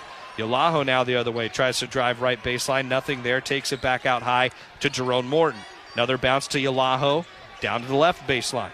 Yalaho puts a shoulder into Hubrick, stops in the lane, kicks out Morton. Morton a right side drive, between the legs dribble, pulls it back. 9 to shoot. Morton, crossover, goes quick, left side, dribbled it down off his foot and out of bounds. Turnover number 17 for WSU, and a timeout on the floor. Bradley leads 46-45. Crowd about as enthusiastic as it's been all night. Just the second lead for Bradley. Washington State trying to fight back here in the final 8 minutes on the road in Peoria when we come back on the Cougar Sports Network. Download the WSU Cougars mobile app today, which features the latest news. Plus, it's your way to stream all of our Cougar Sports Network radio broadcasts. Listen to Cougar football, volleyball, men's and women's basketball, baseball game broadcast, plus coaches shows, all for free with WSU Cougars Game Day app. Take our broadcast with you wherever you go. Available now by searching WSU Cougars Game Day in the Apple App Store or Google Play. Since 1934, Hempler's has used only the leanest European pork bellies for its premium bacon made right here in the Pacific Northwest. Slow smoked over natural hardwood for a rich aroma, savory flavor, and a thick gourmet bite. It's no wonder Hempler's is America's leanest bacon and a longtime favorite of the Washington State Cougars. Hempler's, small batch crafted meats. Okay, text from the wedding planner. She's talking about a cake pop mural. Ah, exciting. Ooh, it's $8,000. Oh. I don't know, we're trying to save for a house. Well, you only get married once. Or twice. 3 times tops. There's a lot of bad money advice out there. For knowledge you can trust, come to Gisa Credit Union. Whether it's saving for the wedding or everything that comes after, we can help get you where you want to be. Find a healthier approach to money at Gisa.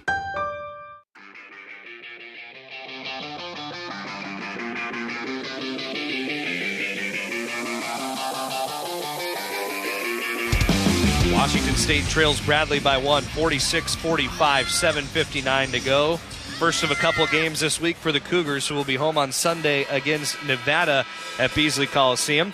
You can get single-game tickets to both WSU men's and women's basketball. They're available right now at WSUCougars.com/TIX. Come experience all the action at Beasley Coliseum and cheer on the Cougs. Get your tickets today at WSUCougars.com/TIX. All right, Eggs, the great equalizer in basketball is if you can take care of the ball. Yeah. Bradley's been able to do that tonight, only 5 turnovers. Washington State just committed its 17th and find themselves down by 1 on defense. Yeah, I mean, this is just crazy watching our mental mistakes in the turnovers. And if we just slow our thinking down and just play the game simply, like Coach Riley said in his pregame, yeah, we should be up. I say it's the great equalizer because Bradley's only shot 30% from the floor and 16% from 3. They miss another three-pointer off the right wing. So here come the Cougars to the front court. Ace Glass pulls the trigger. Straight on 3. Dead eye for Ace Glass to give the Cougars the lead. And he used a little drag screen from the big coming down the floor, and his man goes under the screen. And Ace, I've seen him do it in a couple of games, stop and pop. Big moment for the freshman to put the Cougs up 48-46. Jaquan Johnson drives left side, kicks it right corner. 3 for Hubricks, bricks off the iron. Up to A.J. Smith on an offensive rebound. Around to Demarion Birch, and he hits a 3 from the left wing. That's just the 5th 3 for Bradley tonight. 20 points for Birch, back-to-back 20-point games for him. Bradley in front 49-48, and then Birch commits a foul on Ace Glass on the right wing coming the other way. Glass on the dribble. on the larger Birch, able to draw the foul. And this is a great development for Washington State because it gets a very good shooting free throw team in the Cougars to the line for the rest of the game with 7 minutes to play. A 1-and-1 here for Ace Glass with the Cougars trailing 49-48. Front end of that 1-and-1 is good. I know it sounds like a broken record, but my gosh, Ace does not close out. Birch shows the shot. Ace runs by him. Birch sets his feet and knocks down a three, and that's only, like you said, the fifth three. So defensively, all we got to do is stay on the floor. Ace Glass does at least redeem it with a couple made free throws there. 50-49 WSU lead. 6:50 to play. Cougars are in the single bonus now. Next foul will be the 8th on Bradley, but free throws the rest of the way for WSU. A.J. Smith out of the corner. Now Montana Wheeler up high. 8 to shoot. Cycles around the perimeter. It's Jaquan Johnson, right wing. Pulls up to his left. Top of the key. Tries a long two. It misses long. Emmanuel Ugbo has the rebound for the Cougars. WSU looking for a good possession here. Try to extend the 1-point lead. Emily Alahu gives it right wing. Emmanuel Ugbo. Nothing there, trying to get Ace Glass in for a handoff. Back out high to EY.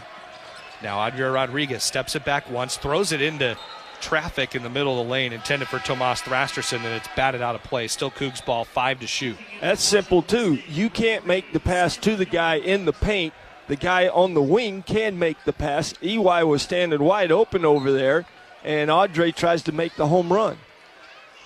Ace Glass to inbound from under his own basket. 5 to shoot. Goes into Ugbo in the corner. Up high, Hildebrandt finds Thrasterson, left elbow. Left corner three. Glass. Back-to-back triples for the freshman. 53-49 lead for WSU. And guess what? When you move the basketball that fast, the defense can't catch up. That was great passing. Timeout, Bradley. And Eggs, we were talking about it in the break because of the frustration on those inbounds to the corners. That's exactly what you wanted. The quick pass out of the corner. Yes. And then there was one extra pass from Hildebrandt, Tomas, out to Glass for three. Yep. That was textbook for the Cougars and something they likely talked about in the huddle. Yeah, and I mean, if you get it in the corner like you just said, you know the double team's coming, but was it Ugbo that threw it out top? Yes. Yeah, so and then Hildebrandt to Thrasterson to Glass. Yeah, so. And all that in about 3 seconds. And Glass was the guy that threw it in. Yep. So if they're sending the double team, he's got the numbers going he went to the empty side. Yeah, empty side. Really well done by Washington State. 53-49 lead for the Cougars with 5:52 to play. I'm still mad, though, Tom. I'm still furious. It's fair. Yeah. There's a lot to clean up, but you know what? On the road, looking for your first true road win, you'd like to clean those things up going home with a victory. Yeah. And that's in play for Washington State tonight. Bradley has the ball in the front court. Now 2 timeouts left for both the Braves and the Cougars. 5:50 to play. Montana Wheeler on a dribble, now shading to his left side. Stops left elbows. Back out high with Demarion Birch, who has 20 tonight for Bradley. He's been far and above their most productive player on offense. Corey Thomas now left of circle. Dribbles once, tries to throw it into the lane, and it's off the hands of A.J. Smith, out of bounds. Back to the Cougars. Now, Simon hasn't had the best game, but he comes up with a big defensive play. He was caught behind the guy he was chasing, but he is able to get that deflection off of him. 53-49 Cougs. Washington State, this is the largest lead of the half. Their largest lead earlier in the game when it was 12-3 in the early minutes. Ace Glass off the right wing up to Tomas Thrasterson. Drives right side of the lane. Thrasterson into traffic. Can't draw a foul. Misses the lay-in. Quick outlet up the floor. Montana Wheeler around Ace Glass for a lay-in. And Bradley's back within 2. Now, we just talked about the ball movement on the previous play where it got bam, bam, bam. Tomas goes right back to the heart of the defense when he needs to swing the basketball. Simon Hildebrandt has it right wing for the Cougars, playing with 4 fouls. 4:48 to play, Cougs by 2. Adria Rodriguez back to Hildebrandt, right wing. Hildebrandt probes, kicks out. Ugbo, left corner. Glass once again. You can't leave him open. He's got another 3. Ace Glass, 15 points now, his third three-pointer of the second half. 56-51 Cougars. And again, Simon is the key to that play. He got the ball to the other side of the floor. Montana Wheeler off the left corner, kick out. Jaquan Johnson buries a triple for Bradley. That was with a hand in his face from Ace Glass. Game back within 2, 56-54, Washington State, 4:13 to go. Adria Rodriguez stopped his dribble on a dime, and he drug his pivot foot, a turnover back to Bradley. All he's got to do is run hard to the spot, stop, and not try to do something spectacular. Just make the simple pass to the wing. So Jerome Morton comes in for Ace Glass now. Glass, who has been the big three-point shooting threat for Washington State, and David Riley has some words for the freshman as he goes to take a seat on the bench. Probably won't be gone for long. 4:05 to play. I think it's a little offensive defense. Montana Wheeler, he loses the dribble this time on a crossover, stolen away by Adria Rodriguez. Up to Simon Hildebrandt, trying to drive, lost the handle. Jaquan Johnson rips it away for Bradley. Turnovers either way. Johnson shovels a three that's deflected by Tomas Thrasterson. Comes in, gets a hand on Alex Hubrick's shot. See, Simon should not have tried to go all the way, and Morton shouldn't have thrown him the ball. We are ahead. We got to set up and run a play. Cougars do this time. Ugbo to the right wing with Tomas Thrasterson. Ugbo sets a screen. Thrasterson takes it left. Over to Jerome Morton. Tries to drive left side. Penetrates, kicks out. Thrasterson top of the lane. Drive left side. Euro step. Thrasterson loses the ball. Smith ends up with it. Ahead to Wheeler. Rodriguez fouls Wheeler. Denies the lay-in. It'll be 2 shots for Montana Wheeler when we come back. Now we are in a bonus. Why are we trying to do everything getting to the rim? Just make them play defense and they're going to foul you. 3:18 to play, 56-54 Washington State. Montana Wheeler will have the foul shots when we come back. Tight moments here down the stretch. Final 3:18 up next here on the Cougar Sports Network. So you want somewhere to play? We got you. A nice relaxing stay? We got you. Wanna be entertained? We got you. Wanna play golf all day? We got you. Go to Lake Casino. Winning is just the beginning. So you're looking for something to do? We got you. Want some tasty food? We got you. Heard you wanna do some shopping? We got you. The live music is always popping at the Go to Lake Casino. At the Go to Lake Casino. Go to Lake Casino. Winning is just the beginning. Brown family honors the legacy of founder Andrew Brown's late grandfather, William Bittner Brown. Every decision made from farm to glass reflects their commitment to premium Northwest wine and spirits. Whether you're visiting one of Brown's tasting rooms or opening a bottle in your own home, Andrew and his wife, Courtney, welcome you to their extended family where good friends, good food and wine, and good times are always on the agenda. Stop by one of our tasting rooms, Spokane, Walla Walla, Seattle, Bellevue, Tacoma, or Portland, and get 20% off a glass this season when you mention WSU. Schweitzer Engineering Laboratories is a high-tech global company headquartered in Pullman, Washington, with a mission of making electric power safer, more reliable, and more economical. At SEL, employees enjoy working in a fast-paced, innovative environment while enjoying the many benefits of living on the Palouse. SEL is seeking engineers for paid internships and full-time positions. Apply to join the growing SEL team today at selinc.com/careers.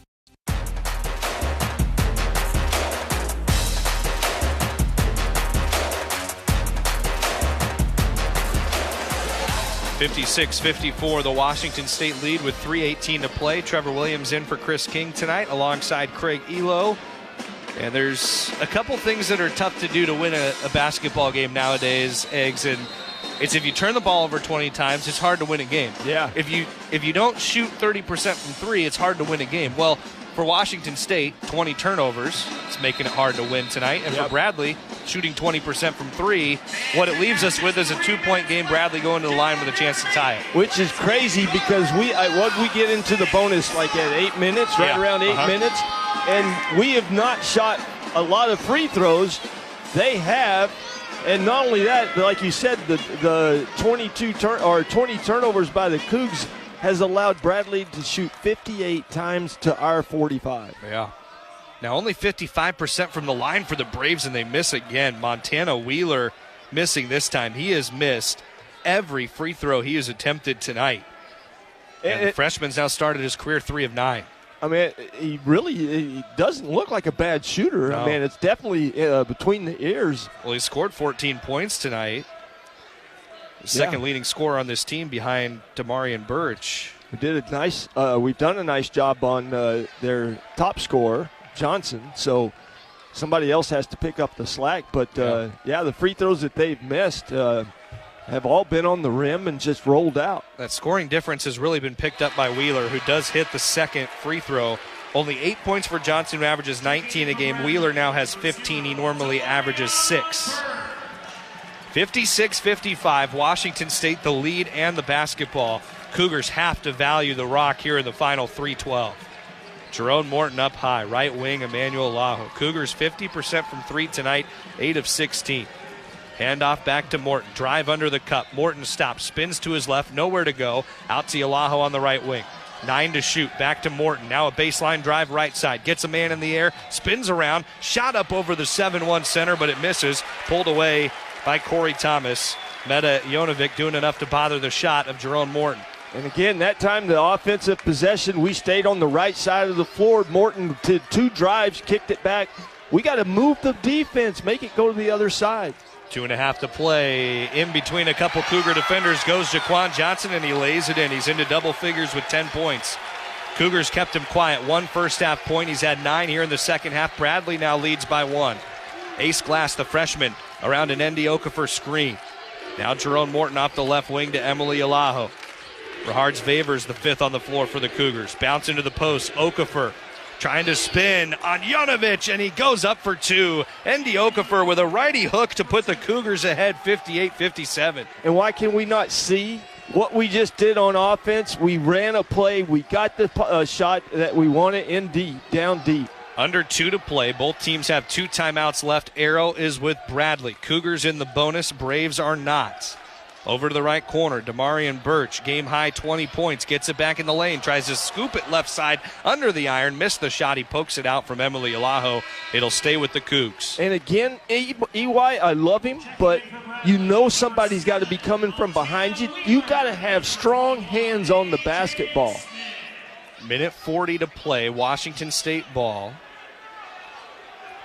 Now we're in the bonus, so we can't, give them the opportunity by doing a mental mistake again. We got to make contact with them because they got to call it. It's a chance for redemption for Washington State. They did not have a good closing minutes in the first half. We'll see if they learn from that experience. Jerome Morton down the right side, around the wing, stopped under the basket again, and he gets shoved out the baseline by Montana Wheeler. Wheeler bailed him out because Morton was in no man's land underneath his own backboard. Instead, he's going to get a 1-and-1 opportunity at the line. Which I like because he is a good free throw shooter, but, boy, mentally, you don't go to the same spot and stop. I mean, Steve Nash used to drive people crazy, keeping his dribble alive, and Morton has stopped in the paint a couple of times and gotten himself stuck. And once you're under that backboard, there's no high pass that you can offer out because you'll throw it off the backside. And he got an Academy Award there, too, for the push by Wheeler. Morton's now 14 of 16 at the line this year, makes the first, and doesn't show any distress at the line. No. 7 points now for the junior from Lexington, Kentucky. And if he gets into the paint like he does and stops and picks his dribble up, that just crucifies him. I mean, he's stuck, like you said, no man's land. Tucks in his crimson jersey, takes a deep breath, makes the next free throw. 8 points now for Morton. 6 of the 8 points have come at the foul line. 3-point Washington State lead, 60-57 with $1:32 to play. Adria Rodriguez back in for the Cougars, joined by Jerome Morton, Emily Alaho, Andy Okafor, and Tomas Thrasterson. This is a defensive lineup for the Cougars who have a couple timeouts, may use it if they can get a stop. Wheeler bounces Jaquan Johnson, left wing. Down to the baseline, double team Morton and Okafor. Okafor now backs off of it. Out to the left wing, up high, Meta Jonovic with it, and a timeout called by Bradley. The 7-1 center, not who they wanted handling the ball there at the wing, and a quick job by Brian Wardle to save the possession for the Braves. Yeah, but indeed, I don't know why he's running out at the 7-1 guy that's standing 32 feet from the basket. Who's only taken 3 3-point shots on the year and made 1. Exactly. I'm a little shocked that Bradley doesn't have Birch in the ball game. He's been their only bright spot. Hubricks has just had a horrible night shooting, and we're guarding him like he's the best player in the Missouri Valley. Well, I think the reason is because, long-term, the average is there. He's the second leading three-point shooter in the Valley at 41% coming into play. But you're right, he's had a really tough night. Hubricks in total tonight for Bradley, 1 of 4 from 3 and 1 of 5 from the floor. Yeah, and again, I love pressure, but you got to do pressure and containment. Yep. If you do pressure and they relieve it by getting by you, then that puts the onus on us to rotate. Well, right on cue, Eggs, they bring back in Demarion Birch, the junior who scored 20 points tonight, one off his career high, which he scored last time out against Liberty. He inbounds to Jaquan Johnson, 1:12 to play. Washington State leads by 3, 6 to shoot. Left wing, Hubricks trying to get some space, has to throw it into Janovic. A kick out, right wing 3 for the tie, and it's good from who else? Demarion Birch. Career high 23 points for him. Washington State's going to take a timeout into the front court and get their offensive lineup back into the game. Now we'll see. The officials have stopped things with the Cougars coming to the front court, and this may be a review to see where the foot was at for Demarion Birch. Well, they got us with giving him the shot clock violation in the first half. So, yeah, let's take a point off. So these have both been referee-initiated reviews. A little different than what we've been used to this year because of the new coach challenges in college basketball.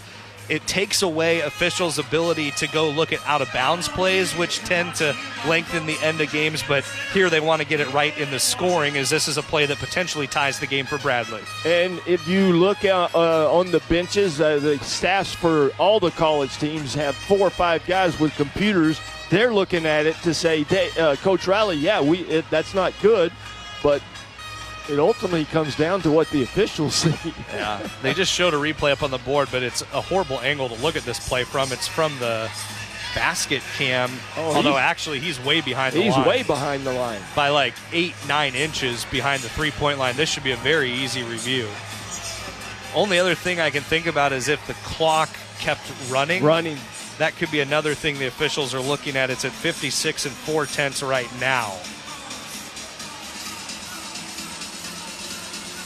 While the officials check on that, let's pause 10 seconds for a station identification. Cougs tied at 60 with Bradley under a minute to go on the Cougar Sports Network. On 770 KTTH Seattle, 97.3 KIRO FM, HD3 Tacoma Seattle, 94.5 K233 DT Eastway 33 BU Seattle. All right, game tied at 60, 56 4/10 left. The three is going to stand from the review that we just saw, so don't know if there's anything else the officials are looking at in terms of clock, or I didn't see any players take any contact away from the ball in terms of like someone throwing an elbow. Sometimes you'll see something like that away from the play. Well, the big fella Meta did after it went through, kind of pushed the ball off, but there was a warning in the first half for a delay of game, but that's not reviewable here for the officials. They would have just had to call that in the moment. And Audrey had already caught the ball and dribbled up, but the shot clock says 29 seconds, and he was already at midcourt when he dribbled, so I think they might take some time off. Now, the interesting thing here is after this review, because the officials technically stopped it before Audrey came to the front court to call timeout for Washington State. Once this review is over, the Cougars are going to dribble it and call timeout, or just call timeout. They'll probably still dribble it front court and call timeout if they inbound from the baseline, because they have to get an offensive lineup on the floor. Yeah, well, with this time, they actually had time to draw something up, so maybe they saved the timeout and just run a play. But, we got because of the review, like you said, Audrey was in the game. He's got to stay in the game. Yeah. But they're going to, right now what they're showing, Washington State, they've got 5 ready to go on the floor. Rahards, Vavers, Ace Glass, Emily Yalaho, Jerome Morton, and Andy Okafor. They're going to trade out Rodriguez after the officials make their determination here. So we're a long ways away. We're in NBA range. We're up above the first deck, so we can't hear what's going on down at the table. There's a discussion going on now with the scorer right at the possession arrow. Currently 1 timeout left for Bradley, 2 for Washington State, but they're going to use one. And the arrow is with Bradley with 55 seconds now put on the clock. And the game tied at 60. We have a foul to give, too. Correct. So we're under the bonus. So if we score, we can foul at, under 10 seconds on the shot clock. and then they'll have to take it out. So there's the timeout. He just pointed at. Yeah, this is going to frustrate the fans. You watch. They're all going to get upset because David Riley has to use the timeout to get the subs in. Now, all I can tell so far from the review is that they did change the clock. They took 1.4 seconds off, so it's now 55 seconds even. But they're over-talking to the scorebook. They're checking who was on the floor last for the Cougars. Okay, to make sure they have the right 5. You were dead on by we used a 30 to get our subs in. Yeah. So now it effectively doesn't matter. Yeah. So Washington State, the 5 on the floor, as we said, for the Cougars, is going to be Jerome Morton, Ace Glass, Rahards Vavers, Emily Yalaho, and Andy Okafor.